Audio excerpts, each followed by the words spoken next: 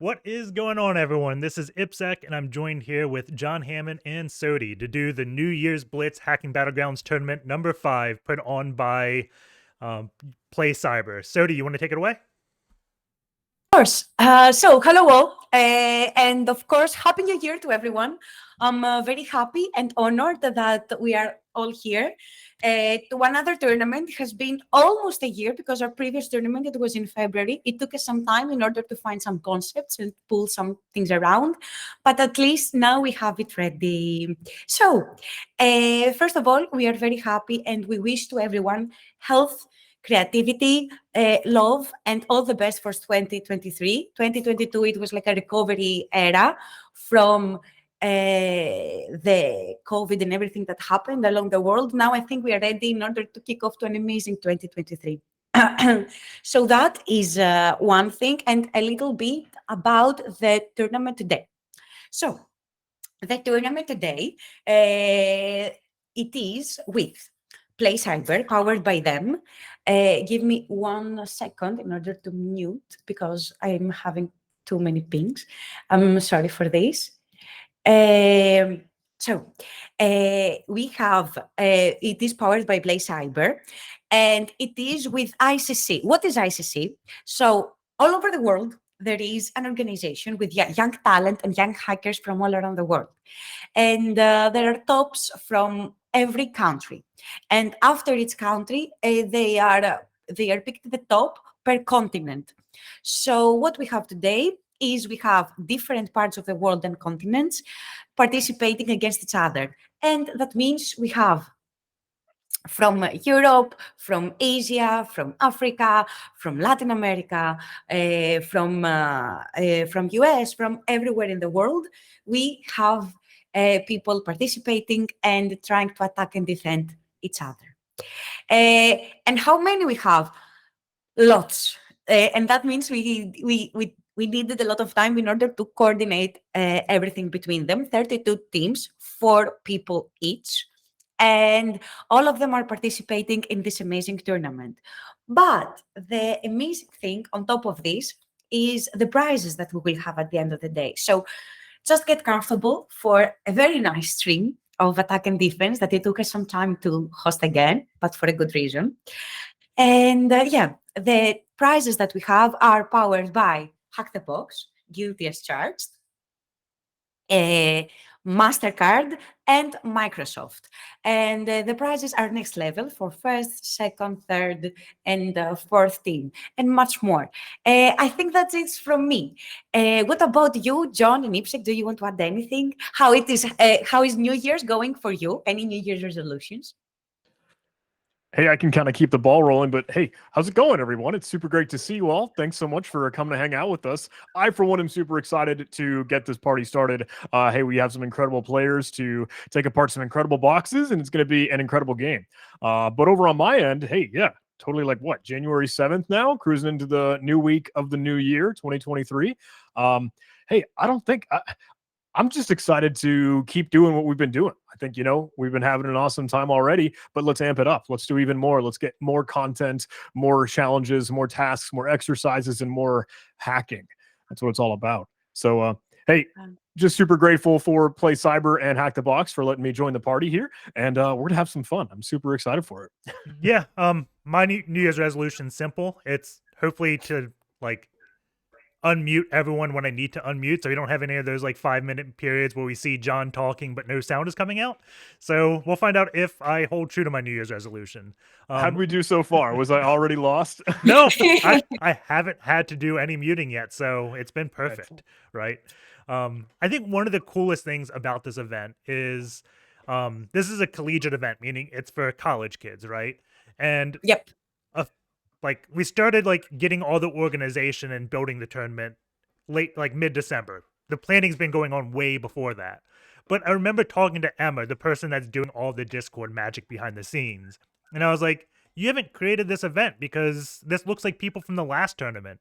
And she's like, no, Pink Draconian, Sysmex, all those people, they're just in this tournament. They're college kids that just compete in our previous Battlegrounds tournaments. So it was really cool to see names I'm used to seeing in CTFs, but in a college tournament, right? I didn't realize like they were a part of that. It was cool. Or so young, Yeah, I guess I should say. very nice observation. And that means, first of all, that besides Hack the Box and CTFs and everything, there are also official organizations outside the world that if you chase and you research, you can practice and can help you and the university students. And yes, that there is so much young talent out there that they're so close to the Hack the Box family, which is very exciting. And yeah, they play uh, so long, such an amazing time. It's I don't know what to say. It's exciting to have it here.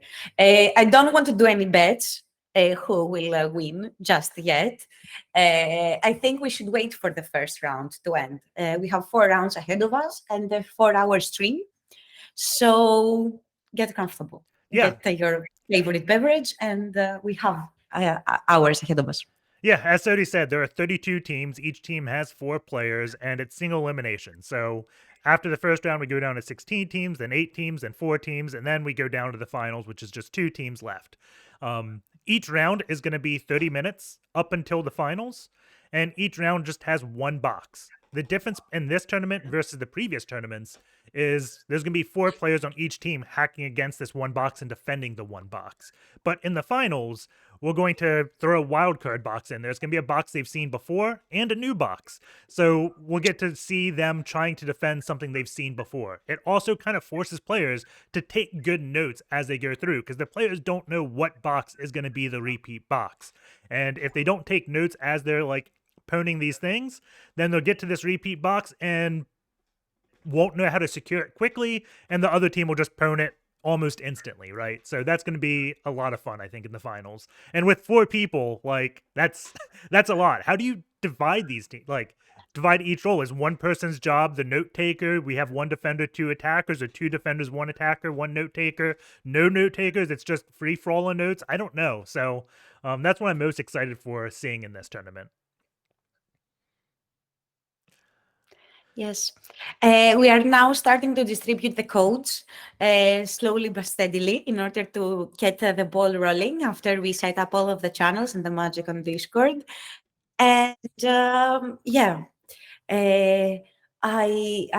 we just closed also for Battlegrounds 10,000 total battles since since the whole product was launched, which is a huge milestone for us.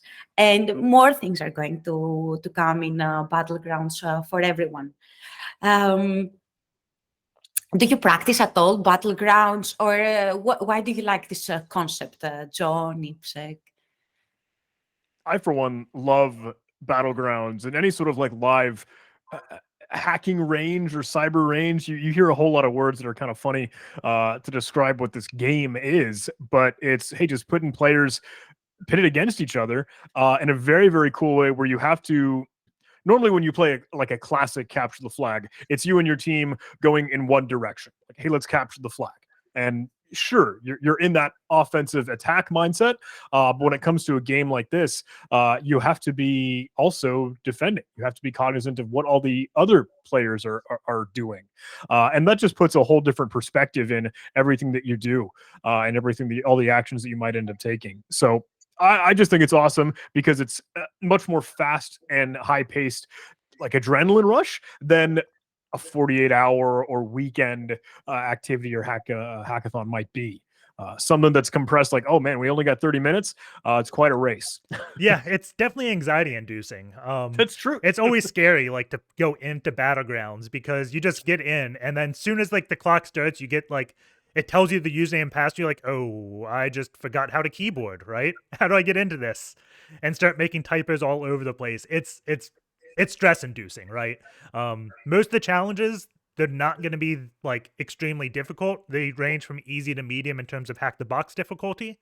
But because of the stress induced of going against someone and then seeing them capture your flag, you struggling, do I go keep attacking them or do I try to figure out what they did? It really puts you in like an actual incident. And I think playing these type of things does help you if you are a blue team or a red teamer because it puts you in a hypothetical attack, and you don't know exactly how you're going to behave in an attack until you're actually in one, right? And hopefully none of us have to defend against a live attacker on a production environment, but it's nice to be able to have that experience. Totally agree. And one thing I have to say is that when you are for a pen tester for such a long time, it's amazing that you say, when you write your reports, you say that, okay, you need to patch this, you need to patch that, and you need to update this. But when it comes down to doing it, it's next level crazy, right? And it's going to be difficult. At least for the first time when I played Battlegrounds, I was like, whoa, step back, what's this? Like, this is something very, very different from what I'm used to doing. But I love it. It's one of the best products that we have. Guys, I know you might hear a lot of pings from me, but it is because now we distribute the codes, and when they are all distributed, we will ping you, because that means the first matches are starting. 16 first matches with 32 teams battling against each other. And I will take a little bit more of your time, and I will announce the gifts that we have today. For everyone, because I see that some, even from the players, didn't know that we have prizes. So let's give it up. The first place, drum roll, they have a Microsoft Surface laptops to everyone, studios, Silver Annual Academy subscriptions, which means CPTS, are amazing and cool certificate that somehow it's conquering the world. Not somehow, okay, it's top notch, but I'm very happy that I see it propagating so much. And before the holidays, I was in Argentina and people were asking me about it in Eco Party, so I'm thrilled about it. Annual VIP Plus subscriptions to everyone, so you can practice, and have a lot of battles to play and have a lot of things to do. HTB swag cards for everyone to get cool t-shirts. We have from UniCTF some swag that were left there, some Christmas swag, so make sure to grab them. So that is only for the first place. For the second place, we have Microsoft Duos. We have, again, Silver Annual subscription to all of the 4 players. So again, CPTS or CBBH. HTB Annual VIP Plus subscriptions and $50 swag cards. Again, we have for the third one, Microsoft Go tablets, Academy subscriptions, again, VIP subscriptions, and swag cards codes of $50.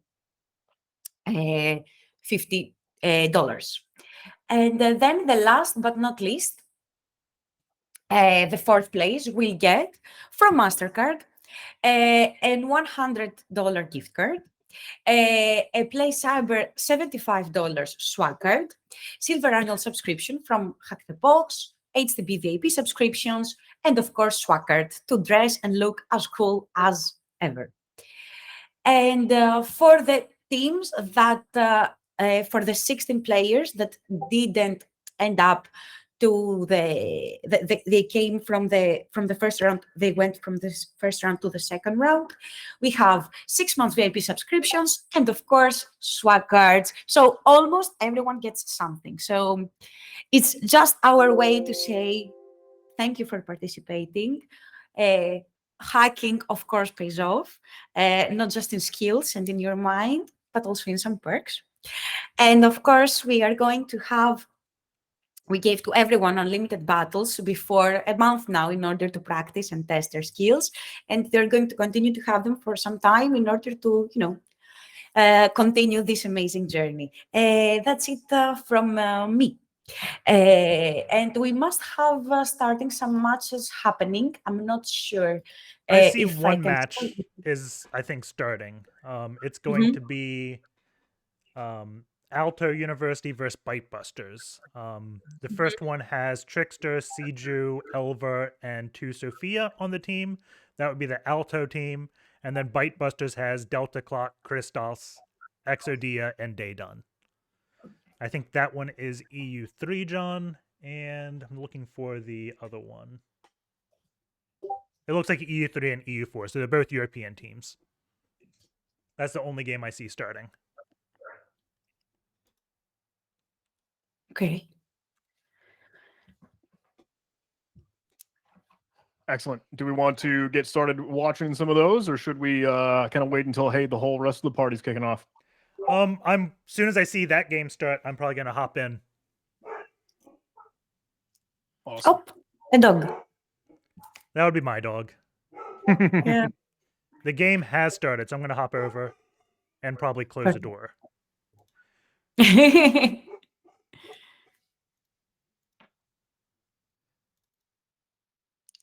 Perfect. All codes are out. So all of the matches must have been starting. Let's see. Just gotta fix the camera. So we're in. I'm looking at Delta screen, John, if you want to look at that and talk while I fix something. Alrighty.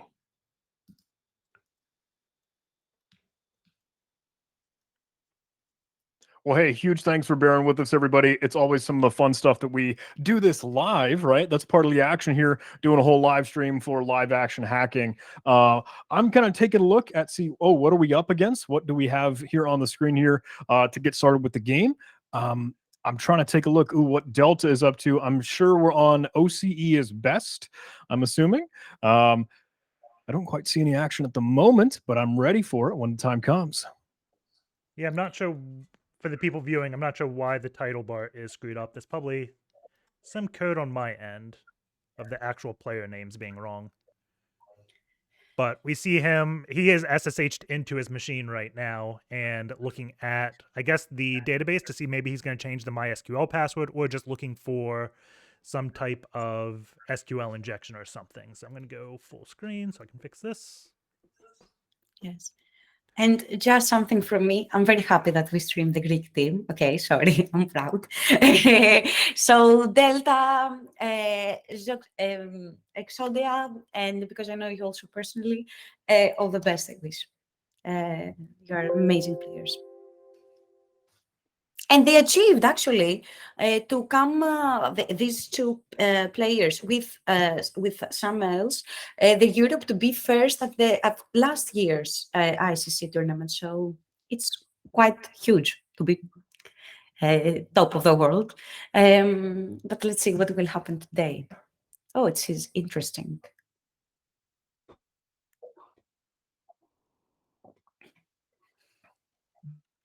Alrighty, digging into Delta Clock screen, now over on the EU3 team. And I do see a couple PHP files that we're digging into. Interesting that it's tracking the connection only from localhost. Now it looks like, hey, we're going to see if we can fire up a Netcat listener, but we closed out of that. Going to end up triggering into the etc. host file. Enter in some Vim commands, the classic, let's see if we can actually exit Vim here. Want to make sure that we actually open that up with sudo so we can modify the etc. host file and get the domain situated. The reason we might end up doing this is because, maybe a box that we're looking at is using some virtual host routing. Only will actually respond and give the content that you might be expecting if we have a domain name situated for it. So that IP address that we slapped in there, get into circus.htb. Now we might be able to actually see what is this target going to look like when we fire it up in our web browser.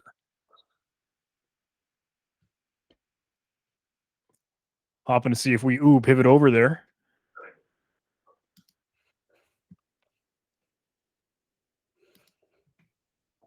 See, and I think we can go also to, is EU4 streaming the screen? We can look at them as well. I'm looking at Elvar's screen just so we can see what he's doing while I try to fix up the scoreboard.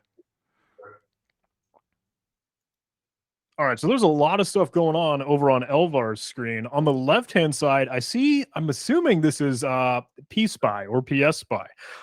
Gives the user a quick synopsis as to what's actually happening live on the box, showcasing processes, right? Hence the name PS Spy or Process Spy. Very, very good to see in case there's any other action on the target that they aren't familiar with. Maybe someone already did get into their box. Maybe they're already compromised. They can monitor and see things with PSpy. On the right-hand side, it looked like we were digging into some other files, but now I see, hey, we're going to do some quick research, learn on the fly here. I see the scoreboard popping up, and this is one very, very cool use case of tiling window manager. I have to have a hunch here. I see some numbers in the top left hand. I think they're using Arch Linux, or hey, potentially anything, right? That could be rocking with the tiling window manager. But with that, we're digging in to see what services are available on this box. We know that MySQL is something that we've already kind of taken a look at, given the PHP files that we were examining just previously on the other team. Yep, and I think I finally have fixed it.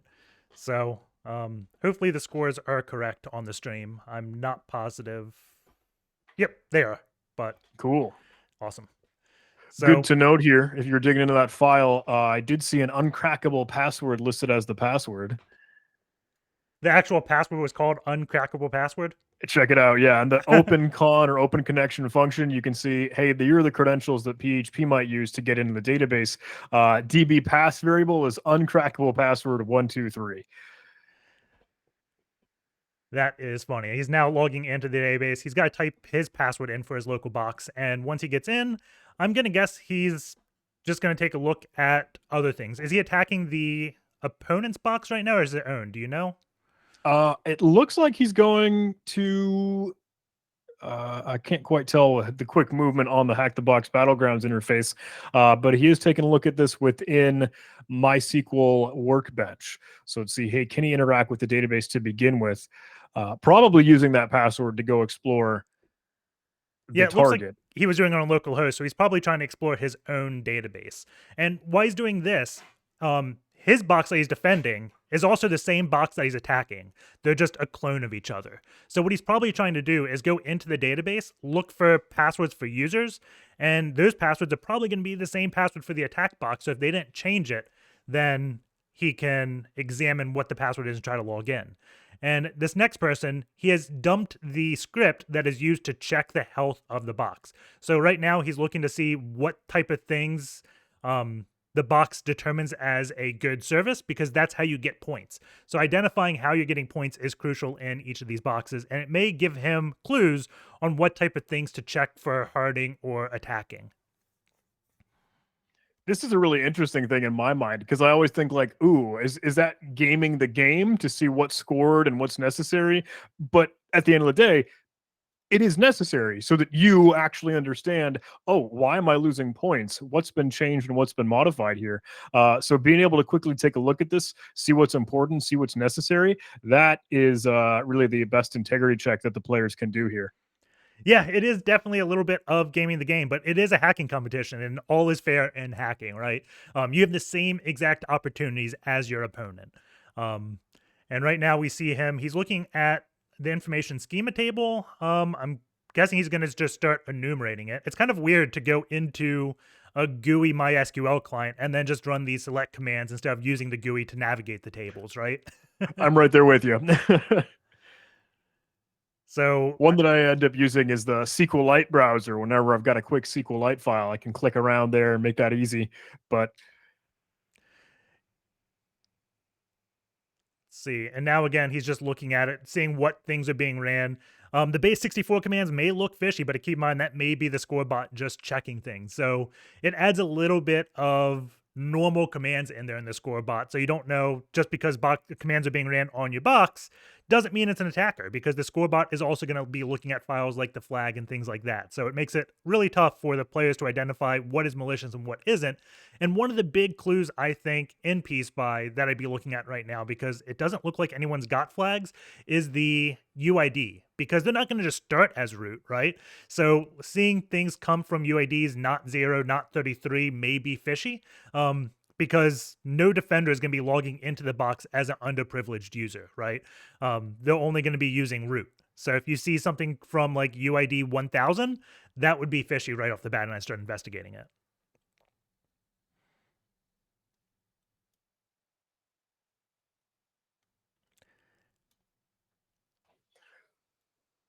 got a whole lot of screens open, taking a look at, oh man, what's happening in our Discord for organizers and shoutcasters, taking a look at the players, taking a look at the screens.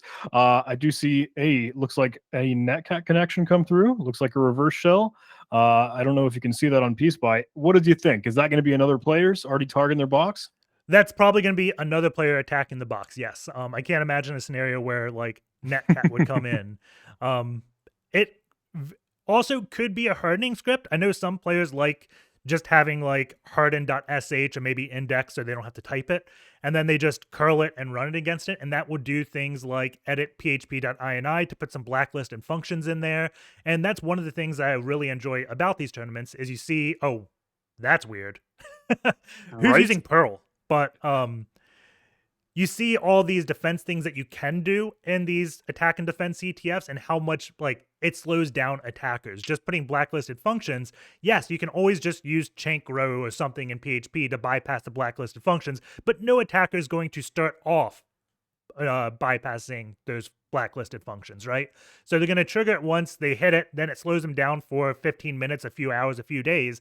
But the key thing is, when they trigger that, it creates that log to tell the defenders something fishy happened so they can start on that incident before the attacker actually gains anything, right?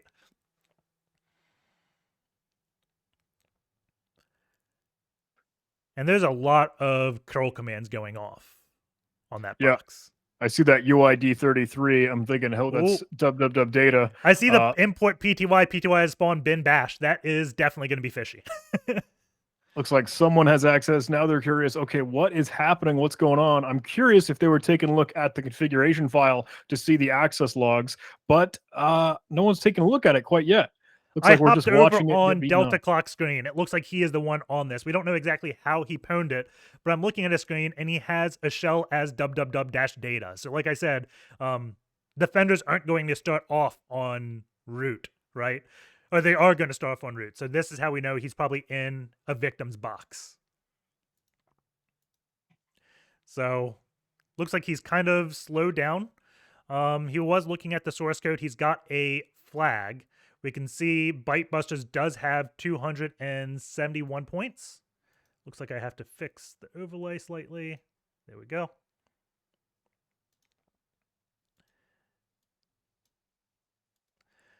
And I think he's just stopped as soon as we got over to his screen. There is a 5-minute delay on this, so he doesn't know we hopped over to his screen, I don't think.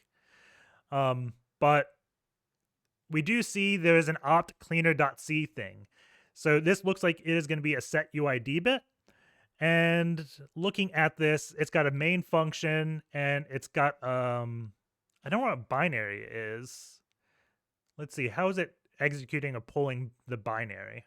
Oh, RM. So right off the bat, can you see this vulnerability, John? Are you seeing what I'm looking at?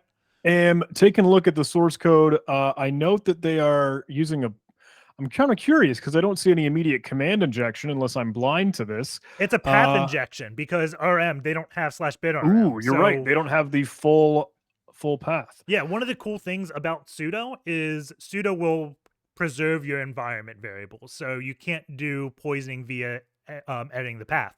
But this is a set UID program. It doesn't use sudo. It just magically is root. So you can see him copying bin bash to RM, and now he's going to set his path to be the current working directory first. So when this set UID program goes to execute RM, it's not executing the RM you think it is. It's going to execute bash because that's what he's renamed RM to in his current working directory. So this should give him a root shell as long as it is still a set UID bit. I don't know if I haven't seen a permission check on this, right? We see in the source code it says it should be, but this is one of the things the defenders can do. Did they run that command to look at all the set UID binaries on the box and remove the unneeded ones, right? This is one thing I'm super duper curious about because he set his RM binary, the one that he's sort of hijacking, to be a copy and a duplicate clone of bash. However, bash will invoke with the TAC-P parameter, or that argument to keep and maintain those set UID permissions, and it's not going to end up passing that argument to RM. So I'm curious if this one will work the way that we're hoping for. I don't know if we should maybe instead make that Python or something that gives us a little bit more access right away. You know what I'm thinking? Am I on the right line of thought there? I was a bit looking at his command exactly why it didn't work. I don't think he needed those quotes when he did path equals and then /temp. Agreed. I think those quotes is what broke it. I'm not exactly positive, but obviously we know it did not work because he tried to run RM and it didn't give him the bash prompt, right? We see RM dash dash help and it says the usage is RM. Wait, I wonder if Actually, that is the bash that prompt is it. actually. Yeah. Yeah. The bash prompt actually takes I guess argument 0 and puts that in the usage. So if you rename bash, it renames that. It threw me for a loop because in the help prompt I kept seeing RM, but no, he's got it working. Now he's gonna have it execute root flag. I think that's because he didn't do what you said, John. He Yeah. didn't give it the TAC P. I am very, very suspicious about this one, however, because he's not going to realize scripts will not take those set UID permissions. It will not be able to retain the permissions as root to be able to cat that flag out. It'll drop. So yeah, now he's up the struggle. I think this is going to be a hard one because it's going to be tough to find a local binary that we can quickly put in place of the RM command because of all those arguments that follow. Python would want to invoke those as if they were actual executables. Bash will want to try and invoke them as scripts. So oddball, a little problem there. I'm curious how quickly we can use this as a privilege escalation vector. You know what I would be doing right now? Because I can't remember the C syntax to save my life to get a template file. I'd be going to OpenAI and just asking it. Hey, Chat GPT, can you help me hack here? Yeah, because you essentially just have to do like int main something and then set UID 0, set GID 0, and then I think exec VE, and then execute bash that way and then compile that. Absolutely agreed. Custom binary would be the way to go. It's just something where you're like, oh shoot, I don't know if I'm going to sling together the C code as fast as possible. This is where that quick in the moment hacking on your feet is tough. Yeah, there's only 13 minutes left, right? And I think he's been on this for about 5 minutes. And this is one of those things I think a lot of people new to this struggle with it. And it's nice to see experienced people also struggle with it because one of the things a lot of write-ups and videos really don't show you is how much struggle there is involved in these things, right? This is tugging at my heartstrings at the moment. I want to say, oh, it's not going to work with the script, my friend. So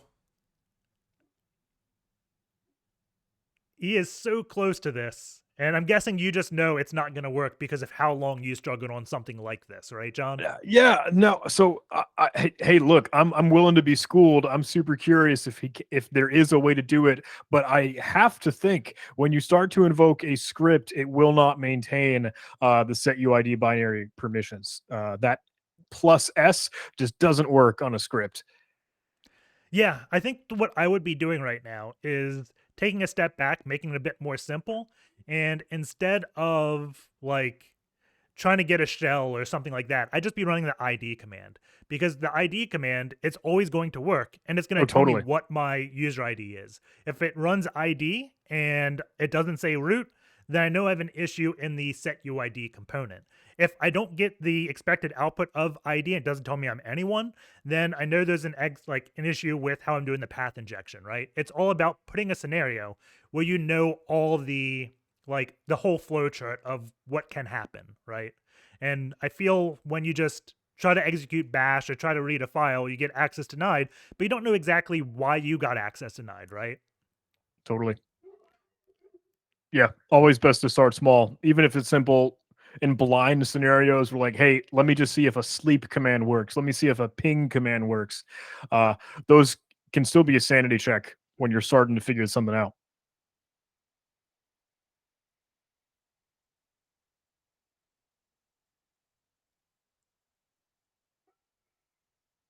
Well, hey, I don't know if you're able to have any visibility on any of the other competitions, any of the other games or teams that are playing right now, but how do the other games look? I do see some chat messages in the Twitch stream. Hey, is there any way we could check the scores for the other teams at the moment? I kind of can, but I don't know the actual team names, right? I only can see the players. For sure. Let's see. How many games do we have going on? It looks like almost every game is running. I see 1, 2, 3, 4, 5, 6, 7, 8, 9, 10 games going on right now. Excellent. So, But again, all I see is the 4 players on each team, so I don't know exactly like which one is the USA team and things like that. Does he finally have this going? He was removing his set UID shell on this. I'm waiting to see what he does next. What do we have other players doing? It looks like only Elva is streaming. I think we only have 1 player streaming of each team. So I'm going to hop in Elva. He is... Let's see, is this his box? I think he is on his box still. I'm guessing he is trying to figure out exactly how his opponent got on his box. He's just got the PSpy running. He had a MySQL thing, selecting username and passwords. Maybe he's going to try to crack those MD5 sums that looks like those passwords are. One of the things I would do is I would check the code to make sure those are actually MD5 sums. Like, how is it actually doing this authentication? But I'm going to go back over to Delta Clock to see if he is doing anything.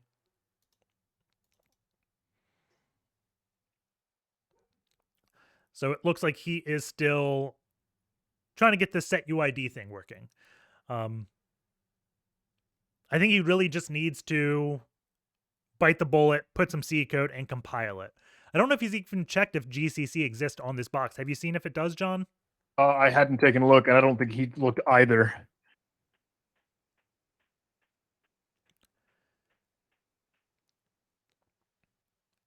And I also haven't seen like the ls command ran on opt cleaner. I may have missed it, or like a stat command to make sure. Oh wait, opt cleaner, he ran it and got a flag. Okay, he ran it. Oh, did he get there. a? I think we missed it when he ran it. I don't know exactly what he did, but he does have a flag, and Bytebusters do have 671 points to Alto's 400. So Bytebuster is in the lead. There are 8 minutes and 13 seconds left in this game. I know I don't have the score up on stream.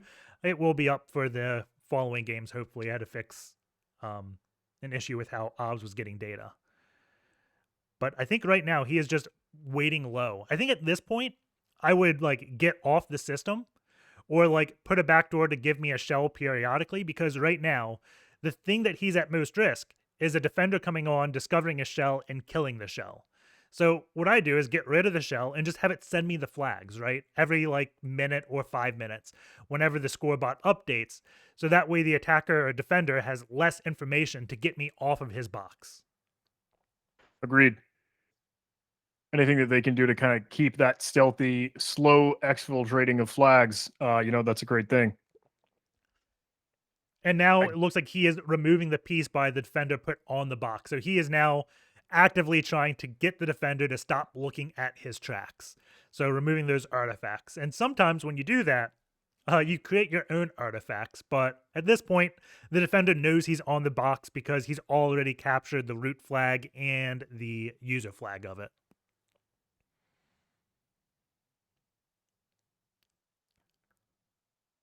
I think he's trying to access SSH to get a backdoor method in this. He's putting a key in root's SSH directory. What would be one of your favorite ways to stay on this box, John? Do you have one? I like a super sneaky, super stupid, just, hey, mark the bash binary as set UID on its own, just bin bash. That wouldn't really give me, long-term access, but at least gives me a quick win if I can't ever get back in. Maybe a stupid, simple bind shell. I'd have to try to get scrappy in the moments here. I am seeing some notes from us. Hey, I don't know if your scoreboard, I think that's custom code to be able to show Alto and Bytebusters. I don't know if that's possible to swap to team names. I do see some messages. Hey, whoops, we'd like to be able to switch that to potentially the teams rather than the users themselves. So I didn't know the teams. I was asking them in the chat. All I know is EU3, EU4. I guess we can change it to that. I didn't know the university names of these people. I don't think EU4, the person I asked, he said he wasn't from a university. So I don't know exactly what was going on there. So also see some chat messages. Ooh, I wonder, could we pop in to see other teams? Is there any way to see the status of the other teams? Is there a scoreboard or anything public for the viewers? There is not a scoreboard public for the viewers for other games going on right now. Super bummer, but hey, we'll know for next time. I, for one, am really enjoying getting to see what EU3 and EU4 are up to. I still see some, okay, getting into access of their own machines, right? Removing piece by as possible. Yep. I don't think this was his own machine. Remember, he put the Oh, SSH key on the box and then SSH'd in. And this is one of those things I was excellent. talking about of becoming less fishy, right? Because defenders are SSHing as root. So him now SSHing as root doesn't stand out as much. If someone did like a ps-ef forest or tree, I think it's tree, they would have seen like that import pty shell, right? That becomes super fishy. It's easy to spot reverse shells. And we see right now he's doing something somewhat sneaky and prepending a space to every command he runs. And what that's doing is avoiding his commands from going into the bash history. So if he exits it, then bash history doesn't have any commands he ran. He could also like unset the hist file, but he's just now deciding I'm going to do the quick thing and just put a space before my command.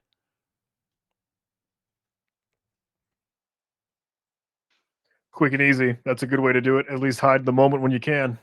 Yep. I'm curious what he's doing with dev random right now. I'm curious if he's going to use that to spam into another terminal. That's one awful thing that I like to do. Yeah, we see right now he was just getting the flag again. He's going to submit it to get those points for the root. There is 3 minutes and 56 seconds left on this game. And I don't think that flag changed. Oh, no, he got it. 871 now. So he's got that root flag. I don't think Alto has got any of the flags yet. And now Bytebuster is up to 1,000.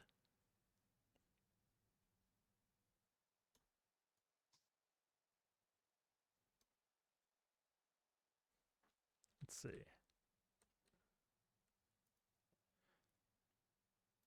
A lot of actions. Very, very cool to see all the communication and collaboration between other teams just popping into their individual Discord channels.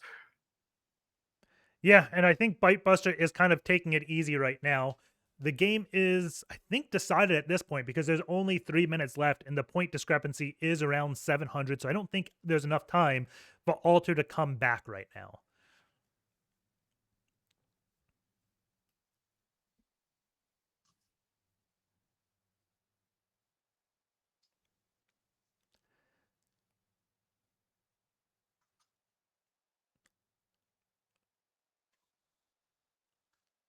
I wish we saw the initial vector they used to get onto this box. Yeah, I'm super duper curious. I have to think, oh, maybe some quick command injection because we did see the www data user, or at least that UID 33, forgive me, already just running. Hey, here's curl. Yeah. Here's a quick bash make FIFO netcat command. Anything that it could do. PSpy was at least letting the cat out of the bag there with those commands ran.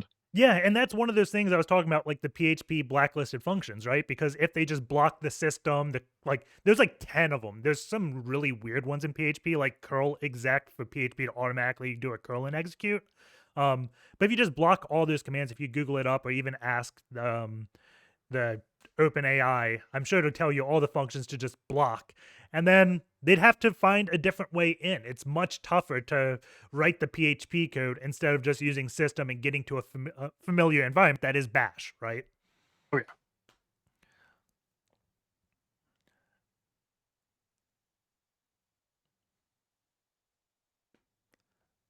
But we are running out of time for the first round, the first game of the day.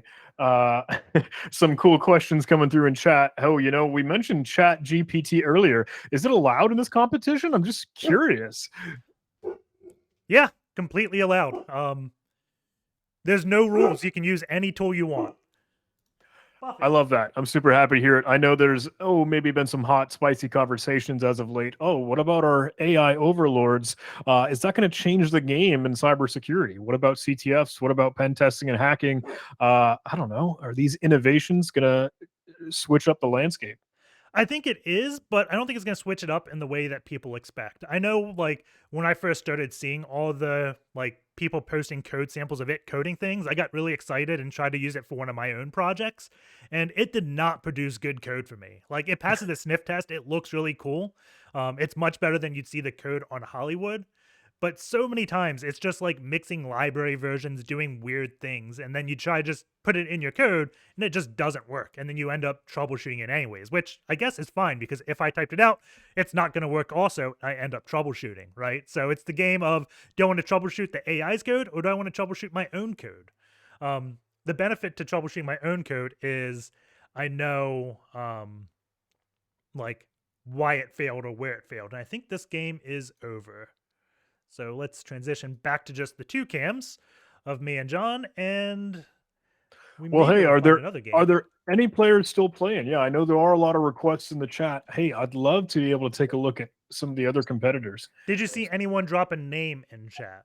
I think we're super curious on some of the AFR ICC chats.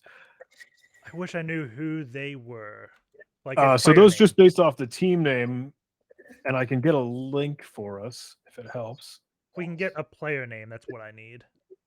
Cool.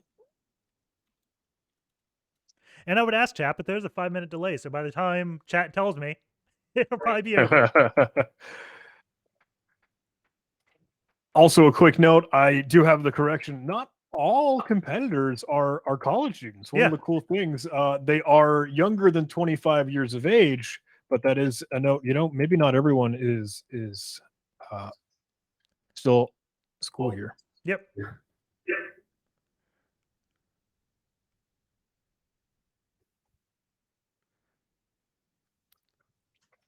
Too many computer screens. That's what I'm facing. Too many computer screens and too many windows. Correct. Monitors, not enough. Never enough. Let's see. OCE still looks like they're alive. That game has about 7 minutes left. It looks like someone is set to join stream, so we can have them on. Excellent.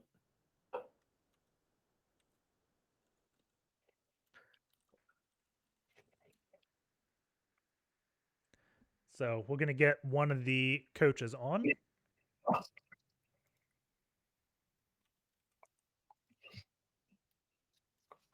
Do we have enough overlays for 4 folks? I know. I'm trying to build that right now. Cool. Let's see.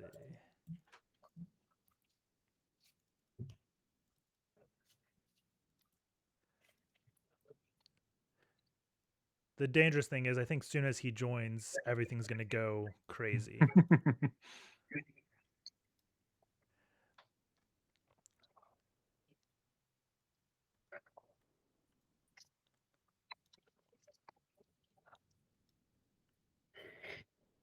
Perfect. I will also invite him in our stream. Okay.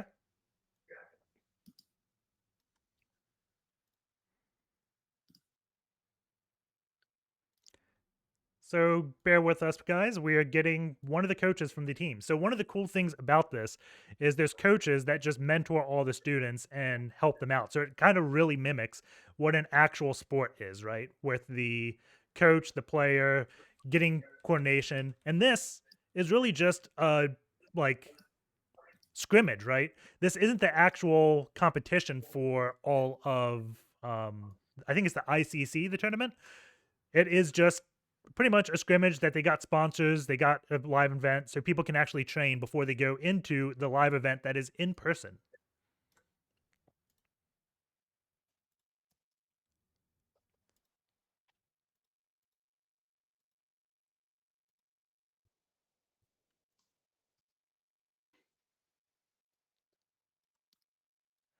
Well, hey, I'll offer a little bit more coverage. Keep talking so we can clear the air here. Thanks so much for bearing with us, everyone. It's super duper cool to get some real-time feedback. Hey, it'd be phenomenal for us to get a little bit more of a public scoreboard. But I do want to welcome, I see Nimit is jumping in with us. Hi, everyone. Nimit here. Hello. Thanks so much for jumping into the stream, getting a chance to spend some time with us all here. I got to ask, IPSEC, I'm not sure, did we already get a overlay ready, or are we still cruising to be able to show him? It's happening right now. I don't have names up, but you know our faces right now. The one face you don't know, that is going to be Nimit. I am adding text as we speak. So Nimit, which team were you affiliated with? Are you affiliated with one of the teams that we just watched, or what's your story with? Yeah, so I am affiliated with the India team. So we have two teams from India playing in the match right now. Okay. And what type of things did you do to prepare your students? Have they done a lot of Battlegrounds in the past? Do you do other events? So I think we had a good practice environment that was created by HTB. I mean, they kind of offered all the teams an unlimited practice environment. That kind of helped a lot. What we could also do is do practice events with other country teams, and that kind of helped everyone. Is there what'd your teams do for defending? Because defending this environment's really tough because defenders aren't used to depending on open source toolkits. They're used to depending on actual products, right? So did they look much into defending? Is their strategy primarily just attack? What's No, actually, so I think we had a good experience in terms of the attack defense last year as well from Ethan's perspective. So I think the teams are fairly familiar in terms of what to do, and yeah, they evolve the tactics as they go, right? So I think each match is different. Each match requires a different strategy. But yes, I think we'll be able to see as to how things go. This is a different format for all of us. And what's the average age of your students on your team? Yeah, so it's all below 25, right? So that's the age limit for ICC, and that's what we honor. How about did you have a lot of students apply to be on your team? How do you decide who gets on it? How does that work? So essentially, what we did is very similar to what we do have qualifiers from India perspective. So we roll up to the Asia team for this year, and we select the candidates from that perspective. So India is part of the Asia team for the IC3 event. And how do you search this kind of talent? What do you do? What are the common practices that you do in order to get to those students? Yeah, so I think most of the universities in India where this is done, they have separate clubs, much like how chess clubs are popular. So they have CTF clubs. That's what we reach out to, and yeah, the word gets viral very, very soon. So I was pleasantly surprised when the first time we did this. We kind of reached out to a few people, and the word got out very quickly. Nice. And what is your experience with cybersecurity, and why do you support this initiative? Yeah, so I've been with cybersecurity ever since the start of my career, way back in 2000, right? And I think as a startup company which I own, this is kind of our way of giving back to the community, right? I remember my time as a young kid. I mean, I was interested in chess, but never really got the opportunity, right? And I think as cybersecurity professional, I think we should kind of give this to the next generation that's coming in. There's a lot of demand supply issue. Everybody knows skills are hard, and yeah, this kind of battleground is the right way for people to show their skills. Oh, nice. Okay. And do you use at all Hack the Box by yourself in order, to No. train with your skills? No. Oh, I wish I could. I would. I wish I could. It's difficult right now. One has to Yeah. have too many hats when you're working in a professional environment. But yeah, I mean, I have doubt too, right? I think the environment is pretty good, and I think the live No. stream has come very well. It makes total sense. And Yeah. when the people from your team, as a trainer, what are the things that you use usually to, like, when you schedule training sessions? What do you do with the teams? Yeah, so what we did is, as a part of this event itself, I think we reached out to other country teams and we set up friendly practice events. That kind of helped. So both the team captains reached out directly to the other team captains. We facilitated, and there's an India coach as well. Unfortunately, couldn't join today. But yeah, I mean, from that perspective, we could kind of anchor this, and yeah, that was a good help because the environment is new, and yeah, really appreciate HTB giving us the unlimited practice environments. That kind of made all the difference. Of course. And I hope you are going to use more battlegrounds at your next training, because I believe it is part of the finals of ICC. One day is a CTF and the other day it is attack and defense. And it's amazing because actually, I don't know if anyone has ever seen this kind of contests, but it's not streamed, although I think US Cyber Games could think for next year. but all of them are actually on the same area. So all of the different continents battle against each other. Last year it was in Greece, That's correct. in Yes. sunny Greece, and the next year I believe it will be in US. That's That they correct. will battle against each other, and it's happening on site. So it's different because, like, okay, in hacking you can see him, but it's different. Like when you can see your opponent and you can trust him in person. Sorry, that is my way. Yeah. No, I think Uh, the ICC format is something that I think it's very good. I think we're very comfortable with the second year right now, and yeah, looking forward to kind of hosting the games in India as well in the future. Oh, really? Okay, so if it is happening and it's hosting in India, do you know by now, but when it's going to be hosted in India? So we have a steering committee, right? So obviously the Mhm. decisions are taken at the steering committee from an ICC perspective. So yeah, we'll be able to see. I mean, right now I think it's US where the focus is. We have the games in Yeah. August. Everybody's trying to kind of make plans to fly in. Okay. Yeah, and I think then we have the next game in 24, and hopefully I think we should do something in 25. Yeah, and what is the vibe that you got from all of the players that you have that we invited? In order, okay, we have the holidays and New Year's Eve and all the holidays around, depending on each country, and they had to train about Battlegrounds. So, what Yes. was the vibe? What did you hear? Did they say, "Oh my God, why I have to do this?" Or they were like, "Oh, I cannot wait! Finally, some break in order to practice Battlegrounds." What was the vibe in the team? No, I think it was pretty good. I think all the players are very excited. They saw this as an invitation only match. They were very happy that they got selected to do this. So I think the teams practiced hard, and I'm quite sure we'll see the results today. Amazing. And we have some things that are updating slowly. We know that unfortunately we know only that from Team Oceania 3 and Team Taiwan. Team Taiwan goes to the next round because Team Oceania could not join at all. So Oh. they are eliminated. And the same applies also for Team Vacancy and against Africa Team 2. So Africa Team 2 goes to the next round because Team Vacancy, one of the players, could not join. Didn't have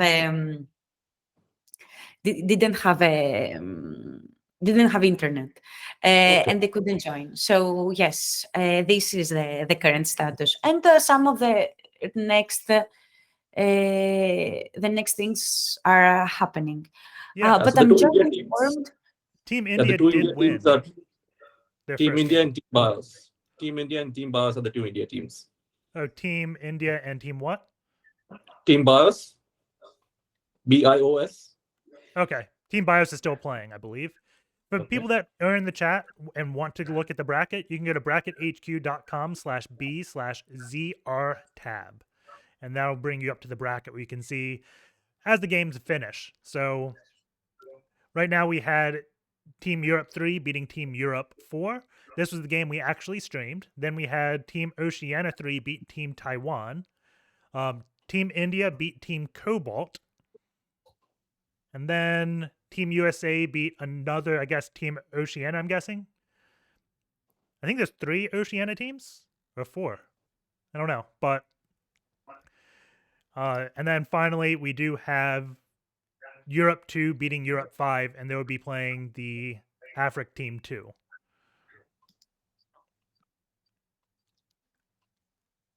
I'm sorry for being a little bit silent here. I'm looking at in order to update the brackets to have a more complete visibility and inform you all. So bear with me. Yeah, no worries. So, what are you with both India teams? Do you coach are you with both of them, or are you with one of them?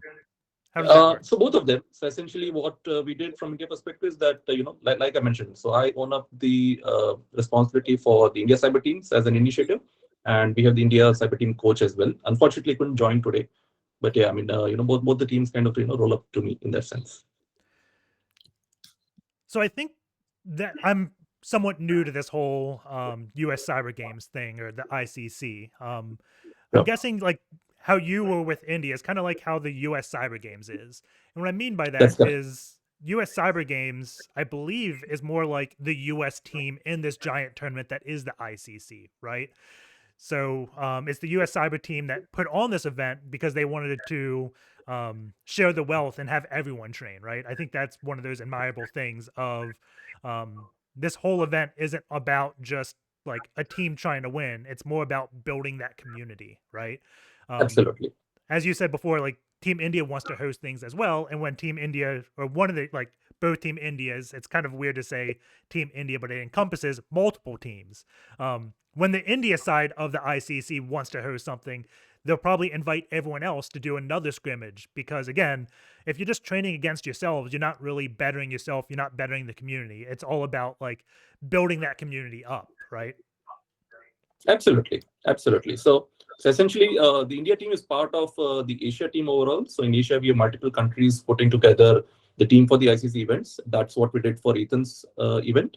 And that's the format that we're going to do for the US event as well, which is IC3.games. That's in August Nice. this year.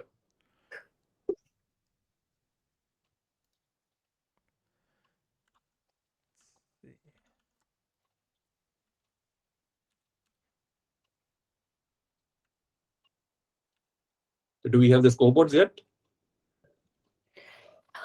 Yes, steadily we have them. So I will update also the brackets. I will update it and share it with you in order to have the picture. But from the first team is still playing. We have from EU4 and EU3. EU3 is the one that went to the next round. Taiwan versus Oceania. Actually, Oceania solved all the things that were happening, and they promoted to the next round. Between UAE versus Oceania 2, we have Oceania 2 that is going to the next round.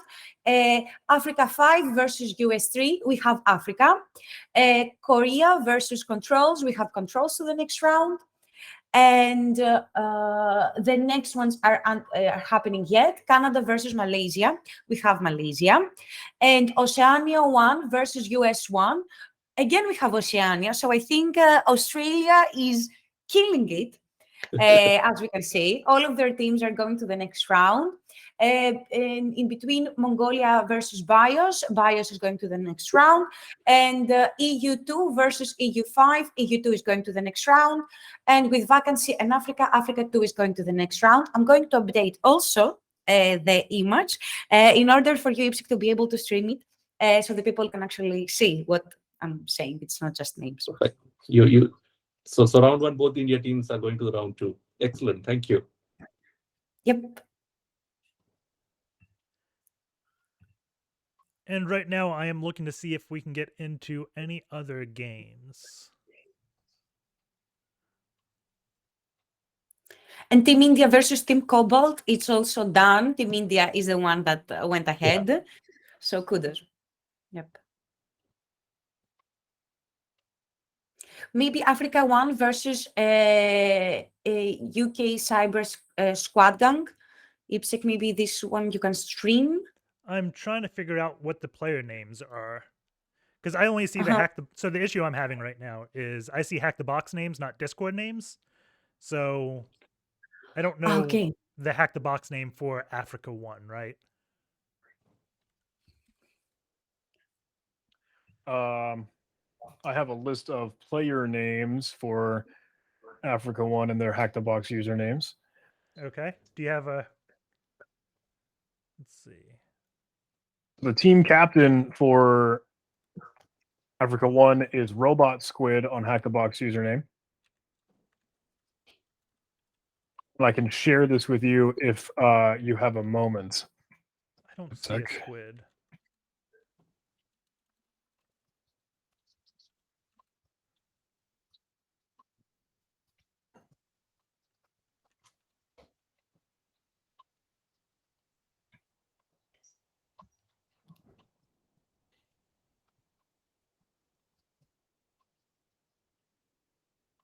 Drop that in a Discord link to you. Yep. A sec if that's remotely helpful.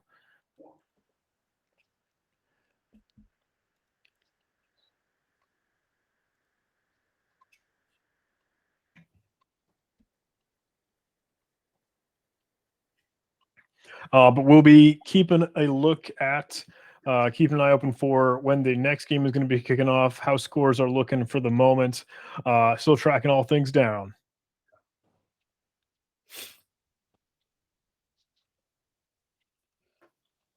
Round one is complete. All games are done, or we still have matches ongoing. I think we still have about 15 minutes till all the matches finish. Okay. I do know some games did have to start a bit late, but See, Oceania 2, are they still playing? we'll take a look.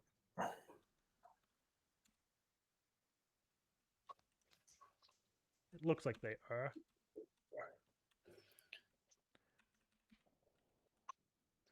Let's see. Who is Oceania 2 playing? UAE.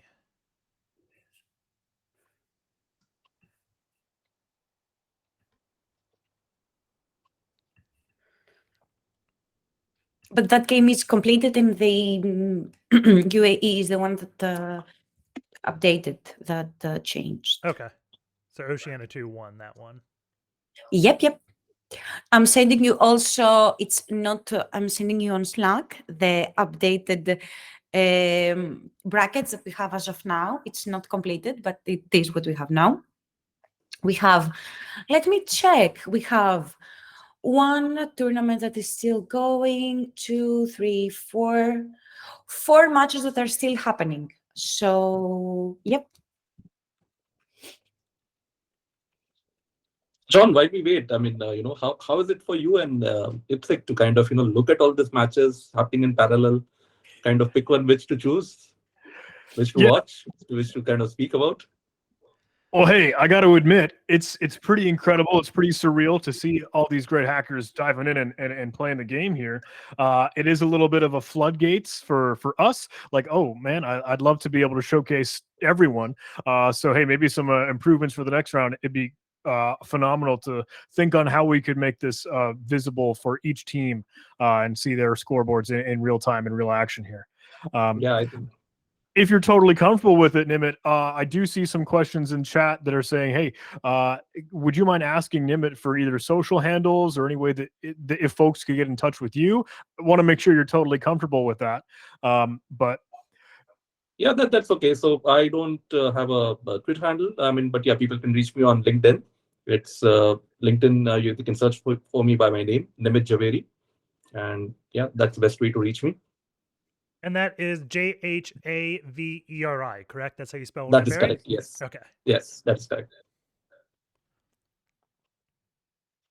Awesome. I'm dropping that in the chat because I know folks would love to get in touch with you if you're willing to spend some time. I appreciate that. Thank you very much.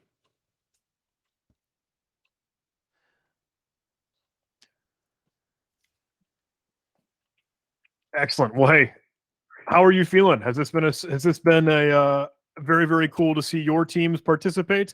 How are you feeling? I mean, I think, hey, everyone's been doing a great job diving into this, and just grateful for them bearing with us to get this thing cruising. I think it's been a great game. We're really looking forward to the next 4 rounds. I definitely think all of us are going to watch right up to the last. So yeah, I mean, it's a good, comfortable time from an India perspective as well. So that's the reason I think all of us are going to stay up night and kind of enjoy it. I think this is a fun game environment. Excellent. Happy to hear it. What was the other India team? That was Team BIOS? That's correct. Yes, Okay. BIOS. So it is set up where there is possible we could have just an India final if Team India and Team BIOS make it there. They're on opposite sides of the bracket. Team India is either going to play USA or Africa Team 4 next, and then Team BIOS is playing Team Oceania 1 next. Okay.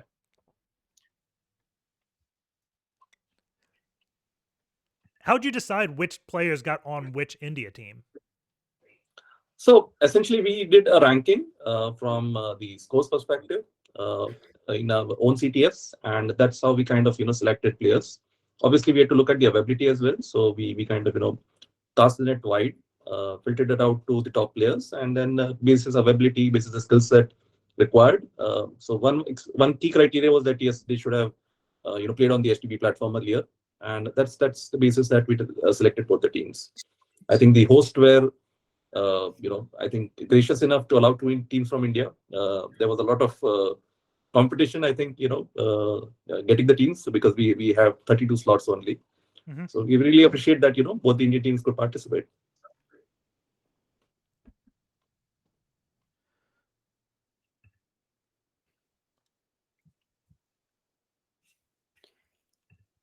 Excellent. Well, hey, thanks so much, Nimit, for spending some time with us.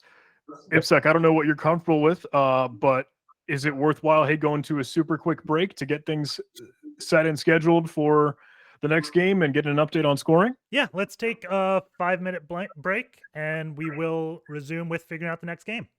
Okay. Perfect. Thank you, everyone. Yep. Thanks so much for Take being care. with us all. Thank you. Bye.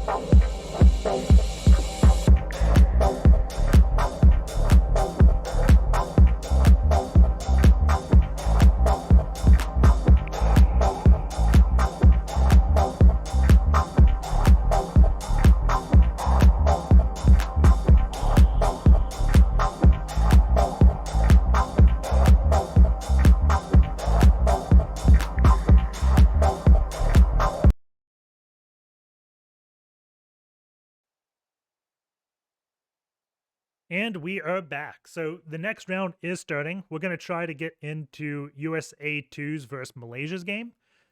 And once we do that, we'll be back into the action. This is going to be a completely new box than we saw the last game. So hopefully this time we'll get to catch the foothold. I see a lot more people are streaming their screen, so we'll be able to jump between more than just 2 players this time. USA 2 consists of, on Discord, the names Panda Contron, Agent Zulu, Boot Kid, and Benderbot. And the Malaysia team is going to be Hojin, Trailblazer, Charm, and Stefan. I want to say Hojin and Charm we've actually casted before on these Hacking Battlegrounds tournaments. I think so. Name sounds familiar, yeah. We have seen Hodgen in previous tournaments, and he was a winner, I think, to many of them. Like when we used to do the open tournaments that everyone could play, Hodgen, I think, was had succeeded there. Let's see. Hojan was Malaysia US3.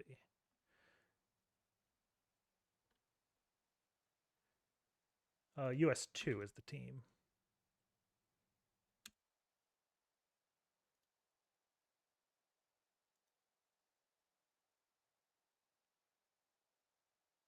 Are they already live?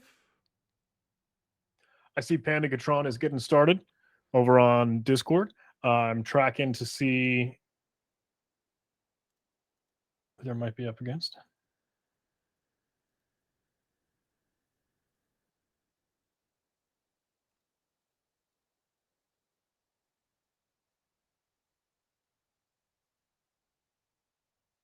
So they're waiting for the game to start right now.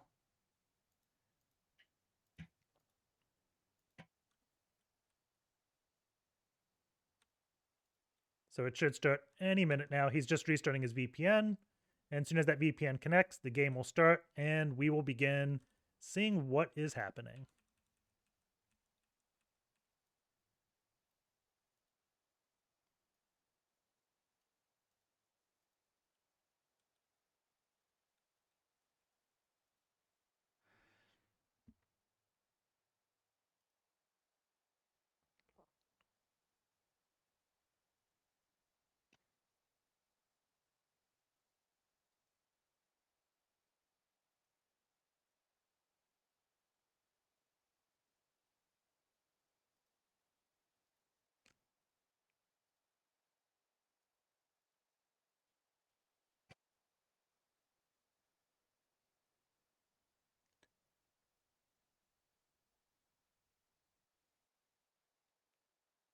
Did it start yet?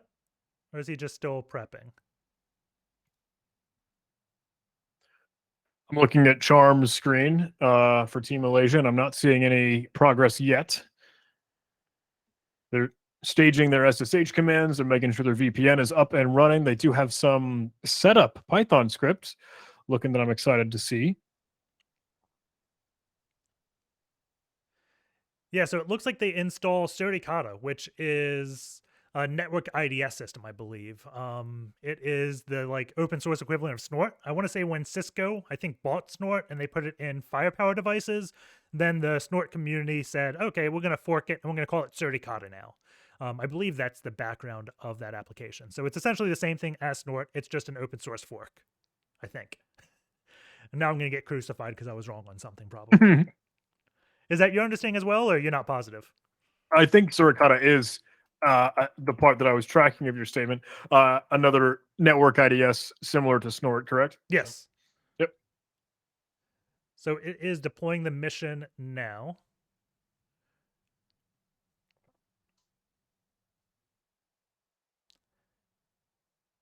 Alrighty, VPN is active. I'm looking at Charm screen. Which one are you on?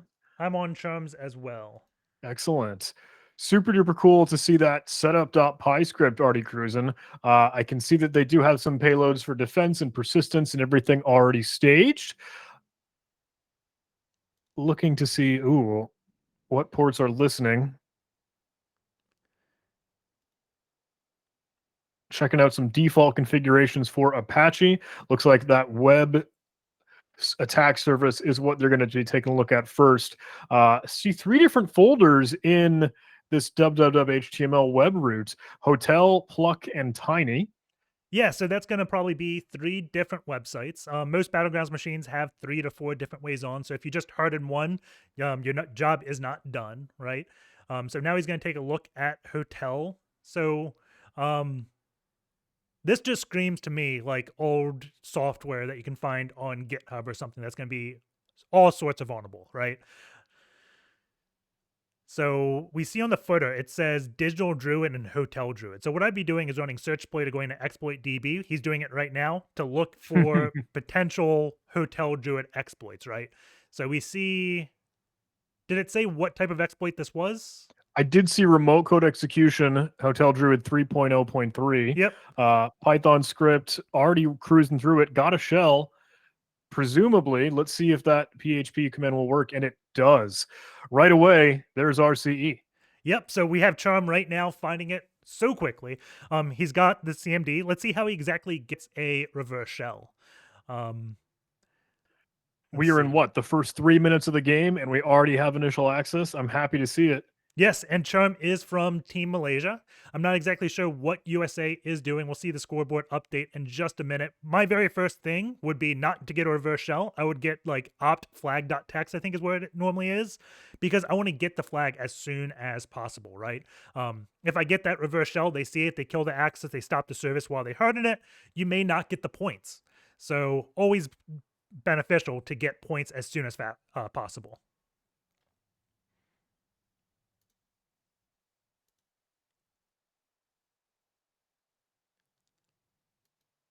Uh-oh. What? I see Charm trying again and again to see, hey, I'm not seeing this call back. I'm not seeing these pages return. Can't tell if he has the connection that he's hoping for on this Hotel Druid.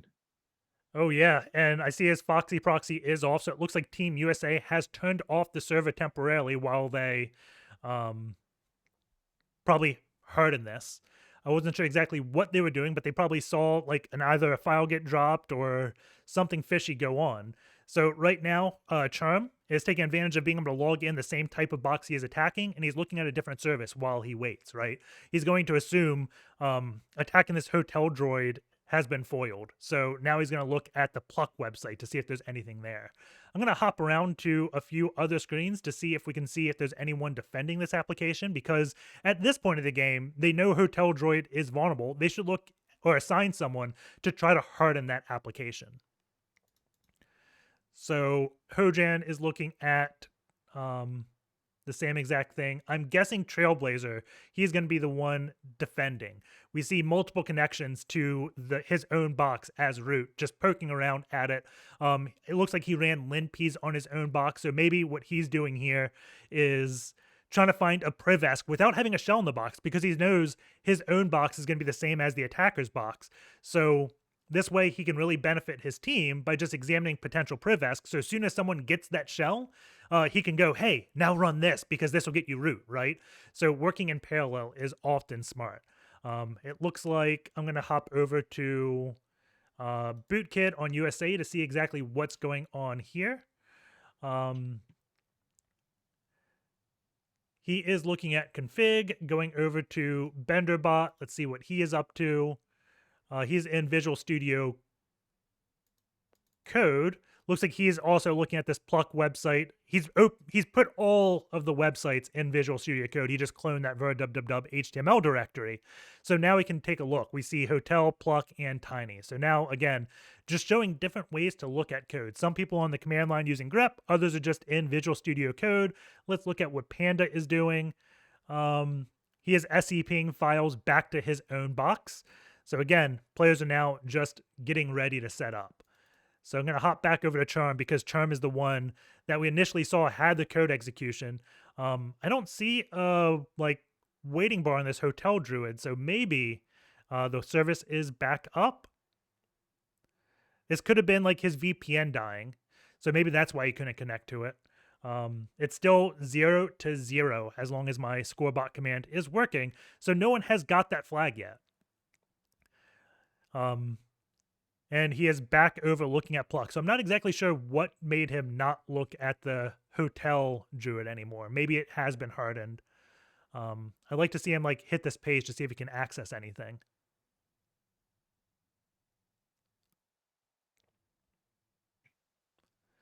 So right now he is looking at the exploit script. It is a Python script. Maybe looking at other things he can do. Maybe instead of having it drop a POC to have it actually print out the flag, right? Or maybe use a different thing that instead of using system, use a different call to it. The web server is definitely up.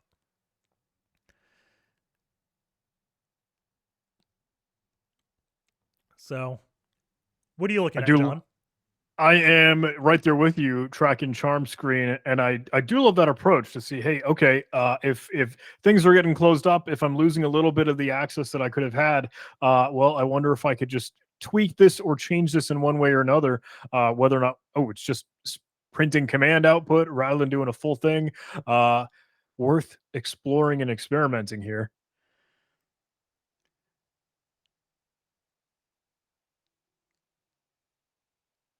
See, and now he's looking at the Apache 2 configuration of his box. Is he going to go into the php.ini to start hardening this? I'm not exactly sure what he's doing. He's doing a find command to look for php.ini, as I said it. So I think he is going to start blacklisting some functions here. So we're actually going to see this in live thing. We can see he searches for disable. Now he's at disable functions. Let's see which ones he adds. So it looks like he's looking for system. Disable functions, yes. He has to add system. And remember, I said there's 8 or 9 that you should really disable, but if you just disable system, you're going to stop most people. So he's disabling system, pass-through. I think pass-through is like system, but you don't get the output of the command. Yep. I want to say there's a system _ exec. I know there's a curl exec. I'm not sure exactly what else off the top of my head there is in this. There are a lot, though. I will echo you in that, and that there's more than there need to be for running a shell command. I really miss the days of old PHP, like PHP 5, where there's a PHP safe mode that you just enable, and it handles it for you. Oh gosh. I remember that was one of I looked for hours probably in PHP 7 looking for a safe mode and couldn't find it and couldn't figure out what was going on until I figured, oh, they just want you to disable functions manually now. That's silly. PHP 5 is old school, without a doubt. Let's see, what is he looking at? I guess he's looking at the PHP scripts. I'm not sure what clued him in. Maybe this, the exploit that he looked takes advantage of one of these PHP scripts. So he's looking at how else he can exploit it, because he's definitely looking at the Hotel Druid code, right? Now he's back into Pluck. I'm going to go over to Hojan to see what Hojan is up to.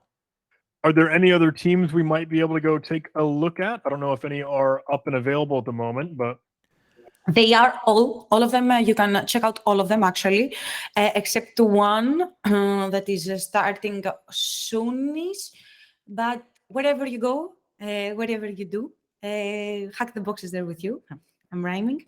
Yes, you can hop in everywhere you want.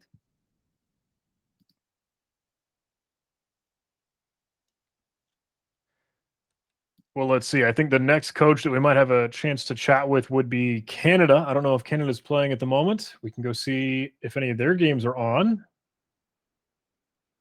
Fortunately, I don't have a way to just look at games when I'm in the game. If Emma or someone knows the game ID, we can hop in that. But right now we do have Hojan running an exploit against Tiny, it looks like. So he found curl, found JQ, and login failed. So this exploit is going to be one that does require authentication. And unfortunately, everything's happening at the very bottom of the screen. Let's see, can I do that? There we go. So now he's just trying basic passwords. He's trying admin and password @123. Maybe they got this password from their own box and the defenders haven't changed it. Let's see what happens. Login success. Login success. He's got the cookie, and then invalid numeric literal at line 1, column 10. Can't find web root using default var www HTML, which is where it was. I'm guessing the issue is he has to change that to add tiny to it because the script is trying to place a file at the web root, right? And the web root for most things, the default is going to be var www HTML. But in this one, it's broken out. So maybe you don't have write access to var www HTML, but you may have write access to var www tiny. It's definitely looking at trying to drop a file, right? We see in the cookie, there's the file manager and everything else that's hinting at it. So now I think he's just trying to log in, and it did not log in. So he's going to copy the password. This could be a thing of the wrong clipboard. Let's see. That looks, still no lies. So I wonder, Curious what that script might be doing then. yeah, at this point, I would like put a debug statement in the script because He does get a different cookie each time. Is he on the right location in his web browser? I'm not sure if they're going in the same spot. I guess Yeah. I didn't see. So now he's going to append tiny to it and see what happens. Login success, still can't find web root. Oddly enough, it didn't change the output. It still says var www HTML, even though we saw him add tiny there. So that may just be a case of web root being defined in two places. Yeah, it looks like that print string is hard-coded var www HTML, not reading the variable. However, that print statement is above the variable being declared, so I'm curious if, maybe I just didn't get a chance to see the script quick enough. Looks pretty scrappy, though, just about what you might expect, grabbing something off the shelf on ExploitDB. Yeah. And it looks like USA have scored points. It's 300 to 100. So I'm going to hop over to some USA streams to see exactly what is going on. Looking at Bootkid. Let's see. He ran it and the file upload was successful. So we can see the exact same exploit. Instead of password 123, his password is admin @123. So I wonder if the password is wrong and the script is just assuming it's correct. But we see found web root. He did change it to var www HTML tiny and still having, file upload unsuccessful. So it looks like both these players are having trouble getting the shell uploaded. He has successfully logged in and uploaded a text file, we can see.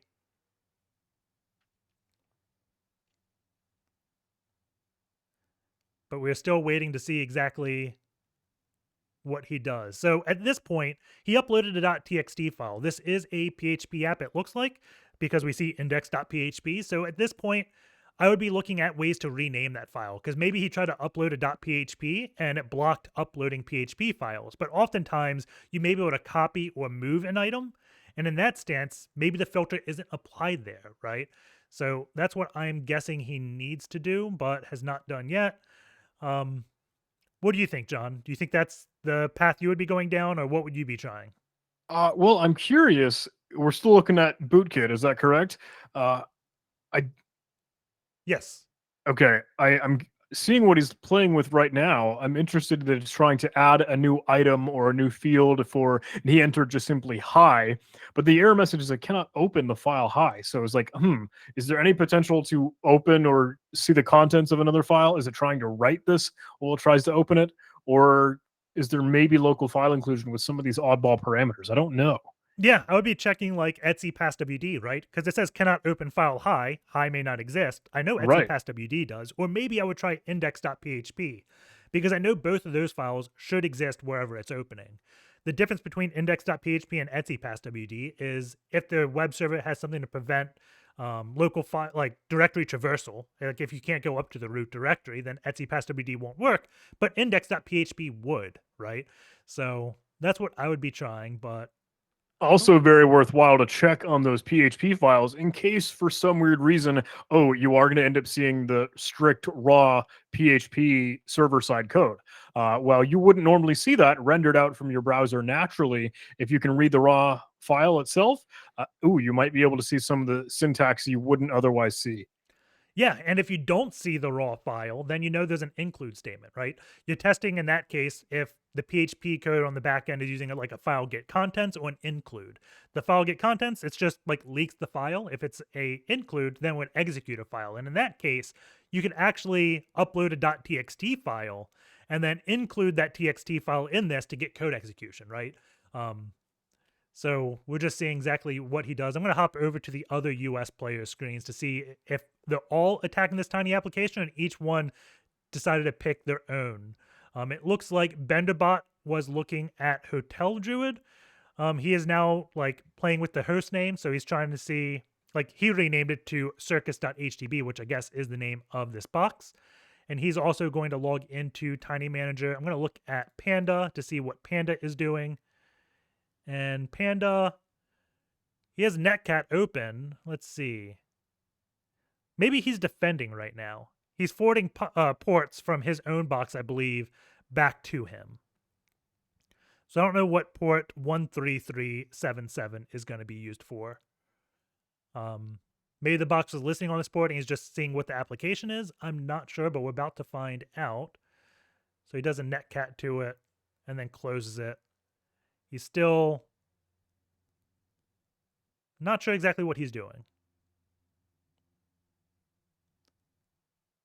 He's testing out some type of port forwarding. Oh, I might have lost you. Which are you on? This Panda? is on Panda. I think his mistake is he's using a -R when he needs to use a -L. Oh, that's the worst. I hate those arguments. The worst part is it's like reverses whenever you use chisel or SSH because the server is normally different. Like when chisel, you're normally the server. With SSH, the target's normally the server, right? So it's so easy to mix those two things up. Looking at Charm, and there is 12 minutes and 40 seconds left in this game. Charm is looking at the pluck. It is a 100-point game. The US did get one flag capture, it looks like. So both players look like they're very diligent in defending quickly. We do have Hojan trying to log in with credentials. Logging with admin, he does not get in. I'm guessing the US team was diligent in changing the default password on this tiny file manager, and that's what is giving the Malaysia team some difficulties right now. That's one of the wildest things right when the game starts is that, all right, man, we're off to the races to go change passwords, go find where all of those low-hanging fruit vulnerabilities are, see what CVEs we might be having to have to deal with that can just be pulled off the shelf. You have to be quick, and that's where the teamwork comes into play. Yeah, and it really goes to show if you look at almost any incident breach, it's always like, not always, but probably 80% of the time is going to come to some weak credential that someone didn't change, right? And same thing with Battlegrounds, right? Most of the passwords to log into a web application are pretty weak, and it's up to the defenders to change them as quick as possible. So you really got to know how to get into that MySQL database super quick and run that update query to change the password or log in and find out how to do it. But I would generally just log in manually to MySQL and update it that way, because how you update a password is different on every single web application. I don't know. Like, I don't want to fumble around in Hotel Druid, Tiny, and the other Pluck. I don't want to fumble around in all those trying to find out how to change my password when I can just log into a database and look, right? Generally, you'll be able to see the hashing algorithm pretty easily, and it's much easier to just generate your own password hash and change it than it is otherwise. Or you can just look at the password hash in the database and change it by one character, break login until you figure out the correct way to get in.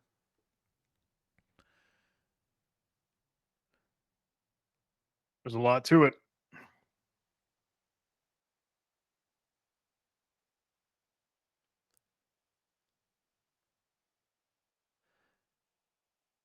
So he's trying admin again, trying to log in, trying, I guess, all the passwords they have.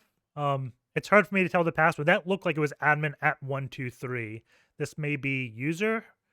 It looked like 5 characters. So I'm going to hop into someone else. So let's see. What is Trailblazer doing? Anything? I think he is the one defending the box. So we definitely have one defender on Team Malaysia. You can see him logged in. I want to say like the top right below the HTTP server, that is probably Suricata with the authentication decrypt packet error, whatever. I think that is like a message that kind of looks snort-like to me. It's hard for me to tell without seeing the command he did to run it, but that's probably going to be Suricata. And that's going to tell him like whenever a reverse shell or something comes up, as long as he has the rules configured correctly. I am very happy to see him using Terminator, my multiplexer split terminal screens of choice. I know you're a Tmux fan. Yeah, I just like Tmux because I can open it on the remote server. Terminator, I think, is all client-based, right? Right. That's just in the GUI itself. So it looks like maybe he changed op clients run dot. That's interesting. Remember, we were looking, I want to say it was one of the USA team members. I want to say it was Bootkid that put a, like in his URL he had hi, right? That was a file. Oh yeah. So now That we're is looking at interesting. the defender, look at op clients run.sh, and it's just hi. I wonder if he accidentally wrote that file and he actually had code execution or something, but just fumbled. Super cool question that came in through the Twitch chat live stream is, hey, how does a 4-person team really strategize for a game like this? And I think we've been kind of alluding to it in the conversations of, well, it's great to have some folks on defense. It's great to have maybe 1 or 2 folks going out on the offense, I think, as we've seen. Is there more that we need to be thinking on? What other tactics or positions or strategy comes into play here? Yeah, I would probably go 1 defender, 3 attackers, and maybe one of those attackers does kind of what I alluded to earlier of he's kind of a hybrid defender attacker, right? Like the first defender's job is to harden the like footholds, right? And then the second, maybe a purple team, like the hybrid defender attacker, his job is to look at all the privesks and harden them. And while he's hardening them, as soon as someone gets a shell, it's up to him to tell the person that got the shell how to privesk, right? Because as soon as you submit that user flag, as we saw in this, you're probably going to get kicked off really quickly, right? So you want to be able to get to root as fast as possible because it's much harder to kick someone off that's root than it is to kick them off as a low privilege user like www data. Because when you root, you can privesk everywhere. You can drop SSH keys, you can backdoor web applications. You can put Apache modules on the back, so you can put rootkits. You can do a LD preload. Like there's so many ways you can persist on a box once you root. So the key is to get to root before they discover you, because at that point, then you can persist a lot easier, right? You force the defenders probably to revert the box, which costs them points. Absolutely. If you can stage or script or any of those persistence mechanisms, and I'm glad you're getting into some of the like super creative ones. Hey, you got LD preload. Hey, you've got all these other hooks you can dive into. Persistence is a wild, wild world, and getting root, hey, it's open season. So the faster you can, the better you're off you're at. I do think it is super worthwhile with all that coordination to bring in and just discuss how important that communication aspect is. Like you got 4 teammates and especially that one defender. Well, if you are finding like, oh, hey, we found a password, we know a credential, we need to change it on our own machines and then go use it to attack on the offensive side. You can't take your hands off the keyboard for being the operator. You can't pivot back into Discord. You can't move into Slack to go tell your team. I think some of the audio, some of the conversations in chat has to be just done with headsets on. Yeah, and we can see some of these payloads that he's uploading. It seems like his burp isn't responding. I would guess that is some type of hardening USA may have done, or maybe his VPN was just being wonky, but we see him trying to upload .phtml files, and a phtml is a PHP HTML, so it'll also execute code.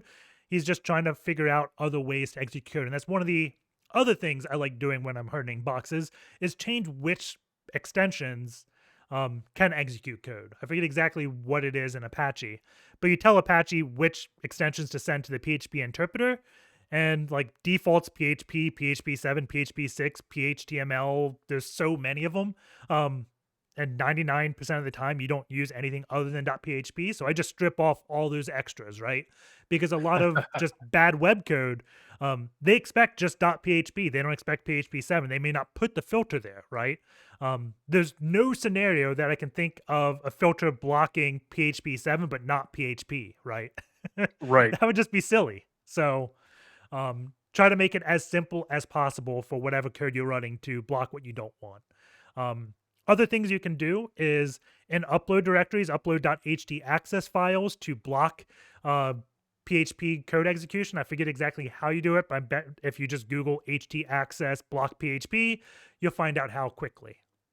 Yeah, I had showcased that in a capture the flag competition challenge that I created for NomCon just some time ago.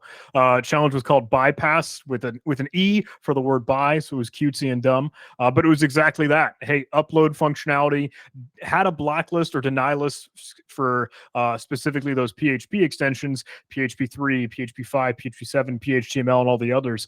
But you could upload your own .htaccess file, and just as you mentioned, hey, tell the web server, look, even if we had something called like a .john, look, execute that as PHP code. And the syntax I think is like add type with the specific MIME type for PHP. But very slick, very cool. Now I have to ask you, if it's all right, IppSec, that only kicks in if you can upload strictly to webroot, correct? Or does .htaccess even work within subdirectories? .htaccess works within subdirectories. Excellent. I threw in a little Easter egg where the uploads directory for the challenge that I created was there. It was created, but mistake within the source code that players might be able to see. It wouldn't even add in the upload subdirectory. It would put it to webroot because I didn't know and didn't take the time to test. But I have to think, yeah, any subdirectory or any folder, even within the webroot, .htaccess will process it for specifically that.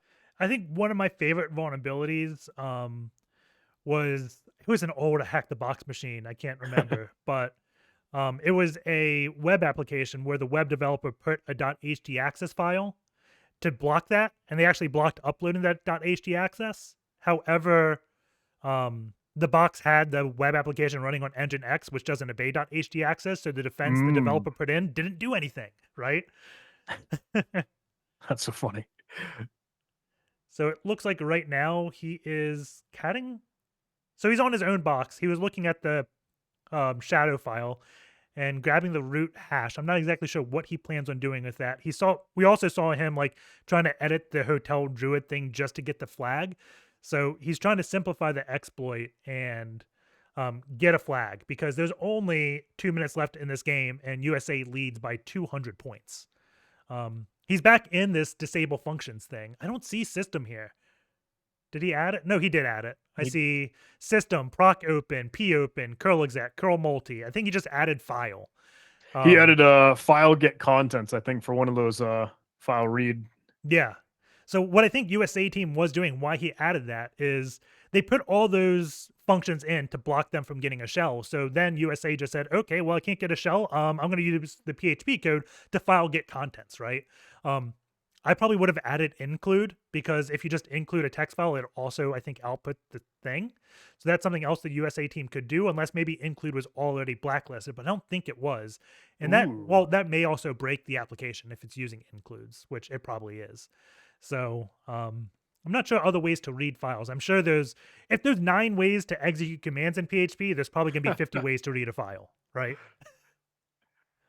That include idea was very, very clever, though. You're totally right in that. Oh man, that would probably break the application. That might have some blast radius to it.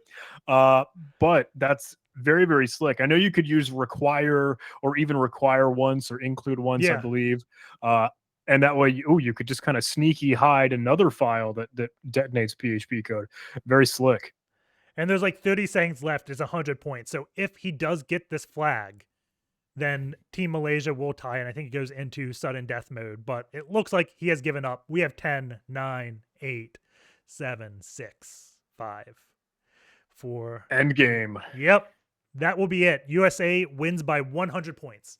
And I don't really see many shells. Both these teams were so good at setting up like IDS systems to detect when someone gets it. Like in previous hacking Battlegrounds tournaments, it was always down to like a team submitting the flag, and that notifies the team that the box was compromised, right? But most of these cases, like we saw him upload something to Tiny like within the first minute of the game, and within the first 90 seconds, like that file was deleted and hardened, right?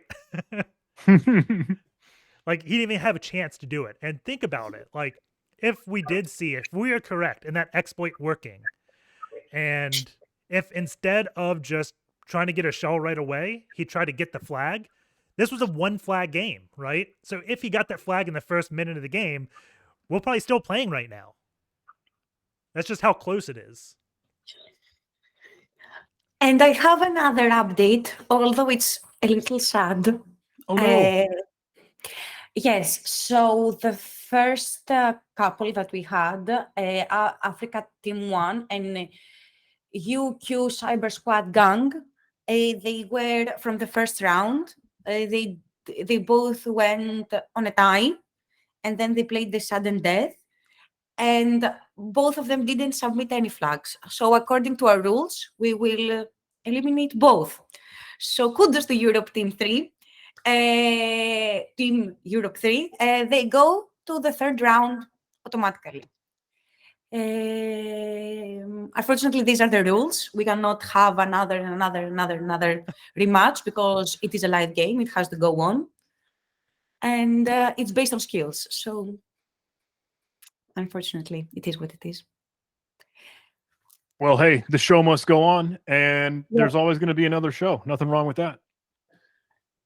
Yes, and also being between Team Oceania 3 and Team Oceania 2, we have Team Oceania 3 winning. So we have the first one that we will have for the third round is Europe 3 versus Team Oceania 3.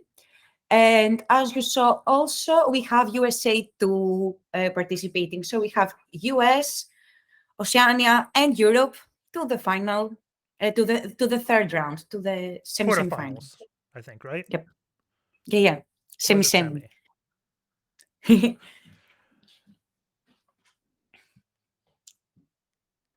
So if you want to look at the brackets, you can go to brackethq.com/b/zr tab, and that will show you the brackets that we're looking at right now on stream.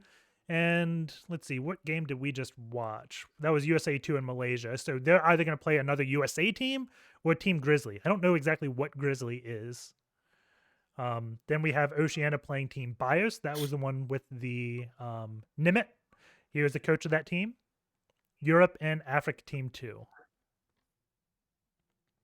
So I'm going to this. Oh, go on. Yes, for this semi-final round, we will not have semi-final. So for this round, at least, we will not have a coach participating. We will have after the next one. So after the third round, we will have someone participating from the coaches from US Cyber Games. Okay. Yes. So I'm going to throw this to a 5-minute break, and we will try to find another game we can hop in while we're on break. Excellent. Perfect.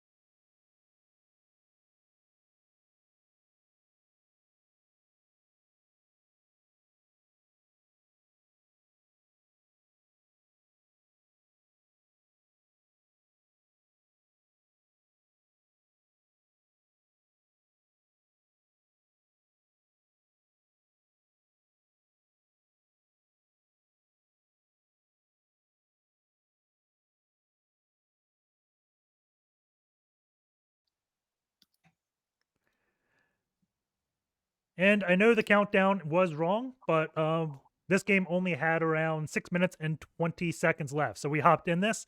It is going to be Team USA. I think I said 5 versus Grizzly. So that is who we're watching right now. I'm trying to get everything situated. I jumped into USA 5. I was taking a look at Chandy's screen over on Discord. He's doing some interesting stuff. Yep, that's who I'm looking at. We see shell.php too. This looks like just the basic, well, it's not long enough shell. I don't recognize this PHP shell. It looks like it's just still sending a reverse shell back, I would guess. Interesting. He looks like he did have it uploaded, or at least was trying to take a look at it in his web browser, and the PHP wasn't being processed. So that .php2 file extension, I don't think is going to be one that is actually interpreted and executed as PHP code. I gotta admit, I've never really seen PHP2 as one to be processed. I feel like you'd need a PHP3 or PHP5. I can't even think of like how old PHP2 would be, right? That's got to be like 3 decades old at that point. Yeah, the dinosaurs will roam the earth. But yeah, it definitely did not execute. So happy to see a little PwnCat env file in there. I don't know if he's rocking PwnCat. I'm guessing he is. So I let's was see. He cruising uploaded through PHP2. the old, Well, that looks odd. That did. I love for him to view the source on this. I'm not sure. Like Control U, yeah. Just hit Control U and see. Oh, yeah, that is correct because it is processing the HTML, so it processes the starting open bracket, and then where it goes to direct it to dev TCP, that's where it's closing, right? Yeah. So it's definitely not processing PHP2. And I think he's still trying to figure out why. And like he's scratching his head. He's like, I don't see the like PHP thing. So it looks like it's executing code, but I don't know what's happening after the fact, right? But I'm definitely guessing that's what's going on. And I just realized I did not update the score. Let's see. Who are we watching right now? Whose screen? Let's see. Chandy Dayton. So.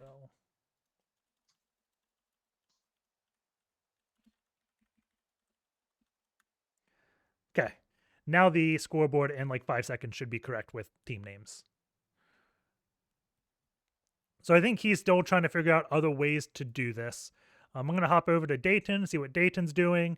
He's on Hacktricks with file inclusion, looking at MySQL. I'm guessing he's hardening. So let's take a look at Ducky.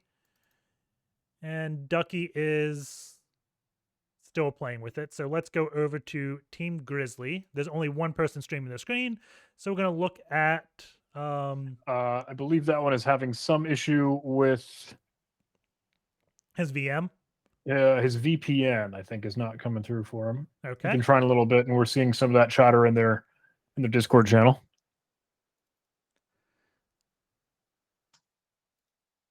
So I'm looking back at Chandy's screen to see exactly what he is doing.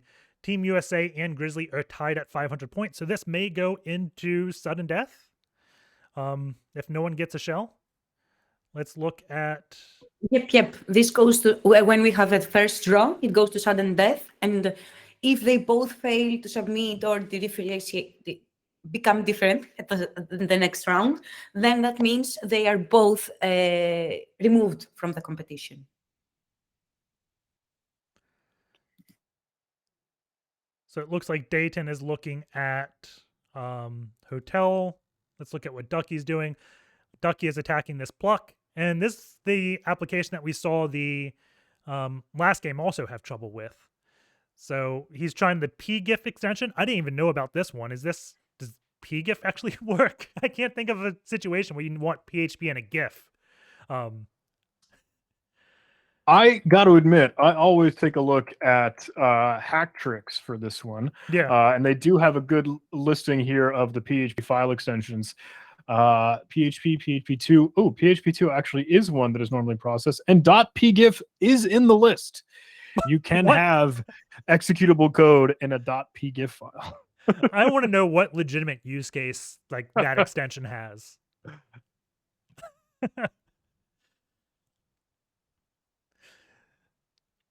But at this point, I'm thinking the pluck file system, unless it's set on exploit DB, may just not be vulnerable to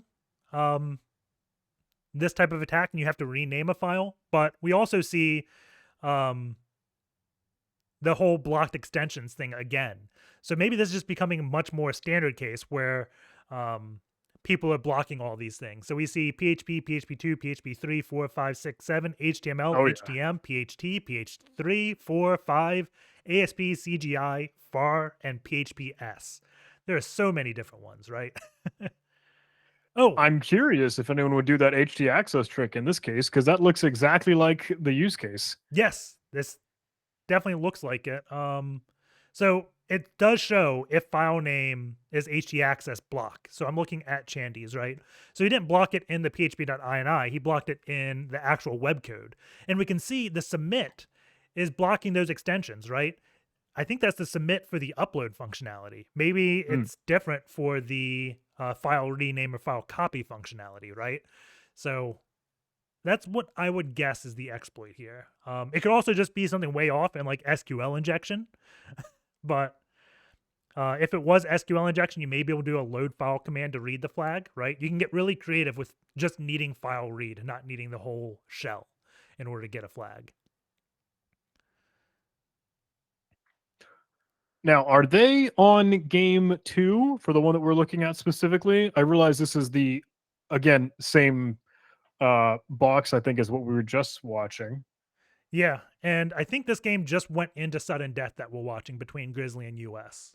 Gotcha. Exactly. I'm not sure how long sudden death is. I want to say 15 minutes, but I'm probably wrong. No. You're correct. It's 15 minutes. Wow. Yes. Play a lottery or something. Yeah. I've already used my up my luck on that guess. So let's see. So whoever scores first is pretty much going to win here. So all they have to do is get cheeky and find a way to read a flag, right? There's a lot of database actions we're seeing here, right? This looks like delete document, things like that. So maybe here, maybe an SQL injection where you can pipe it over to load file in Hotel Druid. This application just looks ancient and super vulnerable.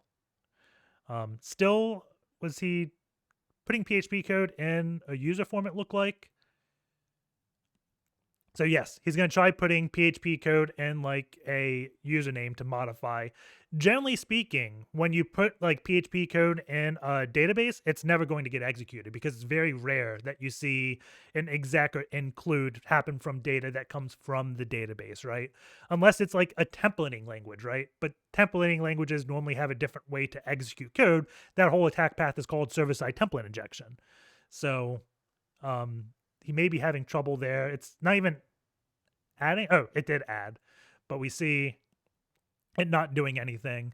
This is where I think SQL injection would be the way to go. What would you be trying, John, at this point? I would ideally be hoping for some of that server-side template injection, if it is at all possible. I'm tracking just over on the side here. We do have another one, a coach that's willing to chat with us whenever we have some spare time. Did you say this game was probably getting closer to its end, or what would be a fine time for us to get, I think the Team Canada coach to come and hang out with us? 10 minutes. 10 minutes? All right. Yep. I'm going to tell them 10 minutes. This game has 12 minutes left, and if no one scores, then both teams actually get eliminated. So it's do or die at this point. Let's take a look at, let's see, I'm on Ducky. I'm going to go over to Chandy.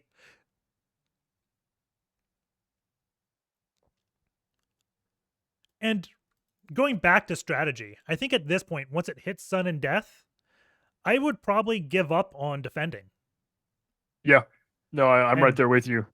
You just have to go all out offense. It's because if you screw up defending and like break a service, then you risk the score bot removing points from you and you losing, right? This is one of those like weird situations where defending can actually hurt you.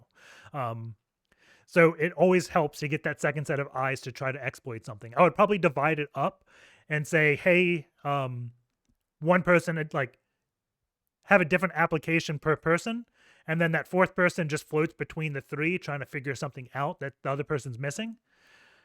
But this is going to come right down to the wire, I believe. Let's see, is Panda, oh wait, that's not it. We want to go to Grizzly Huck. Grizzly's not streaming, so I'm not sure if Grizzly was able to get started. I'm still curious where those all are on that end.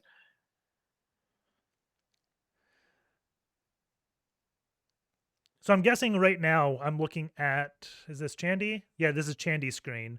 And we see him doing a curl. He does a CMD equals ls, and it just outputs the PHP file. That's because test.php2 did not get executed. So he's probably has to modify that .ht access file or something to tell it to execute PHP2 files. I'm curious if that was added as a disabled or disallowed function, because excuse me, blacklisted file extension. Yeah, and there may also be like a file include vulnerability. So instead of renaming the file to test.php, there may be somewhere else you can execute it, right? At this point, I would do something really tricky, probably, and say, okay, I got a file upload on this application. There's no way for me to actually exploit it, but I'm going to check all the other applications because there's Hotel Druid and Tiny, right? Or Pluck. I forget. Yeah, Tiny. So maybe those have a like a file inclusion vulnerability. So you can upload on this file manager legitimately, and then execute a file include vulnerability in a different app to execute that text file that you uploaded. You can just chain it between those two applications, most likely, would be my guess at one of the other paths that I haven't seen people go down.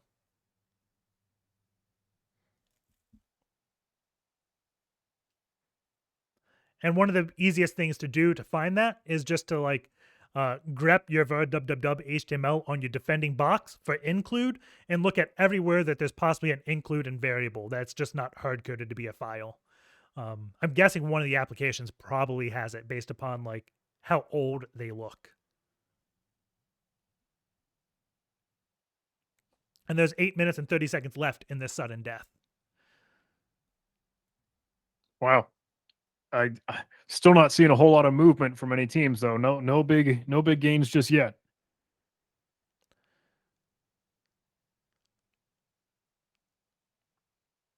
So we see, I'm looking at Ducky, and he is playing with Hotel Druid trying to find something here. He's modifying users to insert a new password. I'm not exactly sure what his goal is there. Going over to Dayton, what is he doing? Let's see. I think he's defending, it looks like. We're just poking at his own code to see if there's anything there.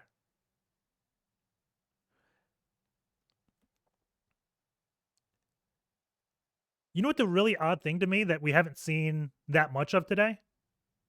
What's up? Google. You're totally right. I haven't seen one, like, we may have just missed it, but I haven't seen one person just Googling around for, like, exploits, right?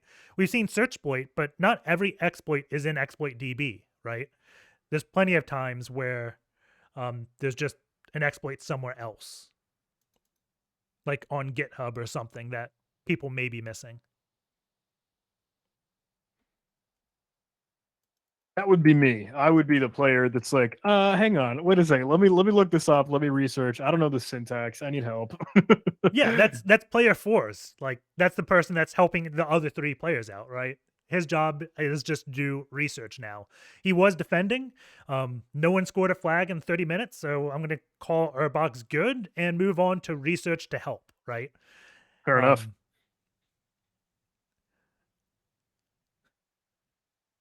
And back to the topic earlier, like, is OpenAI banned? Can you use AI to do this? Apparently it's not useful because we haven't seen one player also ask the AI. So I've had the thought, like I can see it being helpful for maybe some analysis, like maybe some reverse engineering, like maybe hey, just deconstructing what's in front of you.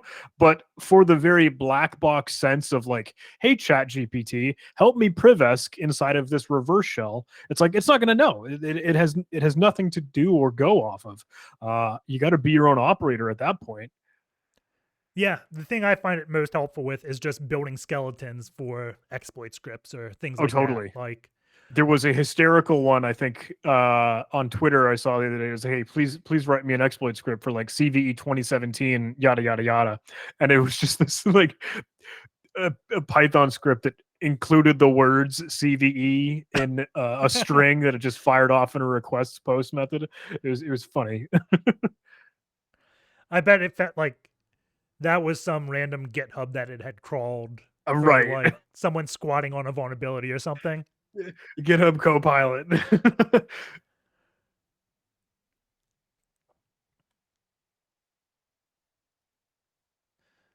So the teams have 5 minutes left to submit a flag or face losing. Mm. And as we say losing, I'm here always for the bad news. From Team Bios playing against, for the second round, Team Oceania, both are disqualified. So Team Europe 2 goes again alone to the semi-final, actually.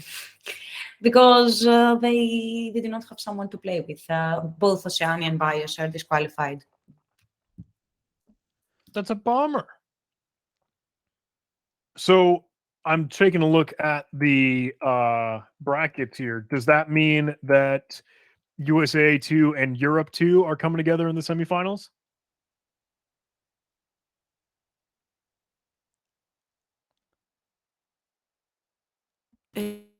Sorry, were you talking to me? Yes, if you were available. Yes, tell me. Sorry, I was just checking something. No, sorry, I was looking back at the brackets because now I am seeing, as you mentioned, those teams that are starting to just get eliminated due to some unfortunate efforts here. Team Europe 2 will end up facing Team USA 2 for semifinals. Is that correct? Yes. And we'll see how the outcome of this top game here. But alrighty, well, hey, we're dwindling down to the last remaining sets, and exciting to see we're getting closer and closer to a winner.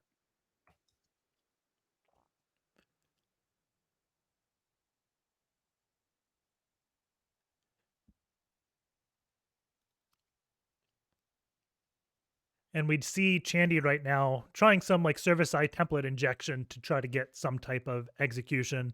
The Hotel Druid does not look like it's using a framework, so Right. I would be shocked. Yeah. But that may just be a different way to my execute favorite PHP ones. code that I'm not familiar with. But that looks very much like SSTI, like Twig's Python. I forget. Right. I don't know what a PHP templating language would be. Does Laravel even use any or other PHP frameworks? I think like it's Laravel. I think uses Blade is what the terminology is, and well, maybe I'm wrong there. Not a PHP. I'm not a developer at all. My weapon of choice is Python or Golang, not PHP. I agreed, right there with you.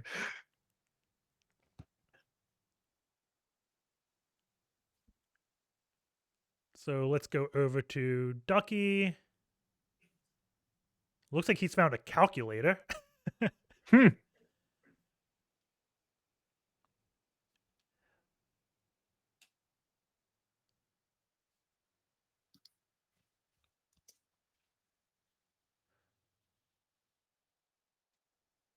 And there's 2 minutes left. And then we're going to go for a short break and get a guest speaker on for a few minutes. You said the coach from Canada?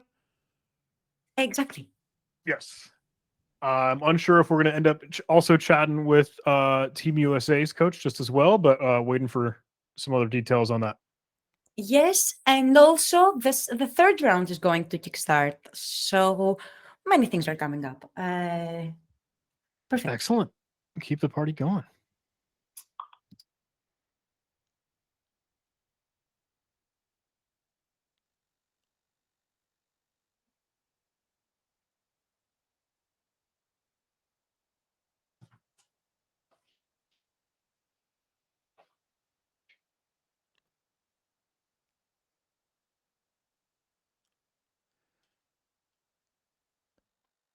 So let's see. Grizzly still isn't streaming. Dayton, Ducky. Everyone is still just struggling on this one application. I kind of find it funny that like the whole team, it looks like, is poking at Hotel Druid right now. Instead of, oh, I saw Chandy had Ponecat up, but he just created a new listener. I thought he almost got a shell. But we have 30 seconds left. I was pleased to see Ponecat in use here. So it looks like this is going to be a tie. Sudden death. No one died. Well, both died. Oh, no. They both died? Oh Well, my god. No one Okay. won in sudden death. So Okay. Hmm. that will be Perfect. the round. I'm going to put a quick break up while we get the speaker on.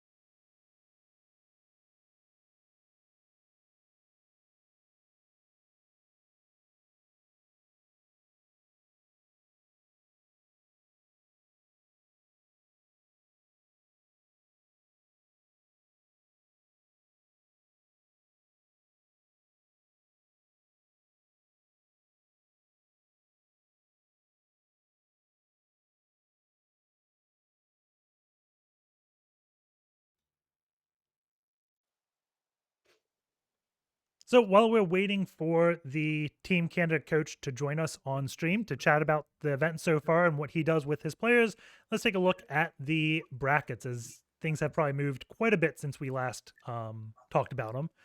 We do have USA and Europe. This will be in the semifinals, USA 2 and Europe 2.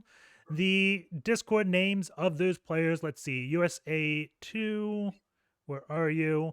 That's one of the games we watch with Panda Kantron, Boot Kid, Benderbot, and Agent Zulu. I want to say they beat Team Malaysia. Is that right? That we saw them in? Let's see. Oh, wait. USA 2, that was.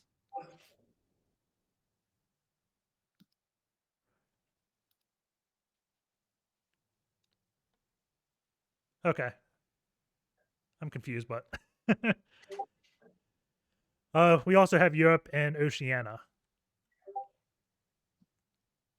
But I want to say. Not sure. I'm going to throw it up to a 5-minute break while I try to read the brackets myself. Doing it live is dangerous. I'm right there with you. Agreed.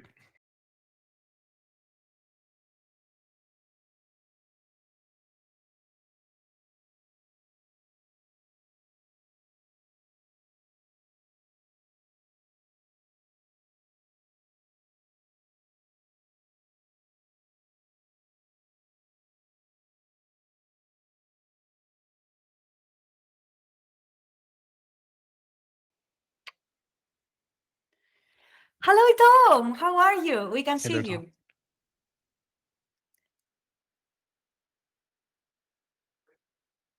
Tom. Okay, good. I can't see anyone, but Oh no, we get any technical difficulties? Can you hear us okay? everyone,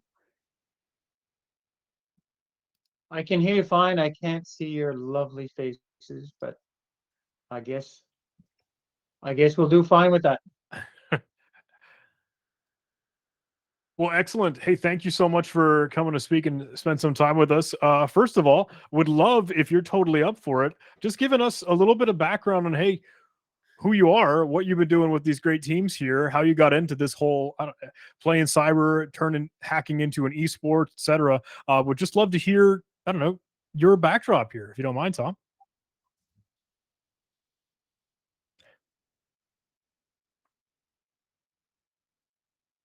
No, I don't mind. The network's a little wonky, so just put up your hand and stop me if things are getting weird. But yeah, so myself, I guess I went to a hacker competition like 10 years ago and said, this is really cool. So we need to do this in Ottawa, my hometown.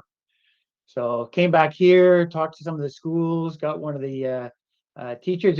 It's a great way to start. If people want to start that way, we just spent some time setting up some servers and some challenges in the classroom.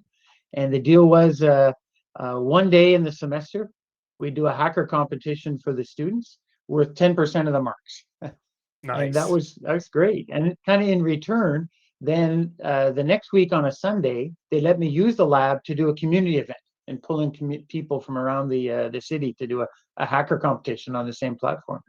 So we had a lot of fun with that. And you said you And are then one located thing in led to Downtown. another. After a while, we kept doing that. And one of the big telco companies said, we'll hire the winners. So we started going with that model as well.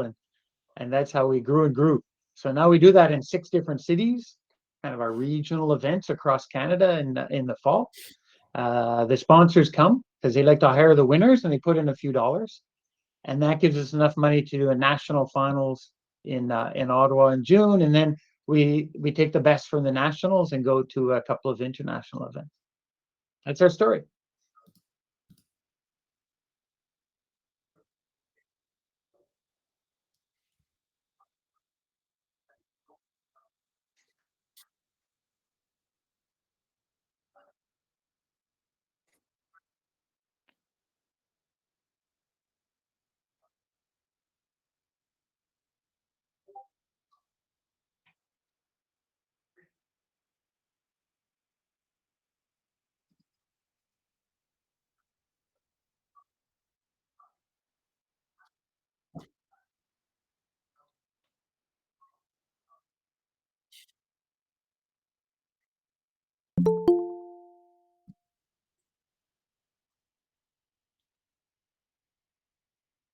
Yes, is Ken from US Teams.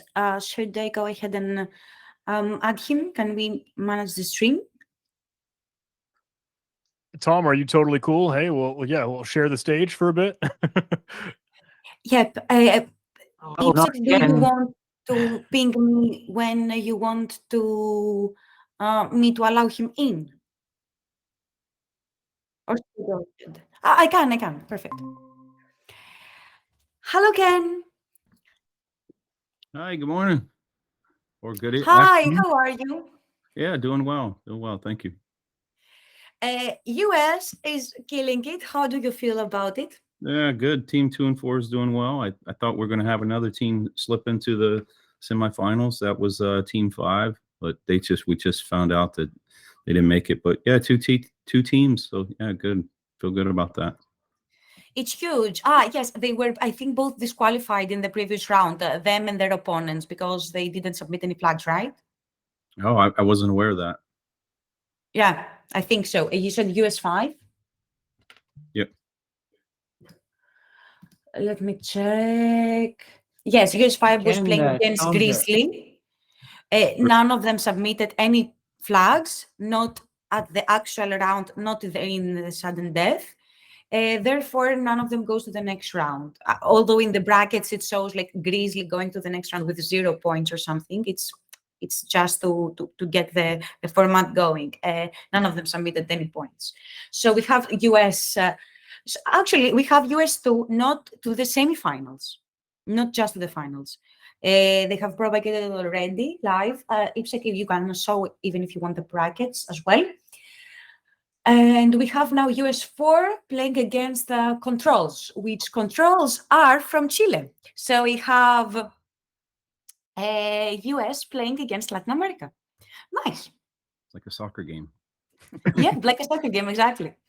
Yeah. I don't know. I would make a joke about soccer, but I know as much as I know about spaceships. So I will leave it there. How do you feel, both Tom and Ken, with the progress of your teams? Tom, you wanna go first? Our team got clobbered because it's some players who are new to this format. I talked with them right after. They couldn't believe how fast it went. The game was started before they got going, it was over. And so we got nowhere today. So we'll have to practice this format a little bit more if we want to do well in this kind of competition. It makes sense. They had also some practice battles, but they will continue to have. And in order to practice also for the finals of ICC competition, that it has also an attack defense game. I'm sure the team will go amazing, to be honest, because we had many people from Canada participating in other tournaments and succeeding. So I think, Tom, you're in good hands. And what about you, Ken? How do you feel? Yeah, I mean, our teams have been through Hack the Box many times as individuals or in a team environment. So here's the thing: I don't think you ever get used to the pace. I mean, it is fast, it is grueling. I don't know if it's a normal thing you'll ever feel good about. It's like you just got to get in there and hopefully your knowledge, skills, abilities carry you through.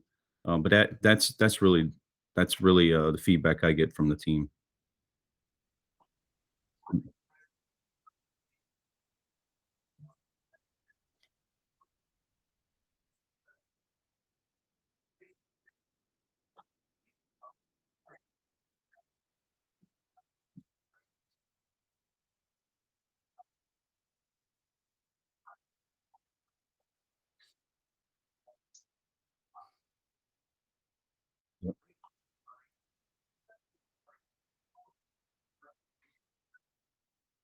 Exactly.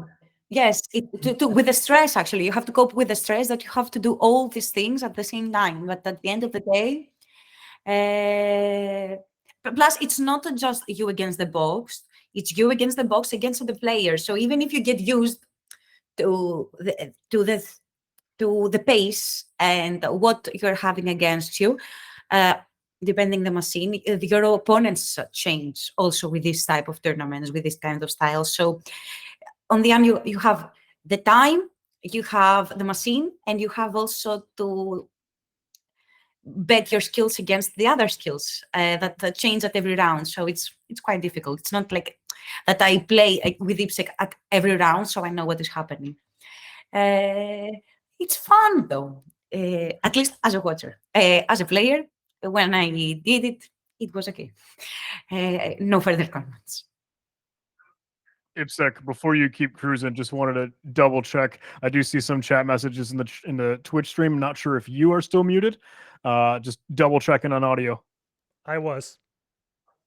Okay, got you covered. Thank you. I didn't talk that much, so thankfully. Ken, so how did like the US teams prepare for this event? Did they scrimmage against each other a lot? Did they scrimmage against other people? Did they just do their own thing? Yeah, it's a combination of both.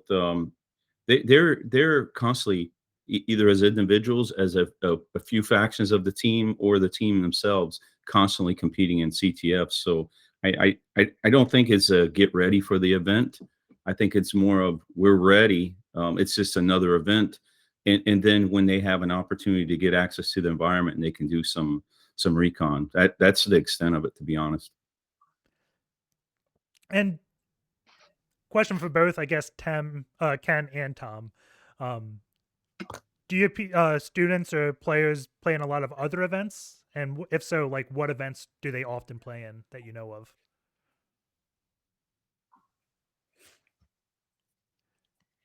Yeah, so I don't know if Tom's froze, but yeah, I'll jump in. So, I mean, I think we're all familiar with CTF time. So there's events on there that they get together on and go participate in those. There's also ones that they're individual for the ones that are still in school. They'll participate in those. Many of our players also help develop CTF challenges or events for their schools or for any clubs they're in. So it's just, it's like being a hobbyist. You don't really ever start and stop. It's continuous. Yeah, that's about it. So, I'm guessing in the case where the students run CTF events for like their school, they're just setting up like, I want to say CTFD is a popular Jeopardy-based CTF framework. Is that what they generally use, or how do they go about that? Yeah, they do that, but most of the athletes on our team talk to me, have mentioned in the past that they're actually creating the challenges. Some of that infrastructure is in place. They're more focused on like the exact binary exploitation challenge they're going to work on, or which pwn challenge or forensics challenge they're going to support. There's a few that actually run their CTFs. So I guess the takeaway is the culture of the team is there is no start, there's no stop, there's no days off. It's continuous. The difference between the U.S. team and many others is we really focus on a specific age, 18 to 25. We're not recruiting across the U.S. for the top tier CTF players in the world as it relates to the U.S. We're very specifically targeting that age group for career growth and building a cyber workforce in our region or in the U.S. specifically. And so there's some inherent challenges with that, of course. There are hardcore hobbyists that are in every CTF. That's not necessarily who's on our team, right? So we do rely on them to be self-starters, but for the most part, they're all hobbyists, or they probably wouldn't be on the team. And how do they get on the team? Do they contact you? Is there other people? Is it like a website they apply to find out how to join the team? Like, how does that whole process work? Yeah, so we actually had a pretty good process where we had an open where we invited candidates in, and then after that open, they were invited to the combine, and during that combine, based on whoever performed the best based on the numerous metrics, KPIs that we were collecting along the way, they could then be drafted. So we had a formal draft a couple months ago where we built the team. So we have an actual 30-person team, and then we have our training development pipeline for another 20 folks to join. So yeah, that pipeline is really to prep us for next year. Also, it helps with after after the team has competed for a year, some people may age off. Some people may not. It may for life events. I mean, you're 18 to 25. You can imagine that's the years where you're getting married. That's the years where you're graduating. That's the years where you're getting your first job. So we fully expect to have a bit of attrition. So the development pipeline really helps us with that. So we draft that team and we roll with that team throughout the year. And fortunately, because of our sponsors and some of the training that's been donated to the team's constantly evolving, improving. So yeah, Nick, does that answer your question? Yeah. I know a long response. Do you find One often when second. people, Sorry, if you are muted in the stream still. it's a If we 5-minute can check delay, and so okay. Big delays it's was definitely all not all muted good. now, but it takes You're 5 good. minutes for it to fix. Okay, and the overlay is also missing, but yeah. I can't do an overlay when we have 5 people, unfortunately. Okay, perfect. It's okay. Mhm. So, the question I was going to ask, like when people age out, do you Mhm. often find people coming back and helping, or do they just age out and move on with their life? Yeah, no, good question. I feel like some of these questions are teed up, which is No, none of them. no, that's tongue in cheek. Yeah, so if they age off, we actually do. We have junior technical mentors that support the U.S. Cyber team. Then we have like the technical mentors. Our technical mentors are like industry experts, and then we have the coaching staff who's kind of responsible for it all. And so what you're getting from that junior technical mentor is someone who has competed in the whole season one. They have perspective into every competition. They understand the returning players. They're getting to know the new players or new athletes. So yeah, we definitely we have a cycle. I would say that we're constantly maintaining institutional knowledge, but also moving forward with new events and new athletes. So yeah, good question. Is there anything anyone else wanted to say? Or? And, yeah, I just wanted to bounce off one of the points that Ken mentioned, and that's the age group. And we're on the same boat. We're in the same boat here. We focus 100% on students. You have to still be a full-time student at college or university. And really, we're just a volunteer organization. We put our nights and weekends. We really want to help the students get jobs and the sponsors get great students. But nobody wants to put in all that time to help, someone who's a semi-professional, hacker who's already got a full-time job. I mean, those guys are doing great. Their career is flowing. They don't really need our help. So we stay away from anybody who's already a professional and just stick with students all the way. It's very satisfying. And Nick, you were saying earlier about helping the sponsors and the students getting a leg up because they can prove themselves. I really have to emphasize that as well. That's working out well. It's the students who are stuck. They can't build a resume because they don't have a job, and they can't get a job because they haven't built a resume, and they're in that cycle. But when they show up, the sponsors see them hacking their way through all these boxes. It's job offer. We do hacking in the morning, interviews in the afternoon, job offer by supper, and it works out really well for the students. Yeah, and I just want to Nice. tack on something at the end of that. You had a good point of like finding jobs and doing interviews and how to get job experience without having a job. One of the biggest tricks I think personally in doing an interview is trying to find a way to talk to the person interviewing you about something they're passionate about that somewhat relates to your job. Because the longer you talk about that, the less time they have to throw an oddball question at you that you just don't know. And most of the people that are in like penetration testing full time are very passionate about it and do events. So if you talk to them about a CTF you did or something, you can really help the interviewer just eat up a lot of time at the same time of showing them where you're at in your journey, right? And if you do that, then the interviewer comes off with that of hopefully a good impression of you, because if you're talking about your experience, chances are it shows passion.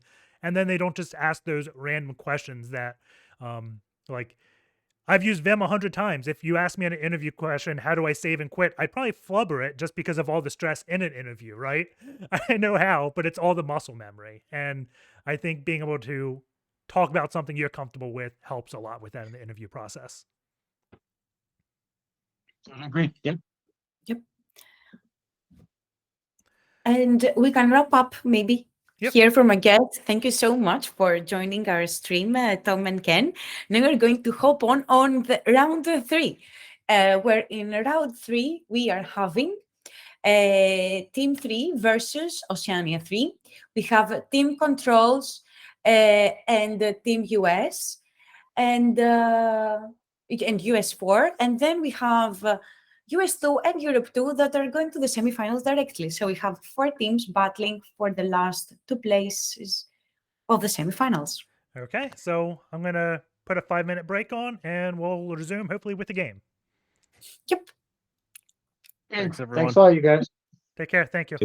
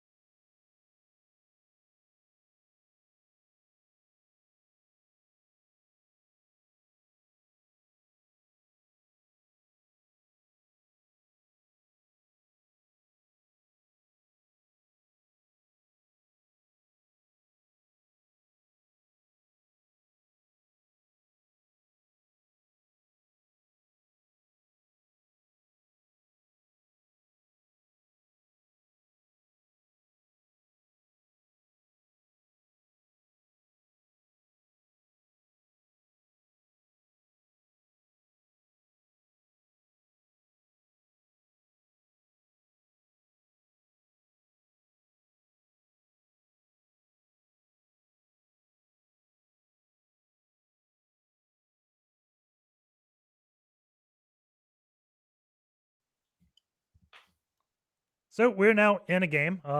I just realized this game has about 10 minutes left. Oceania 3 versus EU 3. It is 300 points to 900 points. So maybe I picked the wrong game to go into. Let's see. Is anyone playing? I'm guessing they have stopped. So I'm going to throw it back to a break. We're going to see the other games. So there are the quarterfinals we're playing. It looks like EU3 is going to beat Oceania 3 as long as the scores are correct up on the stream. And then there's Controls versus Team USA 4. So let's hop over into USA 4. Are they playing USA 2, 4, Austin? It looks like they're going at it. So we can start here. I'm on Austin's screen of USA 4, John, and I'm going to Awesome. try to I'm right there with you. get the scores correct.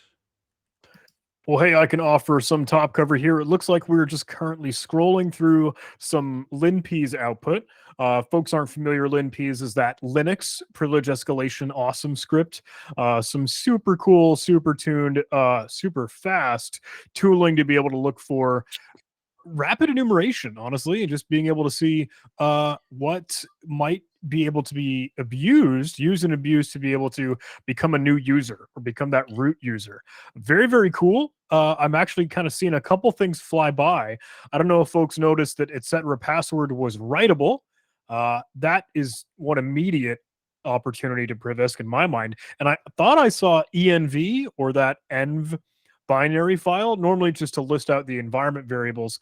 I thought I saw that as a setuid binary, which if you take a look at GTFObins, another great online resource for trying to see some of those quick wins with binaries that are already native to this operating system or this Linux distribution, you could just use that as a quick win, small command to copy and paste in, and then become that user that setuid binary might be present in.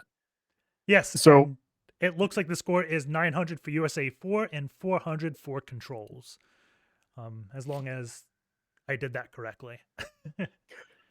With that said, part of me wonders if, all those things that I just noted as potential Privisk vectors, I wonder if we've already seen those used and abused, or they were added as backdoors or potential, maintenance opportunities for them as the attackers here. With 900 points, they might already have things locked in. Yeah. So looking at the brackets, if who do we say won the last one? Was it EU3? Or no, I think Oceania beat EU3. I'm not positive. But it's looking like we can either have a Europe or a US final potentially. Or a US versus Europe based upon the brackets. So we can see, I'm looking at whose screen is this? Samwise's, and he's doing one of the things I mentioned before, right? We have this sudo git flags that he's running on his box, and he's not leaving an active session on his attacker box. Instead, every few minutes, he's just getting the two flags, because if he leaves his active session on the box, it makes it much harder for the defender to figure out. Hold on one second, fixing the cameras. But makes it much harder for the defenders to figure out how he got on the box.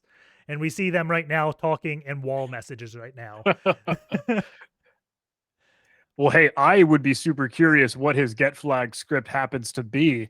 It sure seems like SCP. I'm going to assume, maybe that's a riding over SSH, knowing either the root password or maybe staging a private key or just using SSH pass to be able to pull that down and then display that out. Yeah, it definitely looks like SCP with that progress bar. The odd thing is, it looked like he pasted in a password, but maybe he didn't. And maybe it's just like SSH keys. And this is one of those things, PSpy by default won't tell you like file operations. There is a flag in PSpy to also show file operations so you can see file writes. So that may be something like if you use PSpy in the back to work as a defender, you may want to add those flags and just output it to a file so you can see all the file read writes on the box. It's really noisy, but it comes in really handy when you see something wrote to like authorized keys or something like that.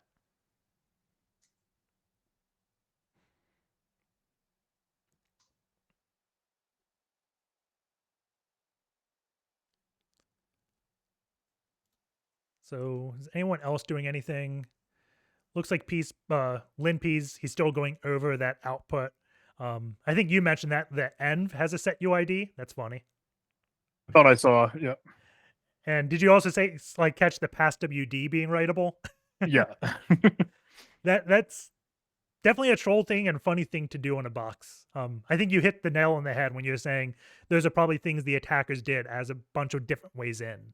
One of the strategies I see a lot of players take is once they get on, they try to they put so many backdoors in, they're not they don't care about hiding. They want to force the attacker to revert the box because that causes the opponent to revert the box because that forces them to lose points.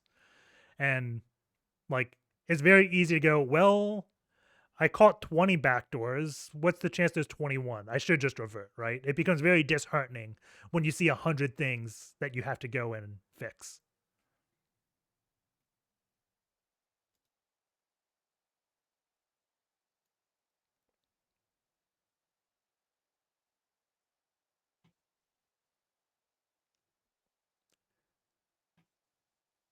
Keeping an eye on our own planned and drafted schedule. I think things are looking good. We're keeping ourselves on time.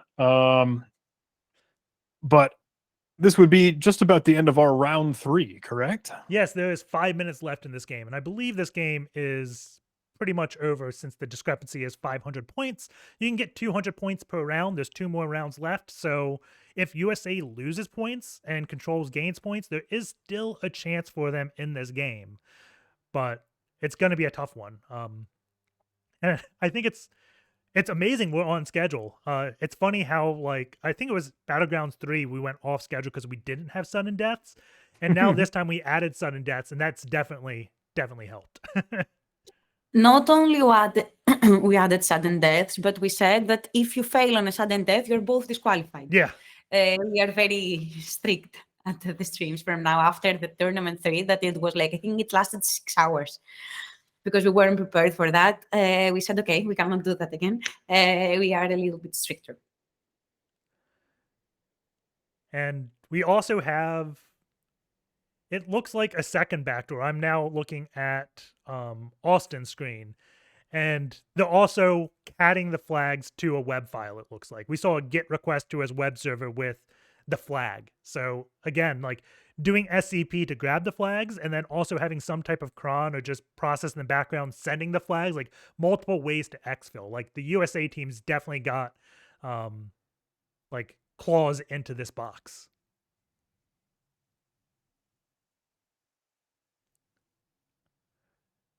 And at 1,400 to 500 points, that is definitely going to put USA 4 in the lead. So I say we throw it to break and figure out which semifinal games we get to cast.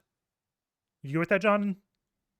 I'm okay with that. If y'all are, I think, hey, clear winner, and we'll see how the rest of the game shake out. Thank you. Thank you. Yep. Going to put it back up into the 5-minute break.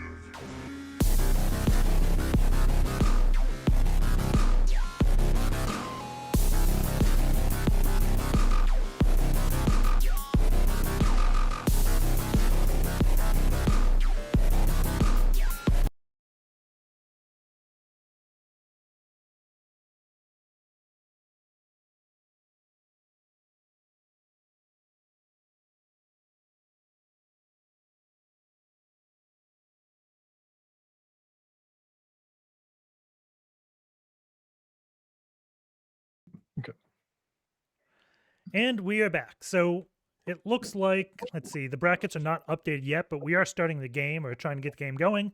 Europe 3 beat Oceania 3. Sodi has called Europe 3 Team Greece because it has a few members from Greece. And Team USA 4 beat Team Controls.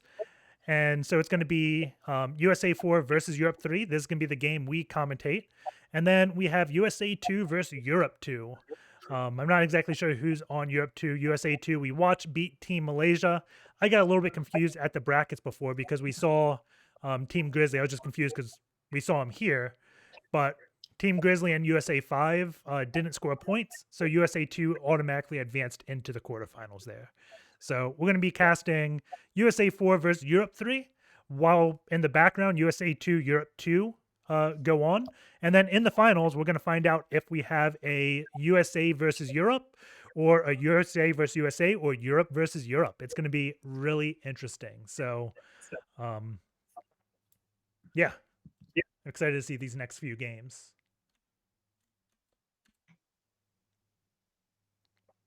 I see the codes being shared. Looks like we're getting ready to rumble. And man, Yep. it's just wild that we're dwindling down to semifinals, getting to finals. Yeah. Now, this is when I think the difficulty of the boxes, the machines, and content themselves will probably amp up. So I don't know. Are we going to see PHP rear its ugly head again, or we need to dive into something new? I'm guessing there's probably going to be one PHP app. There's always a PHP app, but there's probably going to be some Python. And I don't know what the third vulnerability is going to be. I think the last box was all PHP, right? So I would be really I would love to see like a Perl or something really old that's just a huge wrench, right? Well, see, you always, I think last time we were hanging together for an event similar to this, it was like, oh, here's some blockchain shenanigans, or here's some Kubernetes. Yeah. Let's see how you look in the hot stuff. Let's see. Who is USA's team? Austin.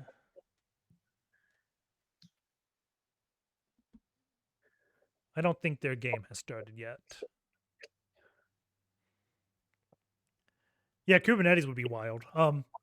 That being said, there could have been a Kubernetes that people just missed, because doesn't that listen on like a high number port that typically people may not find unless they're looking for it? Or is that just a straight HTTP port? Do you know? Say that. Can you run that by me one more time? I'm sorry. What is like Kubernetes default port for its management interface? Oh God, yeah, that I don't know.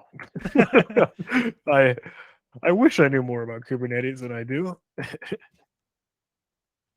I don't like even the Kubernetes people say Google. If you think you know Kubernetes, you don't. All right, I asked Uncle Google, and he says by default the Kubernetes API server listens on port 6443. I don't know if that's in Nmap's top 1000. Oh, that might not be. Do some rapid fire Googling. See, I told you, I'd be team player number 4, where I go go Google around. I'm kind of curious what OpenAI would say if you just do the chat thing and being like, what is this port? And then you ask, is this part of Nmap top 1000? If it's actually smart enough to know all that. You know what? 6443 is not in my Control F results. Let's see. That's something we can show while we wait. Where's the game? Let's go.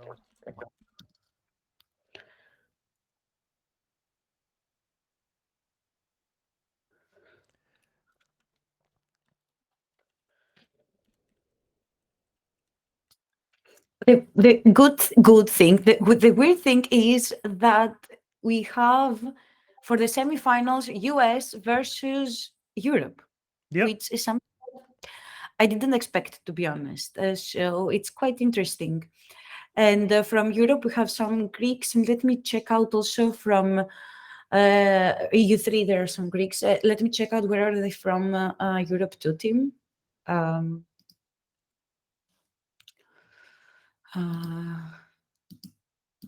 me check. OpenAI has confirmed 6443 is not in Nmap's top 1,000 ports. Whether it's correct or not, I don't know, but it is confident. When I Googled, I didn't see it in Nmap's top 1,000. So that is interesting.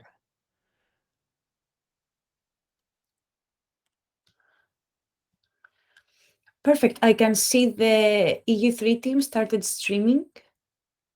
All right. Let's get into the action here. See what the teams are up to. Yeah, it looks like we can see on Samwise's screen the match is starting. So I'm just going to get everything ready. So hopefully we can put the scores up. Nice.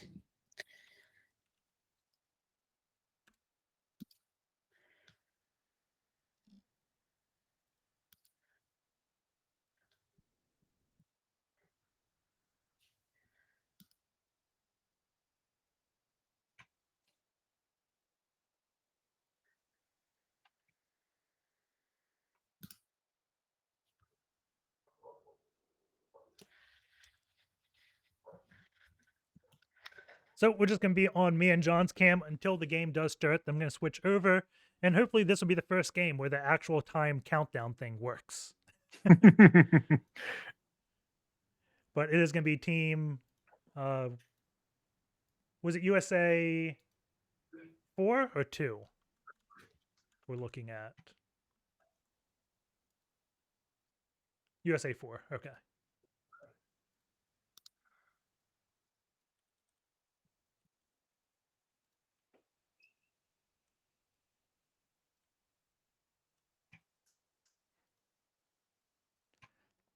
So bear with us. It's going to be probably another, I would say, 2.5 minutes. We are currently 3 bars out of 1, 2, 3, 4, 7.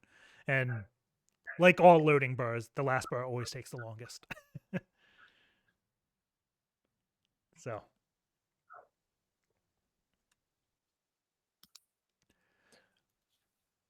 So while we kill time, John, do you have a favorite thing or challenge or video that you did in 2022? Oh, that is a phenomenal question. And I don't know if I have an answer right off the top of my head. Some of the work that I was really, really proud of in 2022 was truthfully probably closer to the end of the year, when there were just some things that we were kind of tracking, stuff that we were digging into with like remote management tools, stuff that like a team viewer or an AnyDesk or a ConnectWise Screen Connect and stuff like that. There were some shenanigans where there were communications out in the public that like, oh, there's this big vulnerability, the sky is falling with critical 0-day shenanigans, and there just wasn't the right amount of substance to it. So I wanted to dig into it and kind of understand when you have what looks like a vulnerability but really isn't. Yeah. That's kind of an interesting thing to look at the severity and use case of different things, and that was less on the keyboard other than some validation and stuff that we did to go find new actual things that are weird. But there was one, I'll get to an actual tactical answer to really answer your question here. There was one that was like a backup manager that we thought, ooh, that one, when you find vulnerabilities or issues in, that can have a whole lot of ripple effect and impact, because sure, you could compromise the backup manager server itself, but oftentimes you'll have the capability just naturally within the application where you can push down code to the registered computers and devices and endpoints that are managed by the manager. So there's your spooky supply chain aspect of, whoa, we poisoned the roots of the tree and now all the branches kind of die just along with it. I always think those are wild and crazy to see. So that would be maybe a video or a project I was really, really pleased with. Just because I think it tells a wild story. Yeah, and the game has started, but kind of to segue that conversation into something relevant to this game, exploiting a backup server is super spooky, right? Because you may not think of it, but the backup server almost will always give you root access to the domain because there's just so many secrets. Like you get a backup to a domain controller, well, you got the Caribou TGT and you can do a golden ticket. You get a backup to a web application, well, you can probably forge cookies because you got the signing key, right? And that kind of goes into the same play as this game, right? I remember a long time ago in an attack and defend, I spent a lot of time figuring out how to take the WordPress secrets and to forge my own WordPress tokens because I knew the attacker's box wasn't changing those secrets up. So that's what I would always do, is just start forging my own token. So even if you change WordPress's administrator user, I have the secret it uses to like secure that, so I can just log in anyways, right? So backup servers are always a key thing to attack. But we do see right off the bat, this box will have webmin. Webmin generally allows local login. So at this point, I would make sure like all my local accounts passwords have been changed.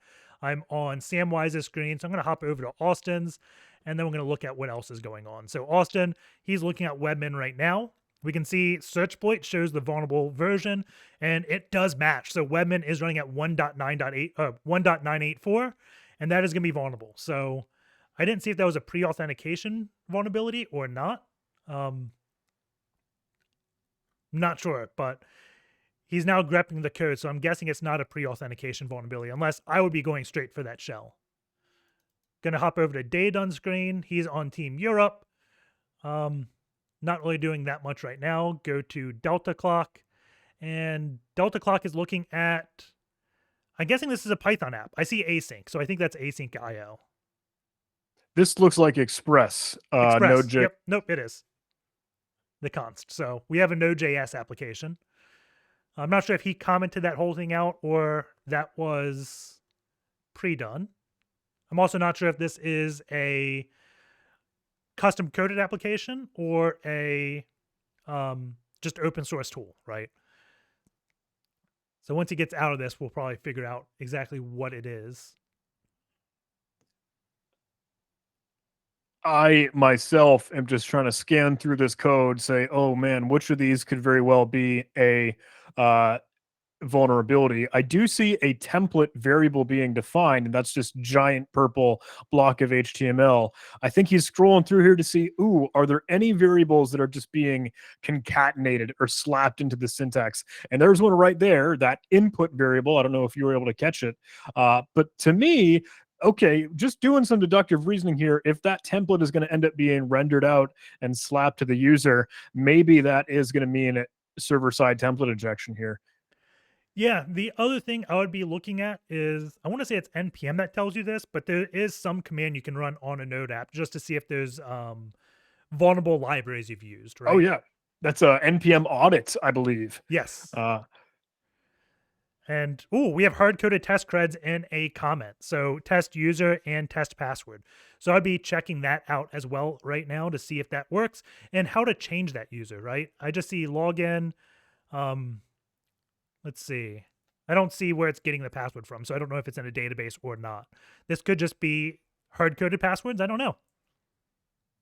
Yeah, I'm right there with you. Not seeing a database, but I'd have to think, hey, that seems likely, but is it going to be something simple, something small, SQLite or so? I always feel like a fish out of water when I end up getting up against an Express application, just because the whole like server-side JavaScript is its own world. And I, quote unquote, grew up, I'm going to put that in serious air quotes, like playing CTFs, you always say PHP. And that's kind of why I was pulling the chain on this, because just like, oh man, we're going to see PHP again. But we are switching stuff up, getting into Express or some server-side Node and JavaScript. And that's where I'm like, prototype pollution? Are we going to see that? I don't know if I can just pull that out of thin air. I'd have to do some research and tiptoe tap dancing online. Yeah, and the thing I'm really excited about is how do you harden Node.js? Like we've talked about it a Right. few times before and saw it of like blocking PHP dangerous functions. Is there equivalent to do that in Node? I don't know. That's like I'm watching the stream hoping this user does something like that so I can learn myself, right? Mm.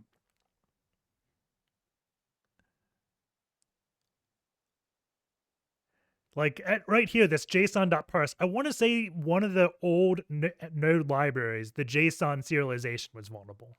Yeah. I think So like body parse and some of those weird ones, they body URL. I forget some of those, but I know there's some oddities in some old cases. yeah, I know like there was a famous unserialization exploit in Node.js, and I want to say it came like I want to say this is the one I was surprised. Like normally JSON is safe unless you're in Node and use this super outdated library, right? So that's where the npm audit command would help. I'm gonna hop over to Austin and Samwise again to see what they're up to. I think Austin's looking at the bash history, and he sees some passwords. So we have Pwn Meow. Maybe he's one of the ones that created this box. And a password looks like is right after SSH, where it was like Pwn Meow Curdy 123, right? So Pwn Meow is a local user on this box, and it looks like he accidentally typed his password in bash, which then logged it to the bash history file. So you could potentially take that password and just SSH, but he's using Webmin. I don't know why he's not SSHing, or maybe he tried that. But I think he has found Pwn Meow's password, and USA may be getting the first blood right here if he logs That in. is interesting. Yeah, I'm trying to see, will that yield any actual access, whether it's SSH, whether it's through this Webmin interface. Curious where this goes.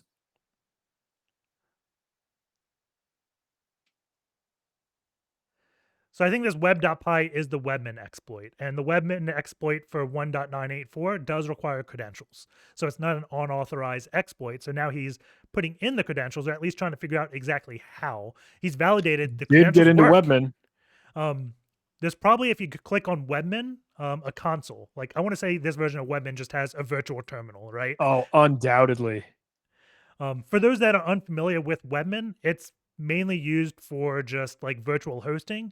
So your hosting provider can give you Webmin access, and it gives you access, like command line access to install things on your server, essentially, right? I'm super curious if he's going to poke around the application, see if he can find and track down that console, or if we're just going to keep driving on this exploit script. This thing looks complicated. It looks like a mess of arguments, spaghetti to deal with here. Yeah. I would really like to just see a try on SSH. Right. HTTPS. No. Oh, maybe it did have a certificate. I don't know. Yeah. Login successful. Okay, we are connecting. Oh, he got Looks reverse like it got a shell.cgi, callback. fetching it, modifying Modifying permissions, and he did not listen on 443. Oh. He doesn't have sudo. Wait. Oh, he is root. Never mind. Okay. All right. Looks like it's all coming together. We can see the puzzle pieces start to fall. There's the callback. And he's root. Webmin Already is landed running as as root. Oh. Are you inside of a Docker container? That's my first question. Oh, he's got a persist script. Excellent. No cron tab, no bash RC file. I think you might be in a. He's not in. He's got a real flag. Yeah, it's got to be real. Yeah. He copied the @ sign though. Oh no, he did not. That's a 0. No, this is 0. I remember one of the Battlegrounds, someone had a copy and paste error or something. Oh, that was the worst. It cut down to like some awful tie at the last minute, and it was a copy paste race. So he only got one flag though. He only got the root. I'm surprised he didn't go and submit. Well, he did stage his persistence. He's got some other access that he's trying to crawl through. And this is where the game turns on. Yeah.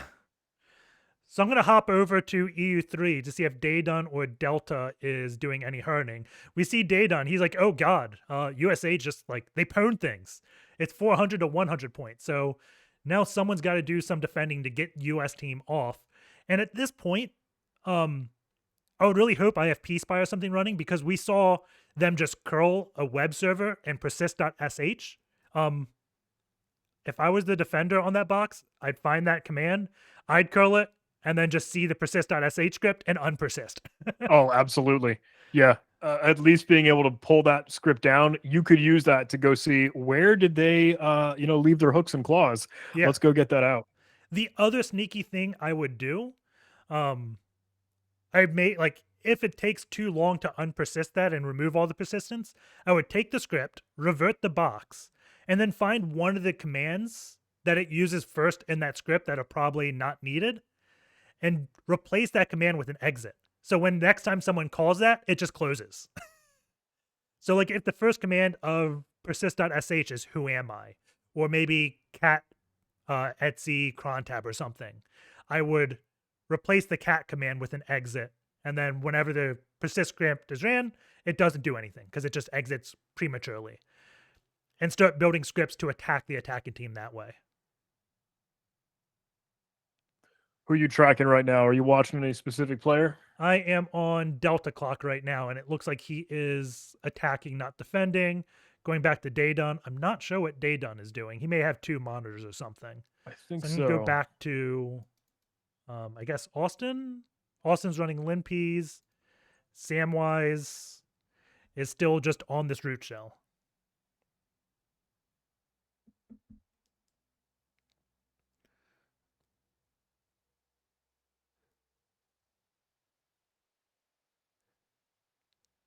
Delta Clock looked interesting. I thought he was tricking around in Burp Suite trying to get some what looked like command injection, but messing inside of the token, messing inside of that payload for a JWT token. Looks like he's trying to test, is there server-side template injection from it rendering the username out of this JWT token? I'm not sure if we're getting the results that we're hoping for, but it's a very, very different approach than our webmin password.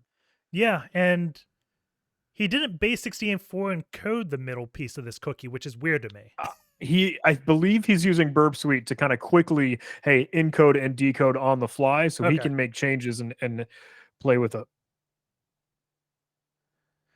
Odd syntax he's going for here, though. I'm not sure if it's going to come together. Yeah, I think the issue we'll see which encode he uses, but there's 2 base64s. There's base64 URL and just base64 encoding. And he's not doing base64 URL encoding because we have those equal signs. I don't think you have equals on JWT tokens unless Absolutely not. we just got lucky. The other thing that may not be there is a plus. I think plus and equal in regular base64 gets changed to underscore and hyphen, because a plus is also a space in I think HTML or URL encoding, right? So they try to get rid of those dangerous characters, and he's not doing the right base64. So he could have had it vulnerable, but just choosing the wrong one may not lead to success.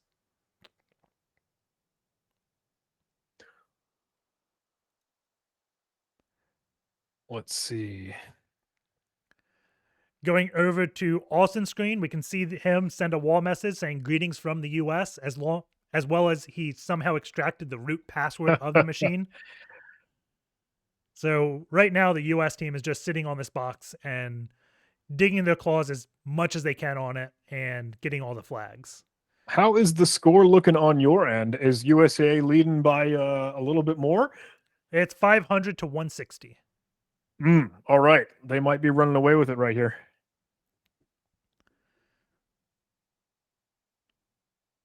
And he's just getting the flag again. We see pretty much the same exact thing. And at this point, I think the USA team's being a little bit cocky, right?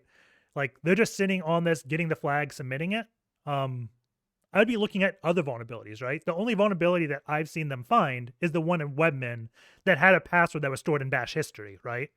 So if someone changes PwnMeow's password and kills all the Webmin cookies, well, I guess they have all the persistence. If they revert the box and then harden Webmin, USA team's out, right? And then there's 15 minutes left for Europe to try to catch up. That is funny. It's an interesting balancing act once you've gotten, the breakaway, root shell, passwords, flags, everything that you need, but there's still plenty of time left. Kind of thinking, now what? But yeah, you got to use that time the best you can. Yep, and we see USA just submitted flags again. It is now 800 to 160.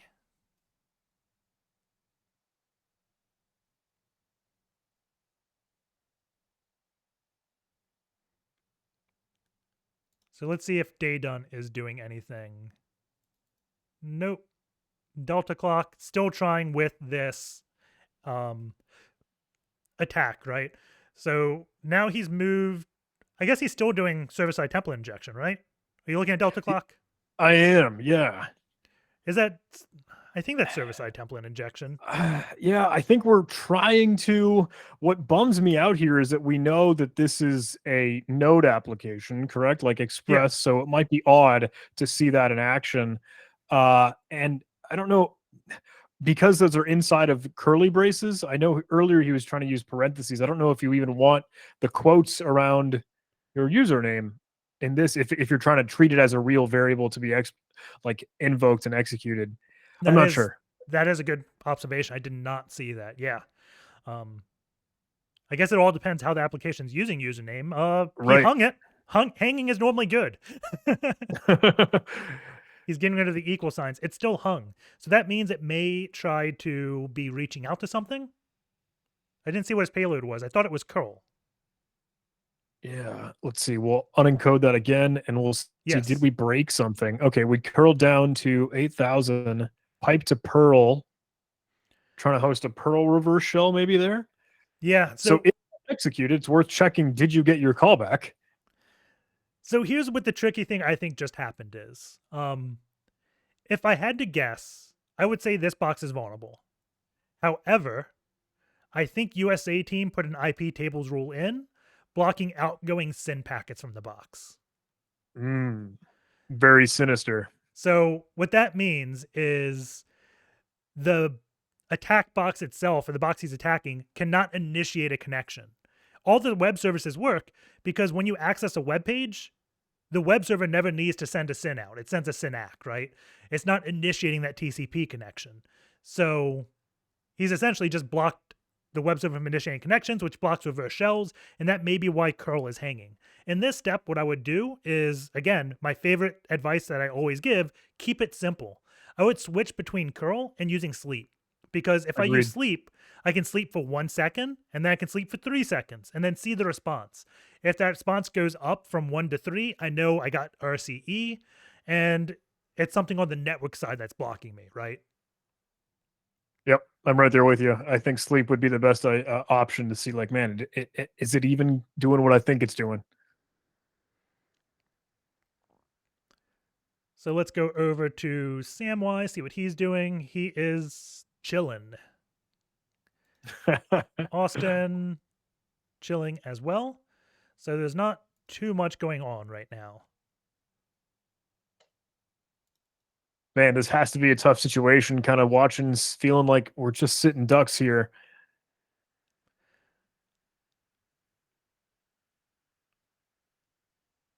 So he's still trying this one attack out. I'm trying to think other ways this could fail. If he just has completely invalid code, chances are he'd get like an error 500. So I don't think he's just crashing the thread or the whatever, right? I'm really leaning towards the box can't reach him.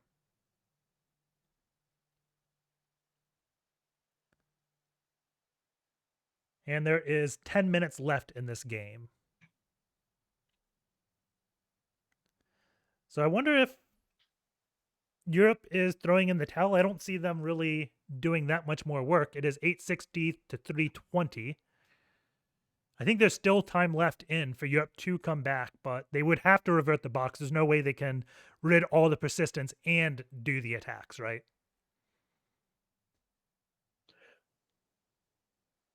And that's a trade-off, you know? I think it's cutting down on the wire. It feels like you just might have to start with a clean slate because there's just no way to kind of crawl back here. I do think it was funny, like, because I kept saying SSH in with that Pwn Meow user, and the US team just went straight for Webmin. And I guess what I didn't realize is when you log in with a local user on Webmin, Webmin doesn't downgrade you to that user. It just leaves you as root. Or maybe that's what the exploit did, right? Like, If you just SSH'd in with pwn meow, he may not be the root user, and you also give up the cred. If someone types the W command in SSH, they see pwn meow's logged in, they know they have to change that password, right? So maybe Totally. in this case, using webmin was the smart move, right?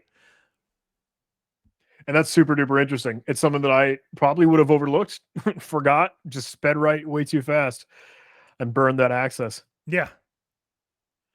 I mean, any good blue team would probably be tailing like Verilog auth or something and just seeing any new connection into the box. Oh, So I want to say there's some flags you can pass to SSH so you don't show up in the W command, but you also show up in other commands. So Really? yeah. That's cool. I'm super curious what those arguments and password or parameters might be to SSH. I want to say if you do SSH and just bin SH and disable profile, you don't show up in who.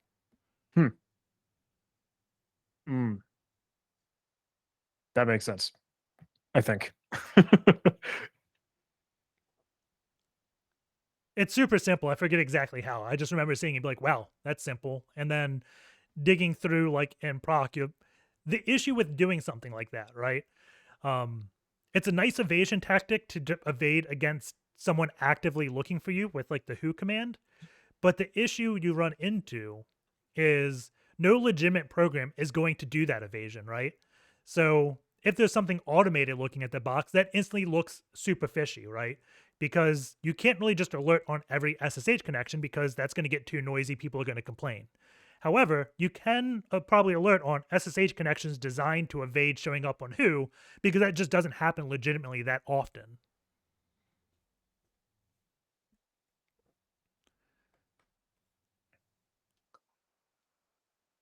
Well, hey, I know we would like to chat with some new folks by the time we get to the end of this game. How much time is left on the clock there over on your end? 7 minutes and 30 seconds. Cool. Do we have a speaker lined up, or that's what you're doing? We do once we're feeling good to put this away. Totally your call. I think we are. I don't know. Is it looking pretty game set match between It is. US? Yep. So anytime we want to get the guest on, we want to do it in like 2 minutes and we'll throw it up on break since USA looks like they beat Europe. Oh, really? Yeah. Oh, my. Oops. Ouch. Wait. Delta's doing something. He's trying to log in with admin. I think he's still trying to figure out how USA did it. Okay. Not finding that I bash give history me file. Delta. Please, Delta. Oh, my God. Yes, Ipsik, do you want me to invite our next guest from Microsoft? Yep. Let's do it.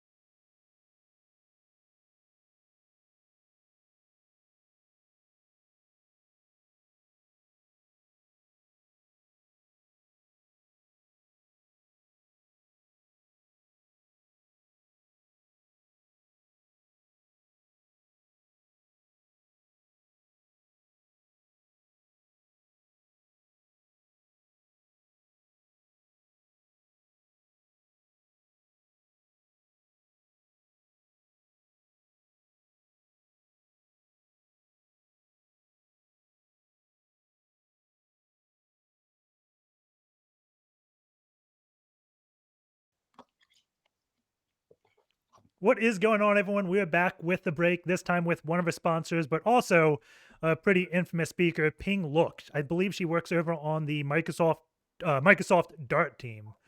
Yep. Do you want to go a little bit about Microsoft Dart? And about Sure. yourself? Yeah. So, as Nick said, my name's Ping Look, and I was actually before coming to Microsoft, which is a company I never thought I would ever work at for so many reasons. I was the event director at Black Hat and DEF CON, so I have a very long history of seeing the cybersecurity industry form from 1999 to what it is now, as it's starting to enter a bit of a golden age into maturity. I've been at Microsoft almost 5 years. My 5-year anniversary will be in April, and I've spent most of that time on the detection response team, also known as DART. And DART is Microsoft's customer-facing, boots-on-the-ground force whose mission is to respond when customers are under cyber attack and also make them cyber resilient. So if a customer comes under attack, we go in, we deliver an investigation, stop the bleeding, give them a slew of recommendations on how to get past the incident, get back on their feet, get back into working order, right? And then there's other teams at Microsoft that carry forward with a longer term, what we call modernization transformation, digital transformation, to really shore up their defenses. How long has the Dart team been around? Do you know that? Yep, 15 years in its current iteration. It was originally formed to really service Microsoft's largest customer, which is the US government. And over time, they started taking on enterprise customers. And so I joined right when it was really starting to, it was a small team, like 40 people or less. We're about 5 times that size now. And, you know, we were like, okay, not just the US government can benefit from the services of Microsoft's incident response team, our enterprise customers can as well. And so it's kind of followed this track of cybersecurity becoming a very mainstream concern by both companies and governments globally. So this next question, I'm guessing the answer is going to be, I don't know, but you said 15 years, and like me doing the math, 15 years ago was 2008, the infamous MS 08067, which is probably one of my favorite cybersecurity stories of like Microsoft finding it through telemetry being exploited in the wild and then putting out the patch. Do you think that is like one of the things that started Dart, or is Dart involved with that at all, or is that like? Well, it wasn't called the Dart team back then yet, right? So, and think of it this way: in that time frame, we still didn't really have cybersecurity professionals the way we do now. Yeah. Right now, you can go to school, get a degree. Back then, it was mostly engineers, people working out of their basements. I knew a guy, he's actually a very well-known reverse engineer, sold his company to Google, and now has a startup of his own again. He was like a college student studying math. He was like, I will never have a job in cybersecurity. There's no jobs. I'm going to have to be a math teacher.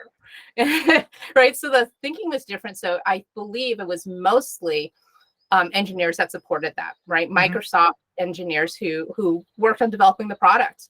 And actually most of the team, right, our deep expertise, right? And one of the things where Microsoft has a leg up is we have the team is formed from people who have come from engineering, and we have now deep touch points, deep relationships, of course, across all the Microsoft product groups and their engineers. So I would say, I can't say if we were involved, but I'm sure we were.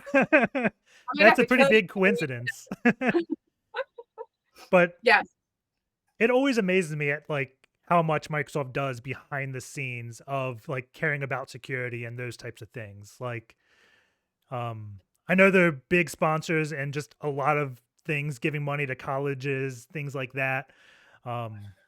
It's really amazing to see like what the cybersecurity industry was. I like in '99, like you said, you were in cybersecurity. Like it like wasn't really that existent back then. Like I think that's even before Nessus. I think it was still called like Retina or something back in that days, or it may even predate Retina. If you want to know about like old tools, it's Wireshark wasn't there. That was like Ethereal or something, right? So it was. But you worked in an IT department, right, or an MIS department. And I remember the early days at Black Hat, because I joined in '99.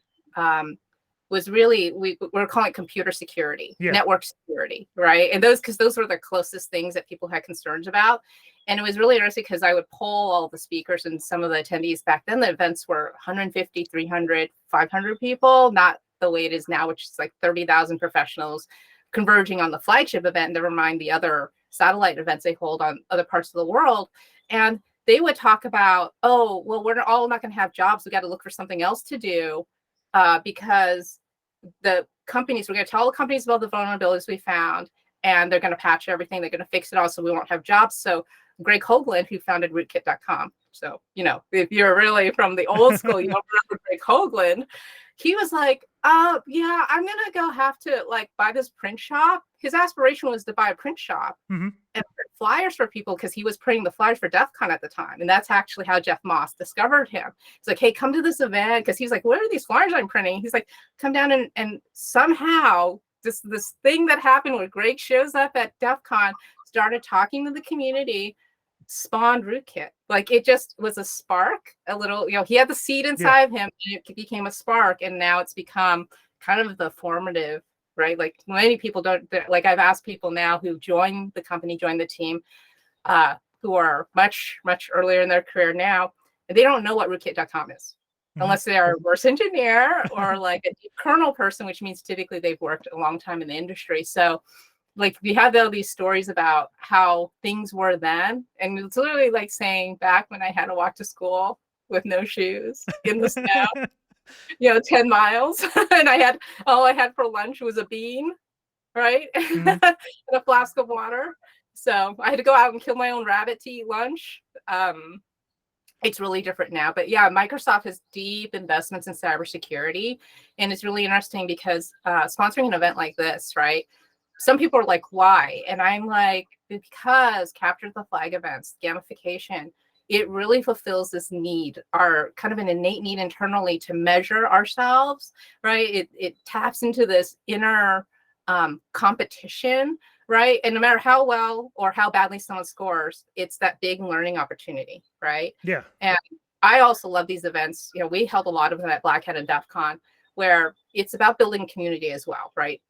Definitely Microsoft, and I believe this deeply in my heart. Security is a team sport.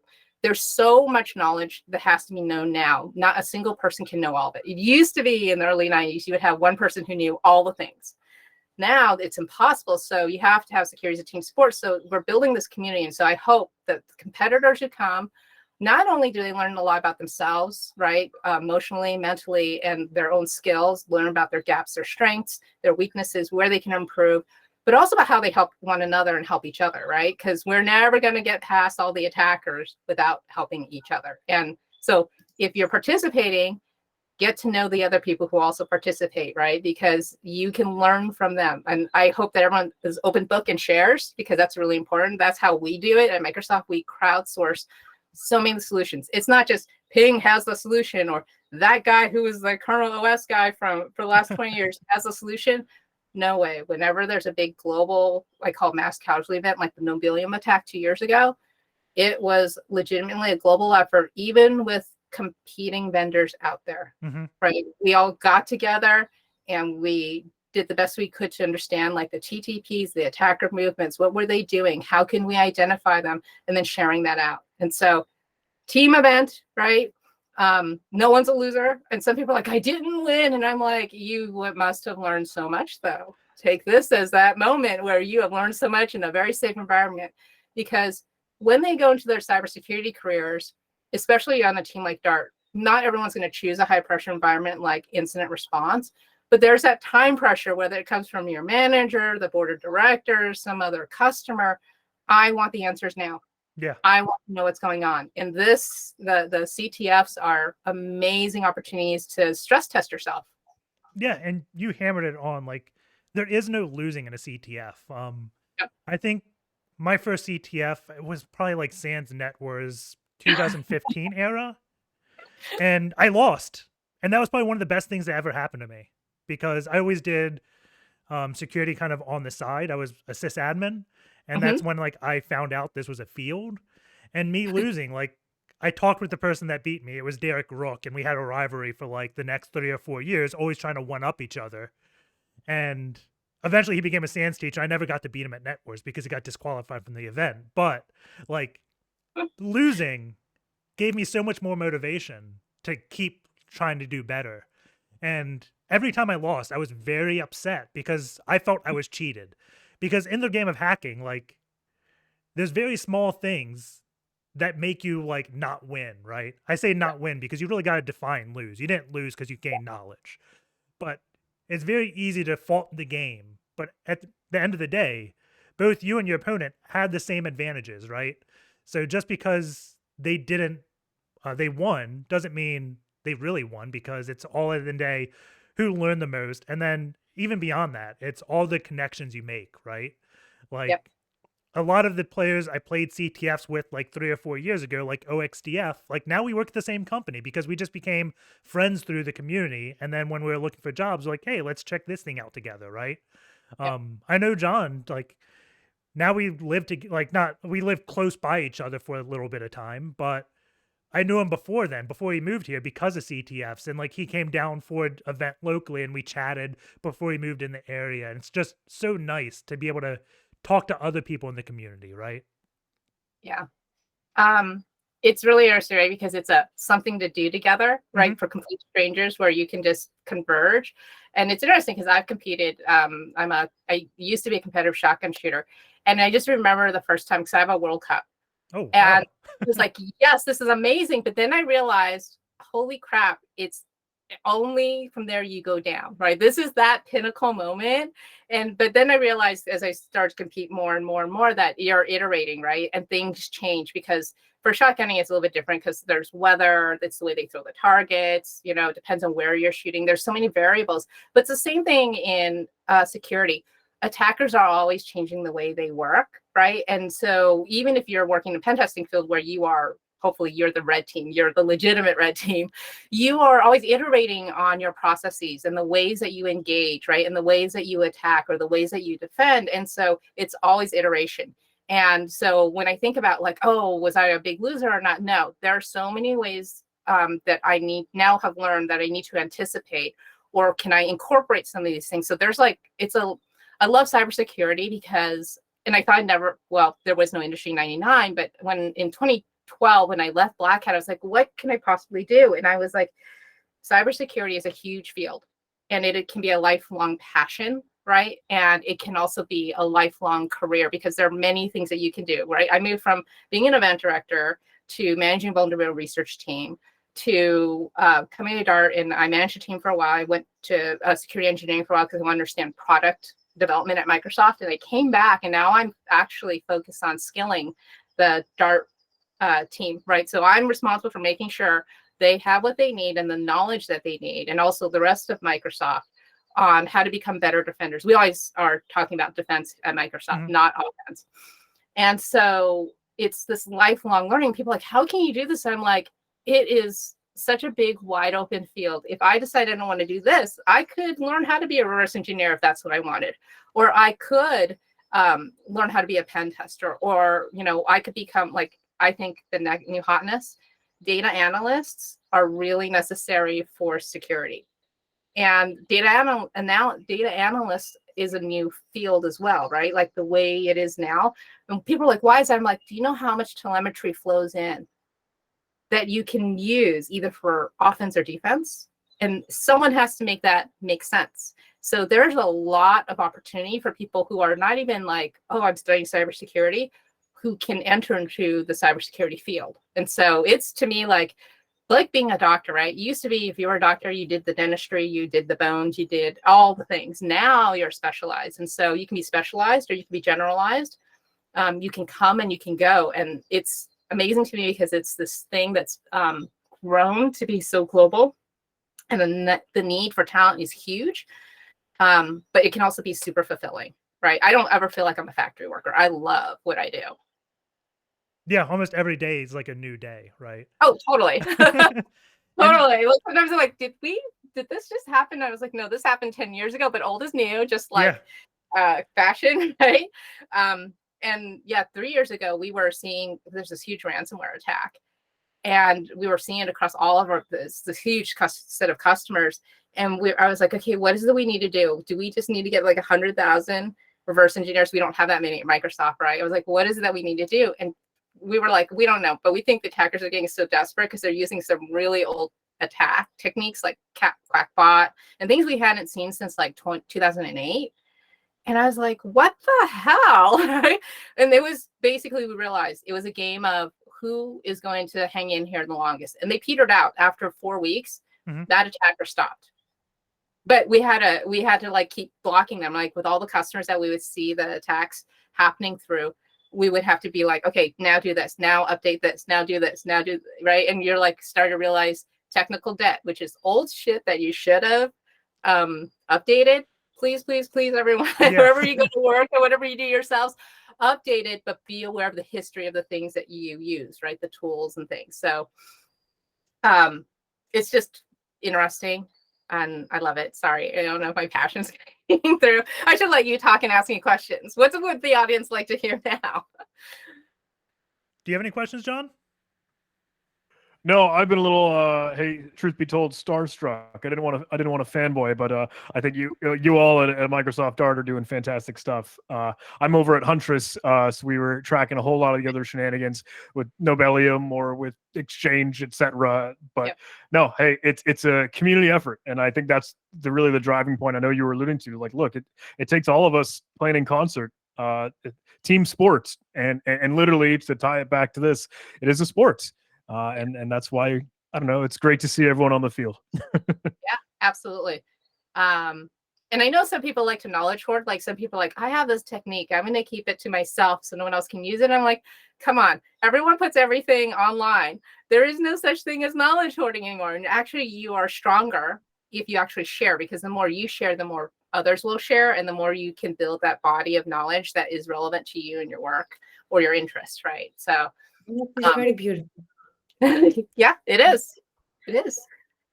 And sorry for being a little bit silent. We are trying a little bit to sort out some things on because we do not know yet if it's EU versus US. We're checking some things because it's the final round. Everyone wants to win, so we're making very, very, very well sure that everything is according to the rules. We can, if we can wrap up, we can have our next also guest from MasterCard. Do we have any questions for Pink, or should I go and invite the other guest? I don't have any questions. You've answered everything I said. I can't thank you enough for coming on here. Like John, a bit of a starstruck to realize like I'm talking to you. And like I'm so glad you answered like my oddball question of 08067 back in the day. That was like, it's amazing what Microsoft does. I can't thank them enough. Thank you. Thank you for your contribution to the world, actually. Yeah. No, and thank you all for hosting this. Honestly, you're giving everyone a platform that isn't really accessible to everyone. And I'm glad that you're making it accessible to so many people so that they can, make friends, test themselves, right? Build their skills. That's really important. So thank you for giving back to the community as well. Thank you. Thank you. It means the world to us. Right. Thank you. Bye, Bing. Bye. Bye. And now I'm going to add our next guest till we figured out that everything is ready to go for the final round. Okay. I just sent the invitation. It is John Bricky from MasterCard that is going to hop on and say a few things. Till then, yes, I think we have from US 2 and Europe 2. We know that US 2 is going to the next round. We had we wanted to check some things. And now we're checking from EU 3 and the US 4, who is going to go to the next round. US 4 won, but we're checking some things if they were done correctly. And then we will know it might be a US game at the end. US Cyber Games, you succeeded.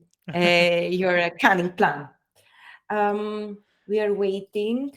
Yeah, as we John. just said, like this is the tournament. It is like, I was just talking about my experience 5 or 6 years ago, maybe no 8. Wow, time has flown. It's 2023. 2015 was 8 years ago. Like every time I lost a tournament, I always felt cheated. So like it's a natural thing, right? I want to say like there's been games I played against John at B-sides that both of us have beat each other, and both of us like we were a bit salty at each other, but we're still happy, right? Like it's never fun, but at the end of the day, it's great. And now we have the next guest, John Bricky. Is it Brickley or Brick? How do you pronounce it? Bricky, Noel. Bricky. Okay, that's what I thought. I was like, from MasterCard. So welcome to the stream. Well, thanks a lot. I have to say, it didn't. This is all it took for me to wake up today. I woke up. I live in Dallas, Texas area. Woke up, turned this on, and man, my blood pressure just started going up, and I was at the edge of my chair, and I was watching on and off throughout the morning for me. But it's been really exciting. Great commentary too. Thank you. So tell us a little bit about MasterCard and like why MasterCard views these type of events to be important. Yeah, well, so we've been doing competitions with other companies at MasterCard for years, and actually a lot of us in security, including my boss, our CISO, came out of the military where we've been doing competitions much longer. I think the first competition I recall across the service academies, I was working at NSA, and I was at a contractor site where we were hosting the competition called the Cyber Defense Exercise back in 2001 or 2, I believe. So anyway, we have a kind of a history of it, and we modeled a competition off of that back in about 2016, I believe. And we just think that it's great for creativity. It helps our teams fine tune their skills, whether it's red or blue. It also helps us think like the adversary, and it really keeps us on our toes. They're pretty clever. And through the games, as you guys have been talking about all day, like, oh, that's a clever move. Someone did this, someone did that. Oh, they brought that out. And then finally, it really helps us with talent. I've been very passionate about talent for a number of years. I was the National Initiative for Cybersecurity Education co-chair for industry for a couple of years during COVID. And talent's a huge deal. I know you guys were talking about it just a bit ago with Ping. But for us, it's a way to support recruiting, development of our staff, and retention. We think that our staff enjoys actually getting to compete and getting to learn and getting into our own range environment that we have at MasterCard. In the future, if you don't already know Aaron Gomez, you'll meet Aaron Gomez, and he runs our cyber range, and we host our own competitions. So it's very, we're extremely excited about it, very passionate about this field. So what percentage of like MasterCard employees in terms of security, at least offensive, do you think came from doing CTFs? Is it pretty much your entire team, you think, or like? I would say most of them, yeah. I mean, probably 75%. And even on the blue side, because of, either they did it before they worked for MasterCard or since they're working at MasterCard. We have a team, and it's independent from the range, and they have their own recruiting process. It's not just about winning. It's really about, we like bringing in people from outside of security. So if you're a developer somewhere, if you're on a product team somewhere, we want to get them interested in the games and get them to kind of play along with us. And we've also found that it also helps us recruit from across the enterprise. Yeah. And to go on, I think that's one of the most important things a company can do is involving the other teams, because no auditor, like internal auditing at a company, can really encompass the entire place. It really comes down to just teaching a few people in each team how to be security conscious. So that way, when like an HR recruiter sees, oh, why do we have this text file with all this information going to a conference? This is dangerous. And they speak up, right? Like the amount of benefit that comes from one person just saying, should we be doing this, is so important. And like cross-training in your company, I think really hammers that point. Yeah, we're just getting through to the HR recruiting team. Like we kind of co-opted them. We're like, hey, guess what? We're going to pay this person salary, and we need them to understand cybersecurity better. And so now we're exposing her to competitions, and the fact that we're sponsoring competitions. So they really have to have a different perspective than just the standard HR perspective.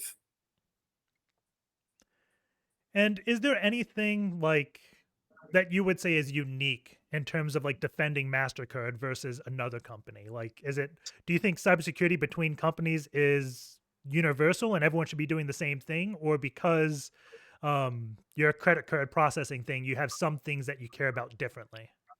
I'd say there's a little bit of that, but my personal swag is like 95% of cybersecurity. Especially, it's more based on, I think, the footprint of your enterprise and the technologies. So like we just had a big exercise with AT&T, Southern Co, Morgan Stanley, and Lucid and several, not Lucid, I'm sorry, Lucent, and several other companies. And we had another one bigger than that we're under NDA for. But we didn't expose the players to the different sector specific. So we didn't focus on energy specific things, but there are things that they need to know about. The same thing in finance. I'd say it's more about our adversaries. Obviously, we're not necessarily MasterCard, but the financial sector is where the money is. And so you have a very advanced, persistent adversary in that area. And so understanding the whoa, my camera's getting blurry. Understanding the different threat actors and what their TTPs might be, where most of the differences. But yeah, there's definitely something also on like how your enterprise is organized, and the capabilities and technologies that you have for your business. But like, I would be glad to take the top hackers from wherever they come from, whatever industry they're in. I'm sure they can add value. Well, we have from this tournament that you can pick, or from the cyber apocalypse that is happening, or University CTF, that is one of like the elite hackers from all colleges join. But also, if you want to try your team, MasterCard, you can join. I'm not sure. I think you have joined the previous business CTF that we did, but I'm not sure. Yeah. I think we're going to join. So we're kind of new to this organization and working with Cat's Eye. We're going to be in an event, I think, in Chicago next month. And, yeah, and I know we're looking forward to getting more involved. We're looking forward to the international games in August, as well as many other opportunities, women in cyber events, charity events. So yeah, we're strapping in, get ready for an exciting ride. Yep, we as well. We cannot wait for the cyber games that are happening in August, because there will be, I'm not sure how many things I can say, so I will not say anything. But for these and everything with Kadzi, we have been working and we're excited. But you know what else we're excited about? The final round that has started. So we know that is US versus US. So America versus America. I knew one of the teams made it. I didn't know it was both US. I would just say I like what John said. Whether you win or learn, either way you win. I thought that was awesome. Yep. We have a US 4 versus US 2 for the final round. And if you want, we can wrap up from this and we can jump in to stream the final round. Awesome. Thanks for including me today. Congrats to everyone and good luck with the final round as well as future games. Thank you. Thanks so Have much, an amazing rest of the day. Bye, John. Bye. Take care. Take care. So yes, the next round has started. Not next round, the last round. Okay, I will say I'm bummed Europe is not in the last one, or it's just US, because it is, it would be nice to have someone from Africa or someone from Latin America. Like, it's more inclusive, but it was very inclusive. That there were many, many, many people. Maybe the teams practiced more, which this is the case at this point from the event. But I really enjoy the previous matches that we had. Both EU teams performed amazingly. I love their match. I don't know about you guys. But yeah. Yeah, it's been a complete blast. And the game has not started yet. It's just being formed, it looks like. So we haven't missed anything if you were worried about that. I'm guessing within the next 2.5 minutes, we're going to go into the finals between the two US teams. I want to say it just connected. So maybe it's live. Oh, and it's 45 minutes for the finals. And this is the one with 2 boxes. So what? I didn't know. That's going to be awesome. So yeah. All right. Well, I am seeing folks SSH in. I'm currently taking a look at Panda Controns, but I don't know if there are any other spots that we'd like to dive into. No, we can go straight to Panda. That's who I just pulled up. We see him SSHing into his own box, and right away, this is the box from the last round. You see the very first thing he's doing is changing Pwn Meow's password. Okay. So password has been updated successfully. I'm going to quickly jump between all the players, see if anyone is quickly attacking that webman. Did someone get in before, right? Oh, yes. Boot Kid has Pwn Meow. He catted a password. He's on the box as him. So right now it looks like USA 2 may be taking the lead. Has he submitted the flag yet? He hasn't yet, but they may not submit right away because submitting does like tip your hat, right? So starting off with Interesting. the action. So he's now Now looking this at is, I Kronta. think, a curious point, because I'm wondering if players already kind of caught on, like, are we going to see the exact same box that we have seen previously? But both of these were teams that had gotten that leg up, I believe. Yeah. So both teams have seen this box. So right now the main difference is I think it was US4 we were watching, and they executed they exploited Webmin via or they exploited Pwn Meow's password via Webmin, and US2 just SSH'd right in, and it looks like cron tab was set UID, so he created a malicious cron job maybe, or maybe he just created a cron for Pwn Meow to send him a shell in case they kick him off and change the password. So there's definitely something going on here, and it looks like SSH was used, not Webmin. So I'm kind of curious. I think USA 2 did change the password before USA 4 could exploit it. So that's one of those things where that previous box came into play, and doing the Webmin thing was probably the slower route, right? Unless, yeah. Right now I looked at Austin's screen, and we can see Austin tried this with web.py Pwn Meow, QWERTY Pwn Meow 123 as the password. And by the time he exploited the Webmin thing, it was already patched. Wow. So, starting off hot. We'd have it no other way for our final round. Yeah. So this is where it comes in. Like, how do we escalate as Pwn Meow? There were a lot of set UID things, but I don't know if those were backdoors placed in or what that whole shenanigans was. Yeah, I'm excited to see this one from the start. And you had mentioned that, hey, honestly, there are 2 boxes for this. Is there going to be a whole nother attack surface that we haven't even looked at just yet? Or do you think, hey, you know what, they're not even going to play with that because we already know we've got some access with Pwn Meow? Yeah, so there's 2 boxes, one completely new that they haven't seen before, and then the one they just saw the last match. And it all comes down to taking those notes and herding as fast as you can, as we did see that come into play. But oddly enough, I wonder if it was his own box he SSH'd as Pwn Meow or something, because they never submitted the flag. At least I don't see them submitting the flag. So again, maybe he just doesn't want to tip the hat because he still has a few minutes until not the whole round, but the round to score points is over and the flags rotate. So if he doesn't submit the flag, he may lose out on the opportunity to get 100 points. And if the team catches on he was on the box, he loses his points completely, and having that whole advantage goes to waste. It's definitely a risky strategy.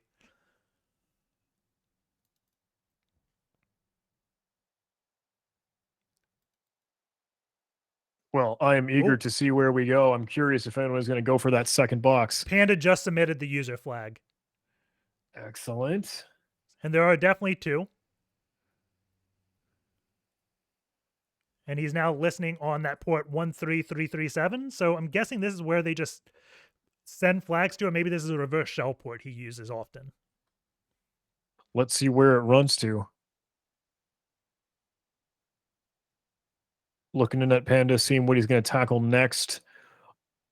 Obviously, some output for Sudo, already as the root user, not going to be giving us anything new. He's looking at all the established connections, seeing if there's anyone else that is on the box. So he sees that node. Curious there's no PS Spy output just yet. Not tracking with that. Or simple who or W or C. What else might be here?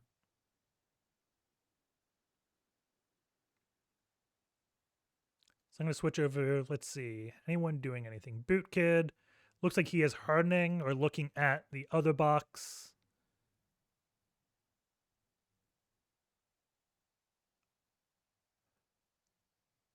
Benderbot is still testing things. We can go over to USA 4, look at what Austin's doing. He has an Nmap thing. Normally, I wouldn't run Nmap in these type of events, mainly because you can log on to your own box and just do a netstat and see what ports are open. Netstat does take some time to run, so you may miss it. And it's only scanning that top 1,000 ports. So remember, we talked previously, it doesn't come into play here, but Kubernetes runs on 6443 for the API, and that's not in the top 1,000. So you may just miss something right away. But Now that we know.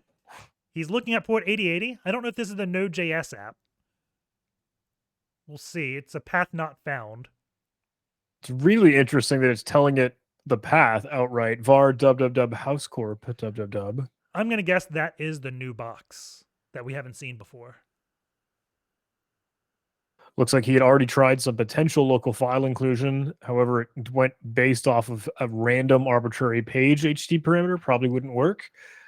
Well, that all depends. We don't know what web server is 8080. He didn't run it with Right. scripts, so we don't know if that's Apache or Nginx. Yeah, the LFI is not going to work, right? But there are a lot of old vulnerable web servers that do have that LFI, right? So, like, is it like Nano HTTP server that's super vulnerable or something? There's some vulnerable HTTP servers, but not looking at the server header, we can't see that. I was just tracking his host name. I see root at I love IPSec. I didn't catch that before.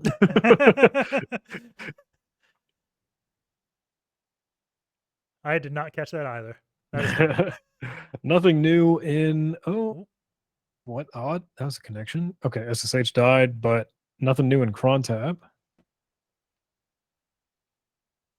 I'm not sure why that connection died. Maybe That one of is his own odd. teammates killed his own connection thinking someone was on the box. Maybe. So let's see what Samwise is up to.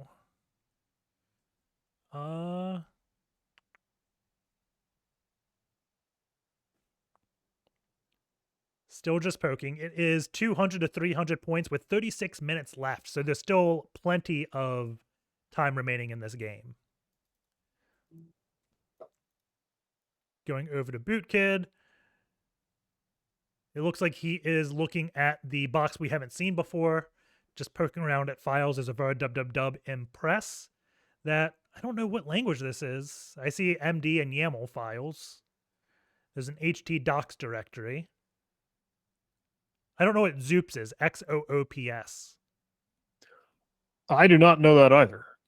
Unless that's some weird typo or XOOPS. I'm not quite sure.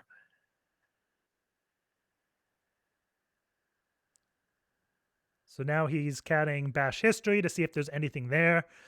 Surprised he doesn't go to other users and check that. Maybe I don't know what the users command does, but it output root 4 times. Is that a thing? Is there a user's command? He's going to Richard now to sudo su to it. And now he's probably going to check Richard's bash history to see if anything's there. Oh, that's no, he just interesting. exited. He did not check. Okay, he's back as Richard. CDing to home. Bash history is a folder? What? That is odd. Now he's running the file command against it to see, does the eyes deceive him? It is blue. It is a symbolic link to that Ah, file. okay. That makes sense. So there is no history here. So again, he's just poking at the new box to find vulnerabilities. So when he gets on the box, he can do things, right? Gonna go over to Panda to see what's going on here. Again, he is looking at his own box. So everyone seems to be taking this purple team approach to these boxes, right? They log into their own box, find the vulnerability, and then throw that against the attacker's box because black box assessments are a painful and take a long time, right? You have so much advantage being able to look at your own code that you're running. It is a little bit of a mental shift to be like, oh, whoops, I got to go look at my own box because I know I'm going to have the same duplicate stuff that the other team does. Then you just know, okay, now go actually target the other box, not our own. Yeah. I still can't believe like how quick it was to get that Webmin thing. And Yeah. they haven't submitted points again, which leads me to believe the other USA team kicked off their persistence because, again, they were just users, so they couldn't just persist with everything, right? Now we have him looking at Sophie. I wonder if Sophie has an IDRSA key that is the same. Uh-oh. I wonder if you don't rotate Sophie's key, can you just use this IDRSA to log into the opponent's box as Sophie? Like, they always say change your passwords, but people often forget to change secrets and keys. So I think that's what we're going to be seeing here, why he's looking at these files. Let's see. He hasn't checked that key yet. I'm curious if he will.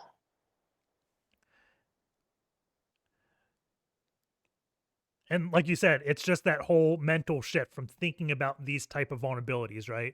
Like, essentially, you're in this event and you can treat this as assumed compromise, right? Oh, yeah. Without a doubt. And you may not be thinking, it's as easy as just catting my IDRSA file and throwing against the opponent's box. Sometimes it is that easy, right? The other thing that would be helping is if you started doing like ls-las more often and looking at the metadata around the files, maybe that would stick out. For instance, if you did LSLA and saw the SSH key was generated 10 minutes ago or however long this game started, he knows it's probably generated upon boot or something, right? But if he looks at it and it's a few days old, like before this event, it's probably going to be the same on his opponent's box. Very true. Checking out the timestamp is probably vital, digging into these. And even just that quick check with LS-TAC-LA, you don't need to get into the absolute nanoseconds or whatever with stat. It's just worth looking. And I don't know what this NBD server thing is. Oh, NBD, I've heard. I think of that. I'm thinking like network backdoor. What? But it's in Pac-Man, so it's definitely not that. It's a legitimate service that may just be installed that is vulnerable. So it's not all about webs here.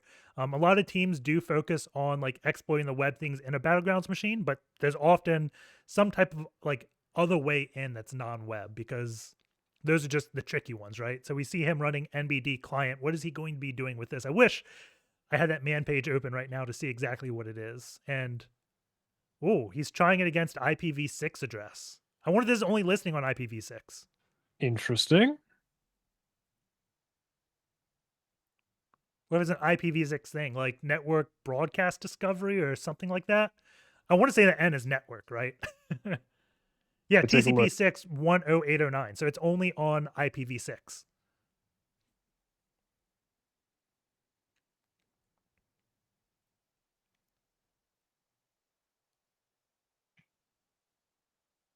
Let's see. Is that port open on V4 as well? Doesn't look like it. So he's trying NBD client to see what it is to use to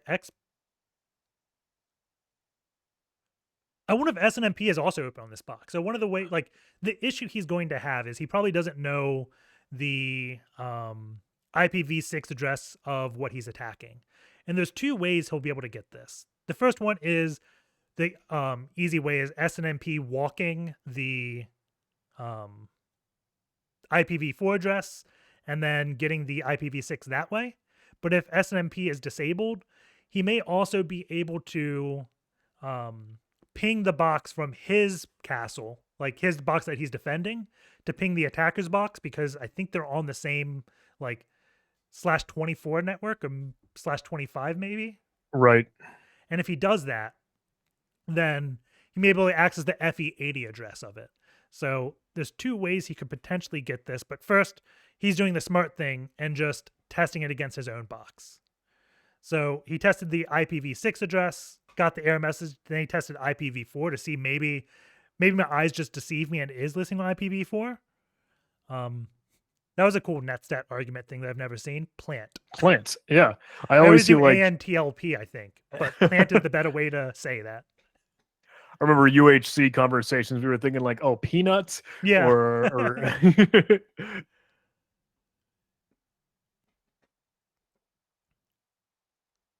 So I'm gonna go. Let's see, whose screen is this? This is we are Panda on Cannon. Panda I'm gonna look check Controls. BenderBot. He's in VS Studio. Let's see. Ooh, BootKid has a shell as Sophie Ooh. somewhere. Did he just simply SU into it? Okay, on the left-hand side, it looks like he Sudo SU'd SU into it. Richard. I wonder if this is his attack box. I'm guessing it is. It might be. Let's see, USA 2. Wait, it has 700 points, so maybe not.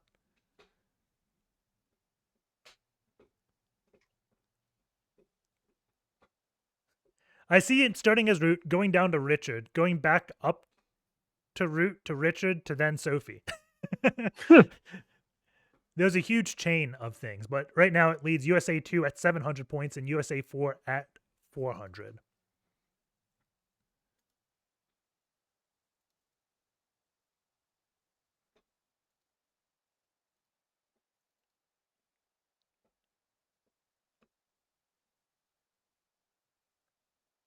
Jumping into USA 4. Yep, I'm looking at Austin right now to see what he's doing. He created a .htb backup, or maybe that already existed. Check Samwise. There is the first web GUI I've seen of this finals, Impress CMS. And we can see now he opened up the score, so only one thing has been compromised. So they just keep getting that low priv user on the first box, that webmin thing that they used the pwn me out SSH for. And I'm guessing they just haven't found how that user persisted, because they've submitted multiple points with that user. I want to say you get 300 points per 100 points per user flag, 200 per root. And we see the score at 500 to 700. So one team has submitted a user flag twice. So it's all coming down to being quick right now. Both teams, I would say, are pretty even, but the USA 2 team just exploited that one previous box way too fast. That is where race comes in. It's just being quick on your feet, making use of that time. And I think one of the things that USA 4 could have done, 600 to 700 now. I wonder if they just got a flag.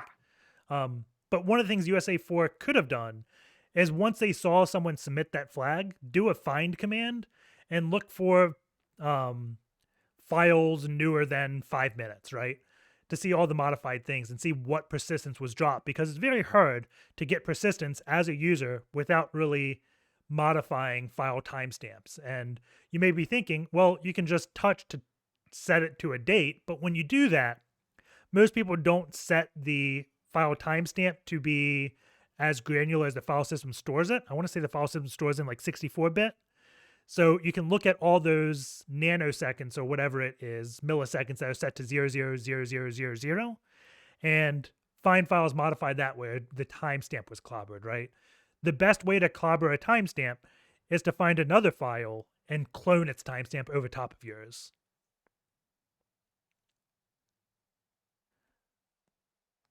But it is just 100 points differing the two teams with 25 minutes left.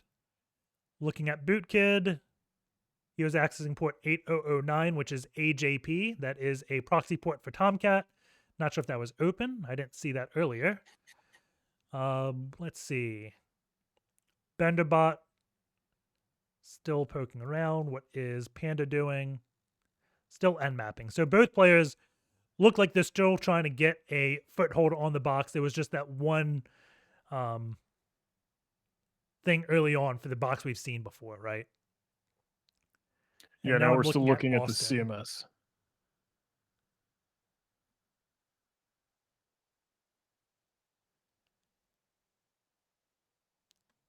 Checking SSH keys. It looks like Austin is hardening. So now I'm at Samwise. It looks like he is potentially going to be trying a exploit against this Impress CMS.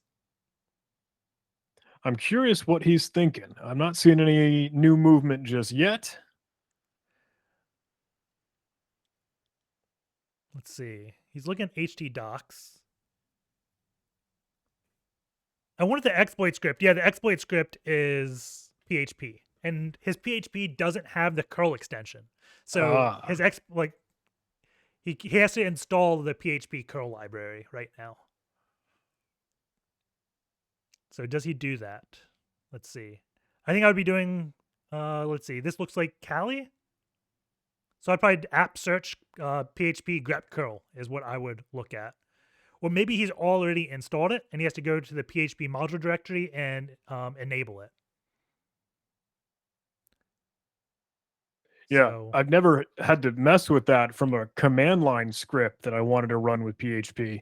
yeah, I'm guessing he just doesn't have it installed. Right. but I think the command would be like php en mod space curl or something like that. You just had to find the module name. And he was next to that directory. There was a PHP like modules available directory. So you'd have to go into that, look at the curl module is there, and then go at it, right? So now he's in PHP ini. He's checking if, I guess, the module's here, extension curl. So he's going to uncomment that. Does this fix it? This is the PHP CLI. But this is from like an old HTTP box he did. We see this is the registry PHP ini file. That's definitely not going to be it because his PHP version was PHP 8 and he's editing a PHP 7 thing. So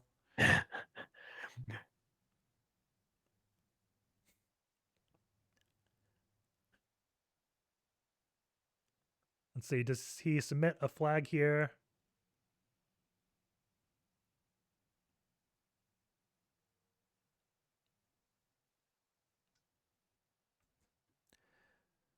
Oh, they have root flag to unimpressive. Huh. How did they land that? I don't know. 800 to 900, still just in USA 4. Or I might have that wrong. USA 4 is in the lead, I believe. Gotcha. They overtook it, I think. Yeah. All right. Well, this will be a little bit neck and neck then as we are getting closer to the last half here. Let's see. What is going on these streams? Is Benderbot?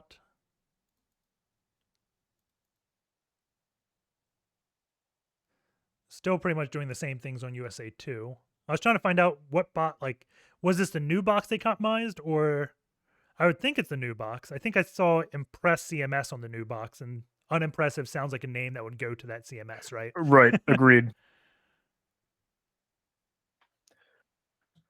Pandacron still playing with NBD, still trying to understand what that service is. How can I connect and interact with it? Not seeing any forward motion just yet. I'm looking at Samwise right now. He has now started to look at this NBD server. Samwise is on USA 4, so we are looking at the team right now that's in the lead. It is currently 1,000 to 780 points with 20 minutes left on the clock. If he can get some traction with NBD, I think this would push them over the edge, if not already. There still hasn't been any forward motion on this NBD effort.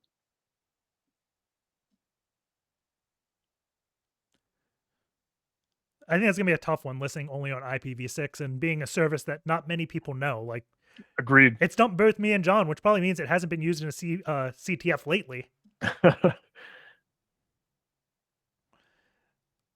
I always think, man, we have homework once we're done watching these. Once we're done doing this commentator work, it's like, oh, dang, now I got to go figure out and I'll learn all this stuff.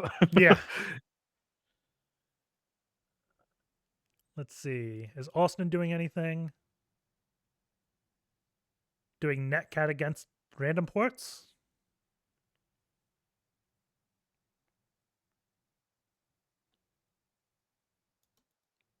Go back to Samwise. It looks like he's installing a package. I wonder if this is the PHP curl package. 50%. Hopefully. Oh, NBD client, I think. Oh, that would make sense. So now he's going to try his hand at this.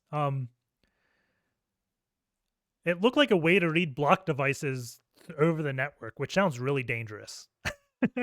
Yeah. Network block device client library. Network block device. Like, I wonder if you can just access the raw disk and mount the disk remotely and then get IDRSA or whatever you want remotely. NBD server is supposed to serve a file as a block device to other computers running this. Huh. That's wild. It is the server for the Linux network block device. Look at all that learning.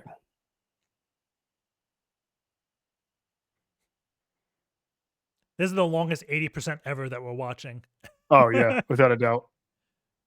Couldn't resolve device. Uh-oh. Huh. The fact that this is only listening on IPv6, though, would just kill me. Yeah. I would be defeated. So it looks like this crypt setup froze the install of the service, so we don't see what's going on with him.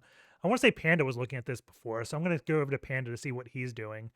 Ooh, I see a sudo mount dev nbd 0/. So I think this is how they got that root flag. Oh, okay. And now he's Googling nbd mount hanging. So Panda Yep. is definitely further along. I find it funny.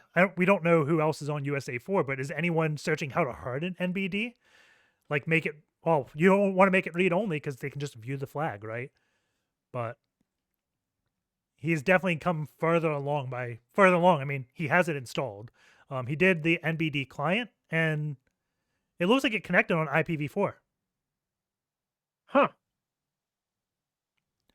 And the home backup, it connects. I'm guessing what he has to do is run a file against the block device to figure out what type of partition scheme it is, because it may not export it as ext3 or whatever, and have the correct mount syntax to mount this block device, right? I think I would run strings against the block device. Hey now. Strings is OP. I know. But you're preaching to the choir. Little tongue in cheek, but I'm like, if you do strings, grep for an MD5 sum, there's a chance you find the MD5 of the file you're looking for, the flag. True. But he is looking like he is close to that. I think you've done that before. Had you not? Like besides when we played our CTF, you sort of told me like, yeah, we just ran strings in the VMDK image. Yeah. Strings with powerful greps. Oh yeah. Trying to see where the log is to understand what's going wrong. I'm going to laugh when the error is like, oh, I need to use IPv6. Probably.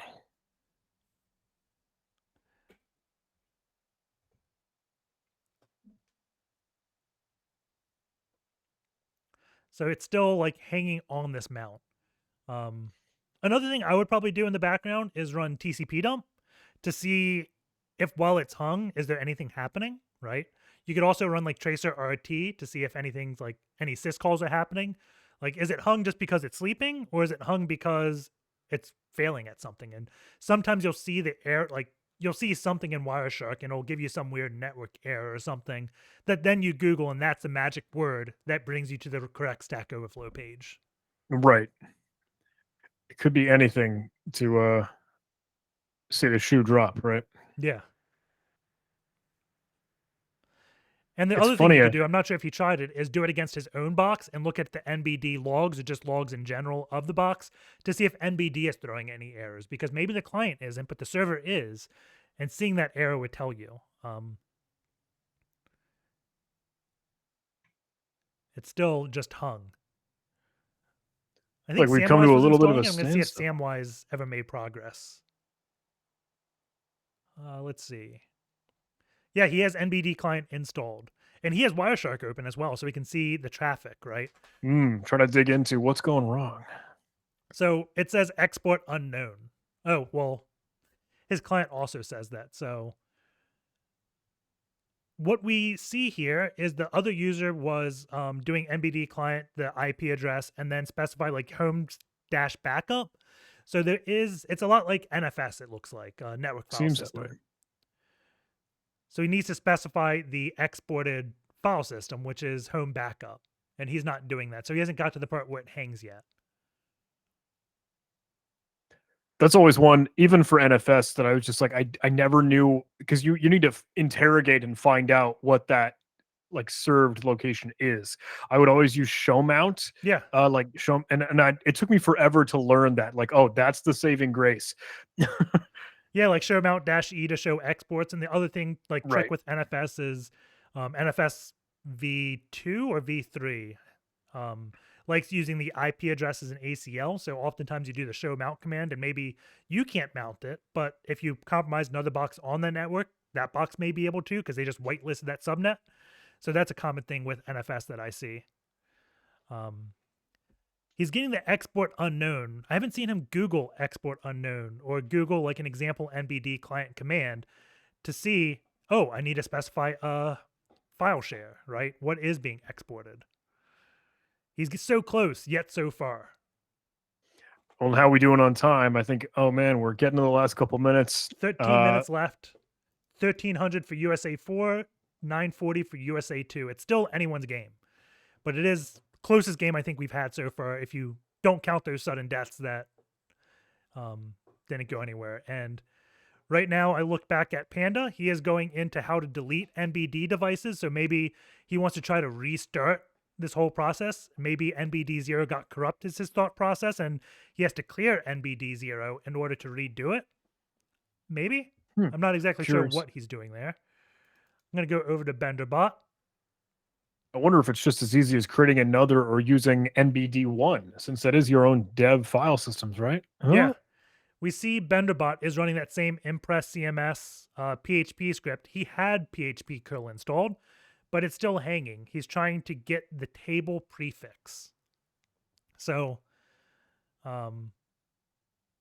this looks like it may be a blind SQL injection. Well, I know it's SQL injection. I can barely read that. Let's go full screen. Let's see. Maybe that's easier for people, but we can see the one step says before retrieving database name, it's SQL injection attack. So I may modify this PHP script to put the table prefix in it, so it doesn't have to guess this. I'm guessing it's doing some type of blind attack to get characters one at a time that's just taking forever. Oh, he got one. Got something, but what is that? Just a Is that a dot or an asterisk? I can't tell. This is allegedly a remote code execution exploit, but you're right. With the SQL injection, if it's trying to do something blind, that is data that you might already know if you can track it down on your own box. Yeah, he's presumably the version number lines up because it gave him the DB name. Just a slow exploit, and you do not want that working against you when you're running up against the clock here. Yeah, there's 11 minutes left, and he's got one character of a table prefix. If he has to get a hash that's probably 32 characters, ain't gonna happen. So he's got to do something to speed up that exploit script. Let's go over to Bootkid. What is he doing? He was the one that was having trouble with this Impress PHP script. So I think he's just Googling on another screen. Panda, he is still trying to figure out this NBD client. Samwise, he is installing NBD Fuse. I forget exactly what Fuse stands for, but it's often used to just mount weird things. I always use the Fuse mount to mount VMDK files from VirtualBox, VMware, things like that. So it looks like he may be close. Maybe the secret wasn't using the mount command on this network block device. It was using the Fuse mounting thing. So I think he is on the right track with this, if I had to guess. I'm doing some quick Googling, and it does look like that's at least a little bit easier to use as a command line for fuser mount and NBD Fuse.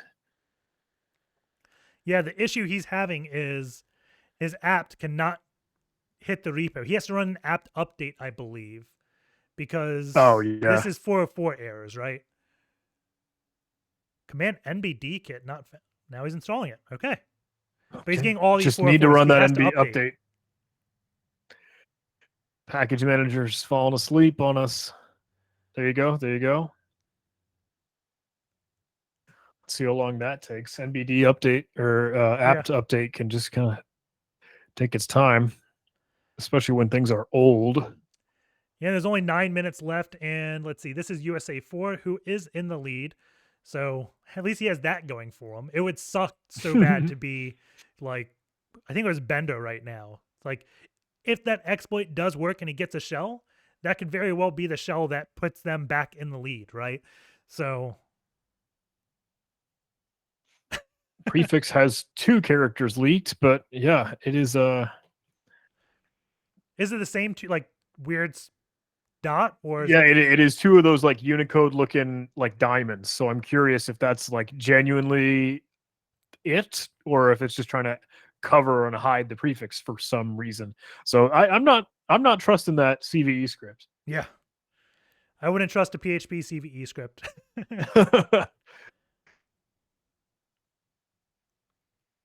I mean, that could also be a case of, I don't know how old the vulnerability is, but maybe the PHP, it's expecting version 5 and he's using version 8. And there's like, the script is just not capable with that. It's like not as backwards compatible, right? Looks like his apt update has finally finished. So now he can install this, and let's see if he mounts this with the F user mount if he goes to it. It looks like he doesn't realize his apt update finished.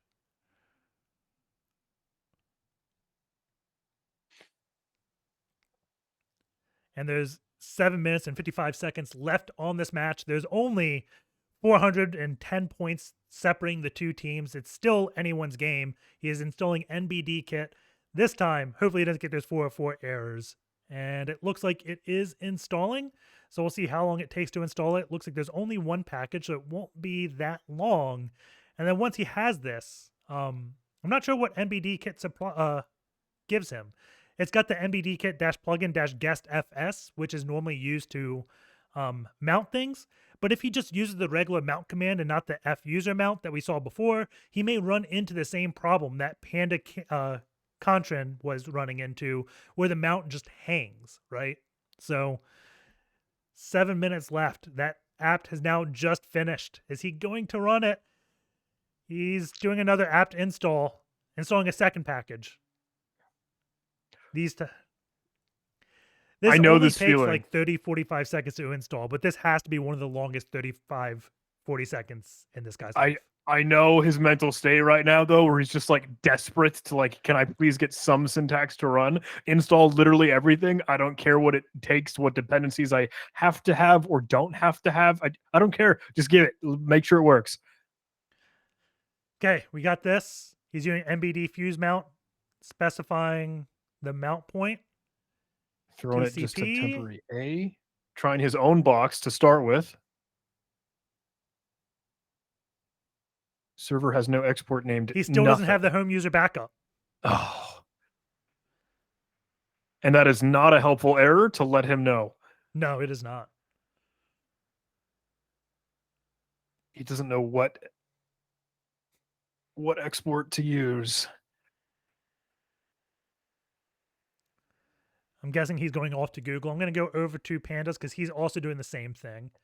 Cool. Still, and Panda does know that he needs to have the export name, correct? He was tracking that home backup. Yeah.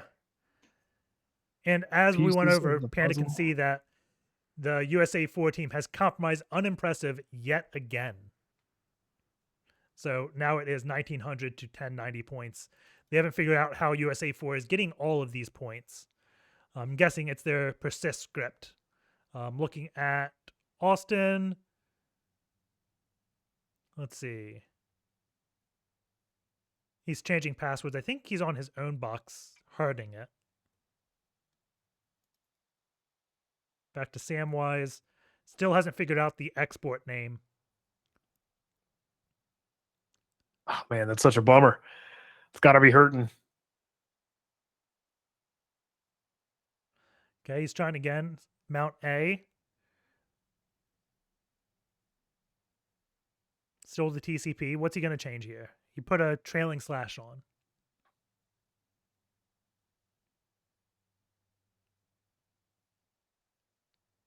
No export name.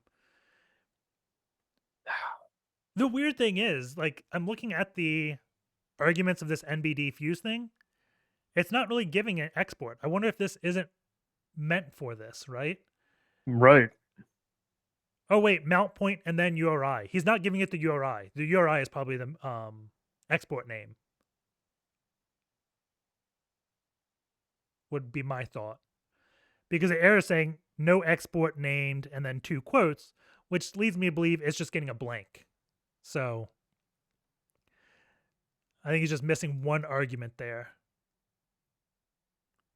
And we see on Panda, it looks like Panda is on his box killing off the access that the other US team has. I saw Bootkit drop a hash for something in there in their own chat. I'm curious what they might be tracking down. Don't know if anyone's going to be doing any hash cracking to get either into Impress CMS. If Bender got some progress on that script, still seeing slow motion for that prefix that was trying to leak.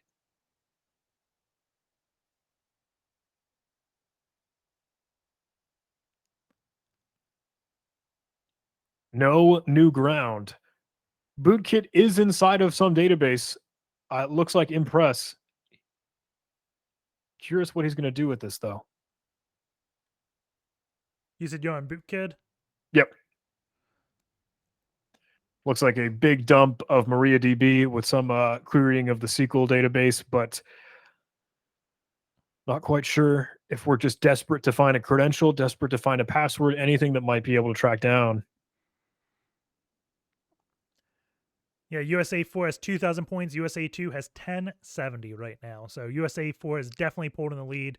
And I'm just surprised that the USA 2 team hasn't been able to kick USA 4 off that one box. We've only seen compromises on that unimpressive box. So, well, it's interesting. I think those would have been eyes like we aren't seeing yet. I don't know what ETH007 or Shown, other team members as part of that USA 4 team might be doing. yeah. But everything that we've seen from Austin and Samwise have just been fighting with NBD.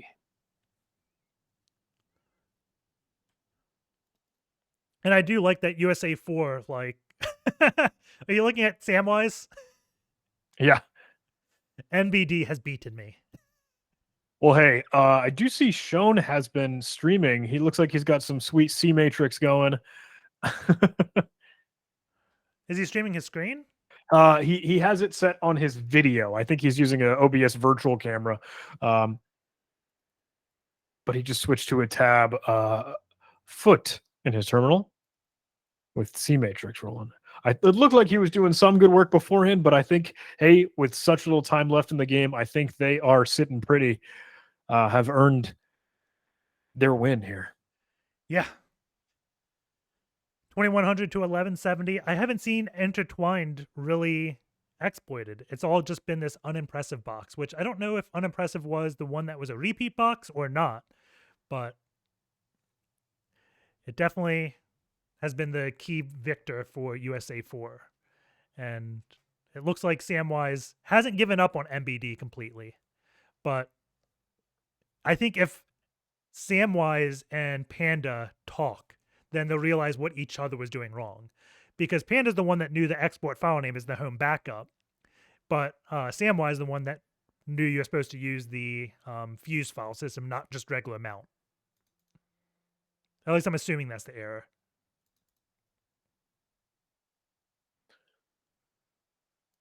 Well, coming down to the wire here, Yep. we will have our victor claimed and titled soon. There's just 15 seconds remaining in this game, so it is going to be USA 4 winning. And that is the team with Austin, Samwise, ETH007 or 007, and Shown. So we're going to throw it up to a quick break right now and then figure out what happens from here. But that will be the end of the games. I'm sure we're going to do an interview or something. So stay tuned. We'll be back in 5 minutes. Perfect.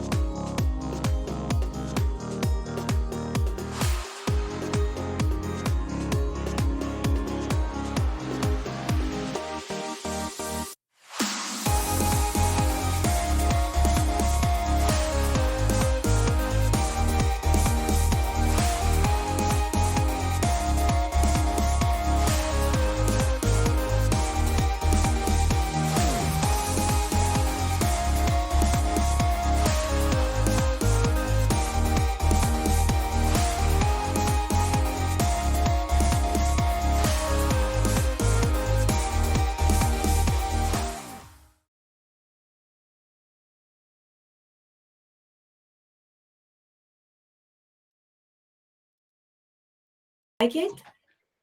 Yeah, it was really well put together. I feel like it was a lot more. The last time we did it was a little unstable, but there's a big improvements this time. So Mhm. Was that a different game platform or? no, it was the Hack the Box one last time Okay. we did it. Just a little You mean more. last year or in September? I think it was September. That one was a different, another thing, like completely different. Okay. So we're back. Let's So congratulations, Austin, with the win with you and your team. What How's was it feel? Yeah, how's it feel? Feels great.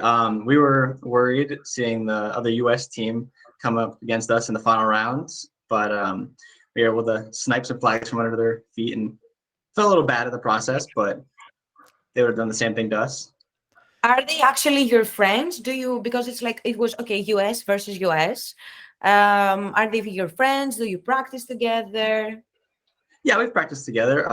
Some of them I competed in Greece with for like season 1 cyber games, and being able to compete against them again was kind of stressful because they knew all my strategies, I knew all theirs, especially since we have all like the same GitHub that we've been somewhat uploading to, or other people have been.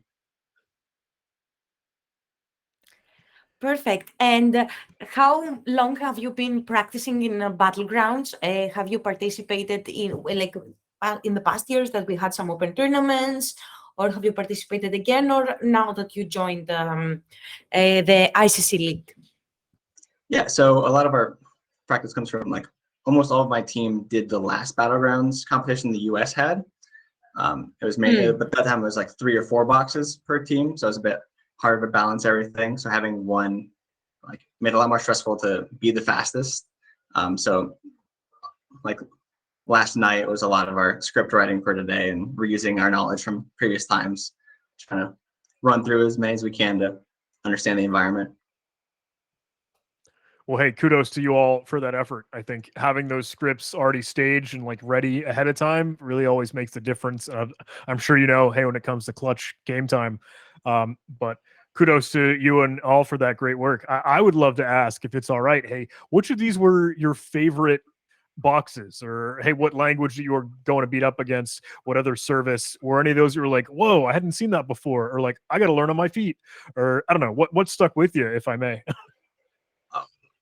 What stuck with me, I mean, you talk about like the speed, is the box that we saw in round 3 and in the semifinals, and that was also in the finals. Well, like the US team secured that almost instantly. Like I tried like throwing my exploit and they beat me to it.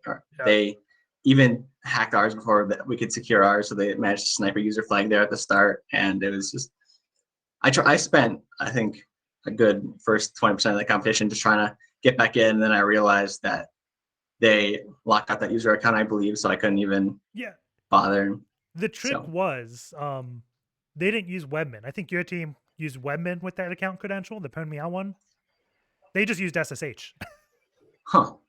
So that's how they did it faster, because they have to fumble with the Webmin script of setting up all the like listeners locally.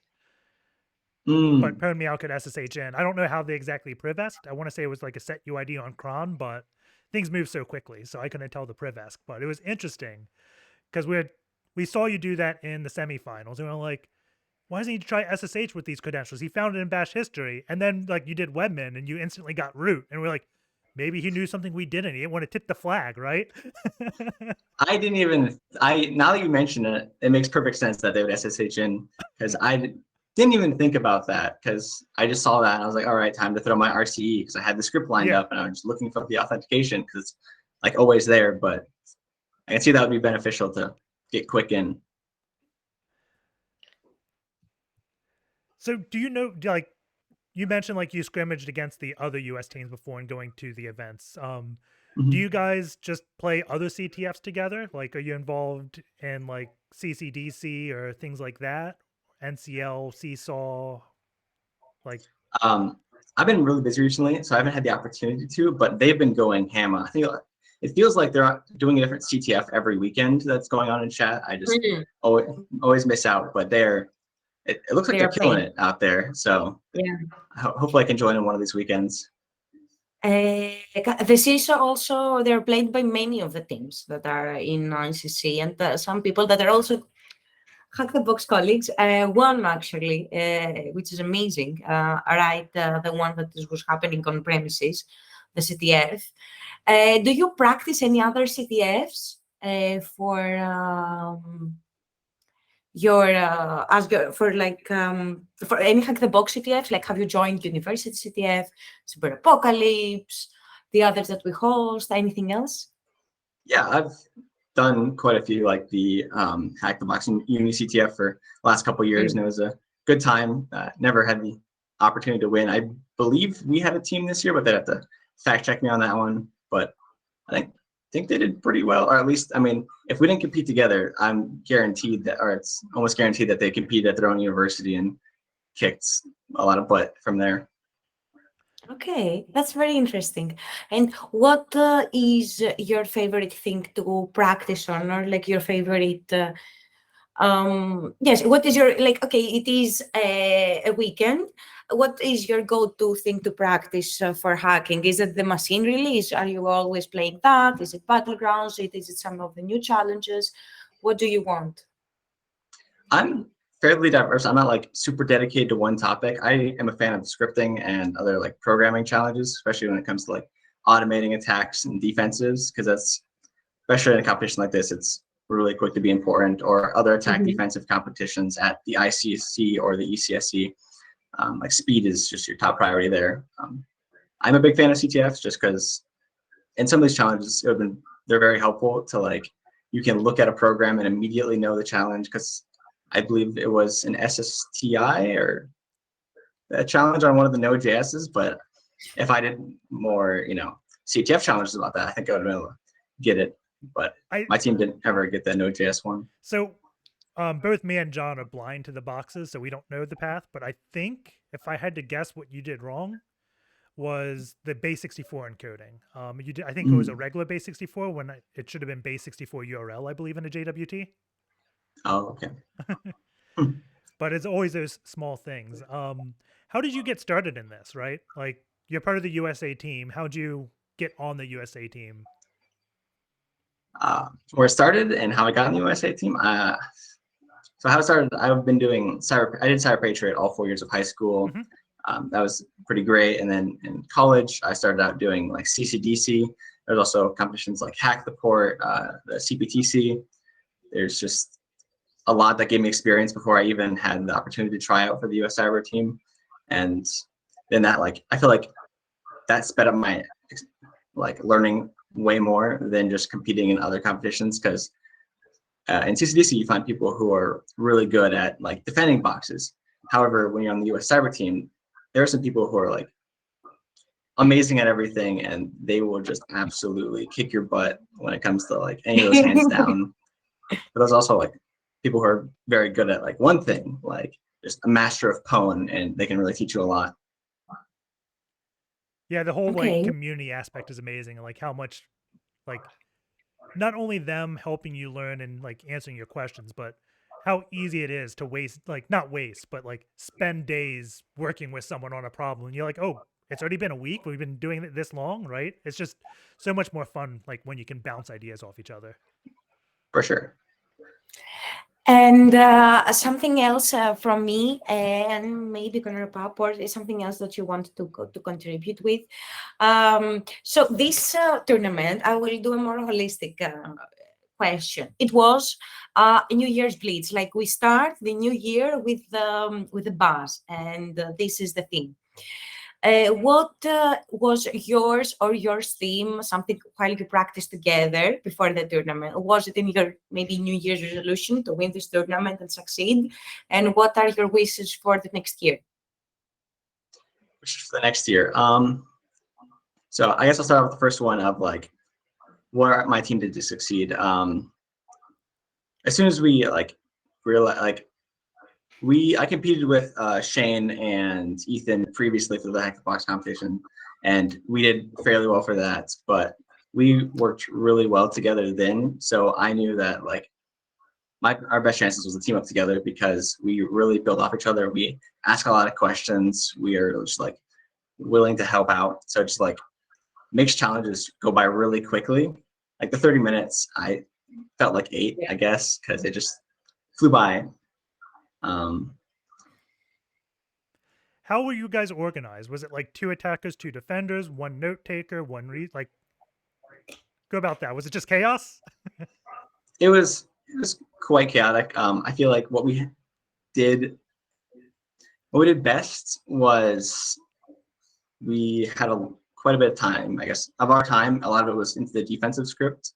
I probably don't want to say too much about exactly what it did, but like we leaned into just trying to secure the boxes without breaking services. So that required a lot of going to different battlegrounds and running the scripts and making sure it didn't just like immediately kill our box, which is pretty important, especially when if no one's scoring flags, it's better to not lose points because your box took down SSH or something. That'd be problematic. So it sounds like you just spent the past week or 2 weeks, however long it was, trying to do all the defensive stuff ahead of time. So you built like a universal defend script that just does basic things to make attacking harder. Maybe like playing with IP tables, the PHP configuration files, things like that. And then that allows you just to run the script and have more focus on attacking, right? Yeah, for sure.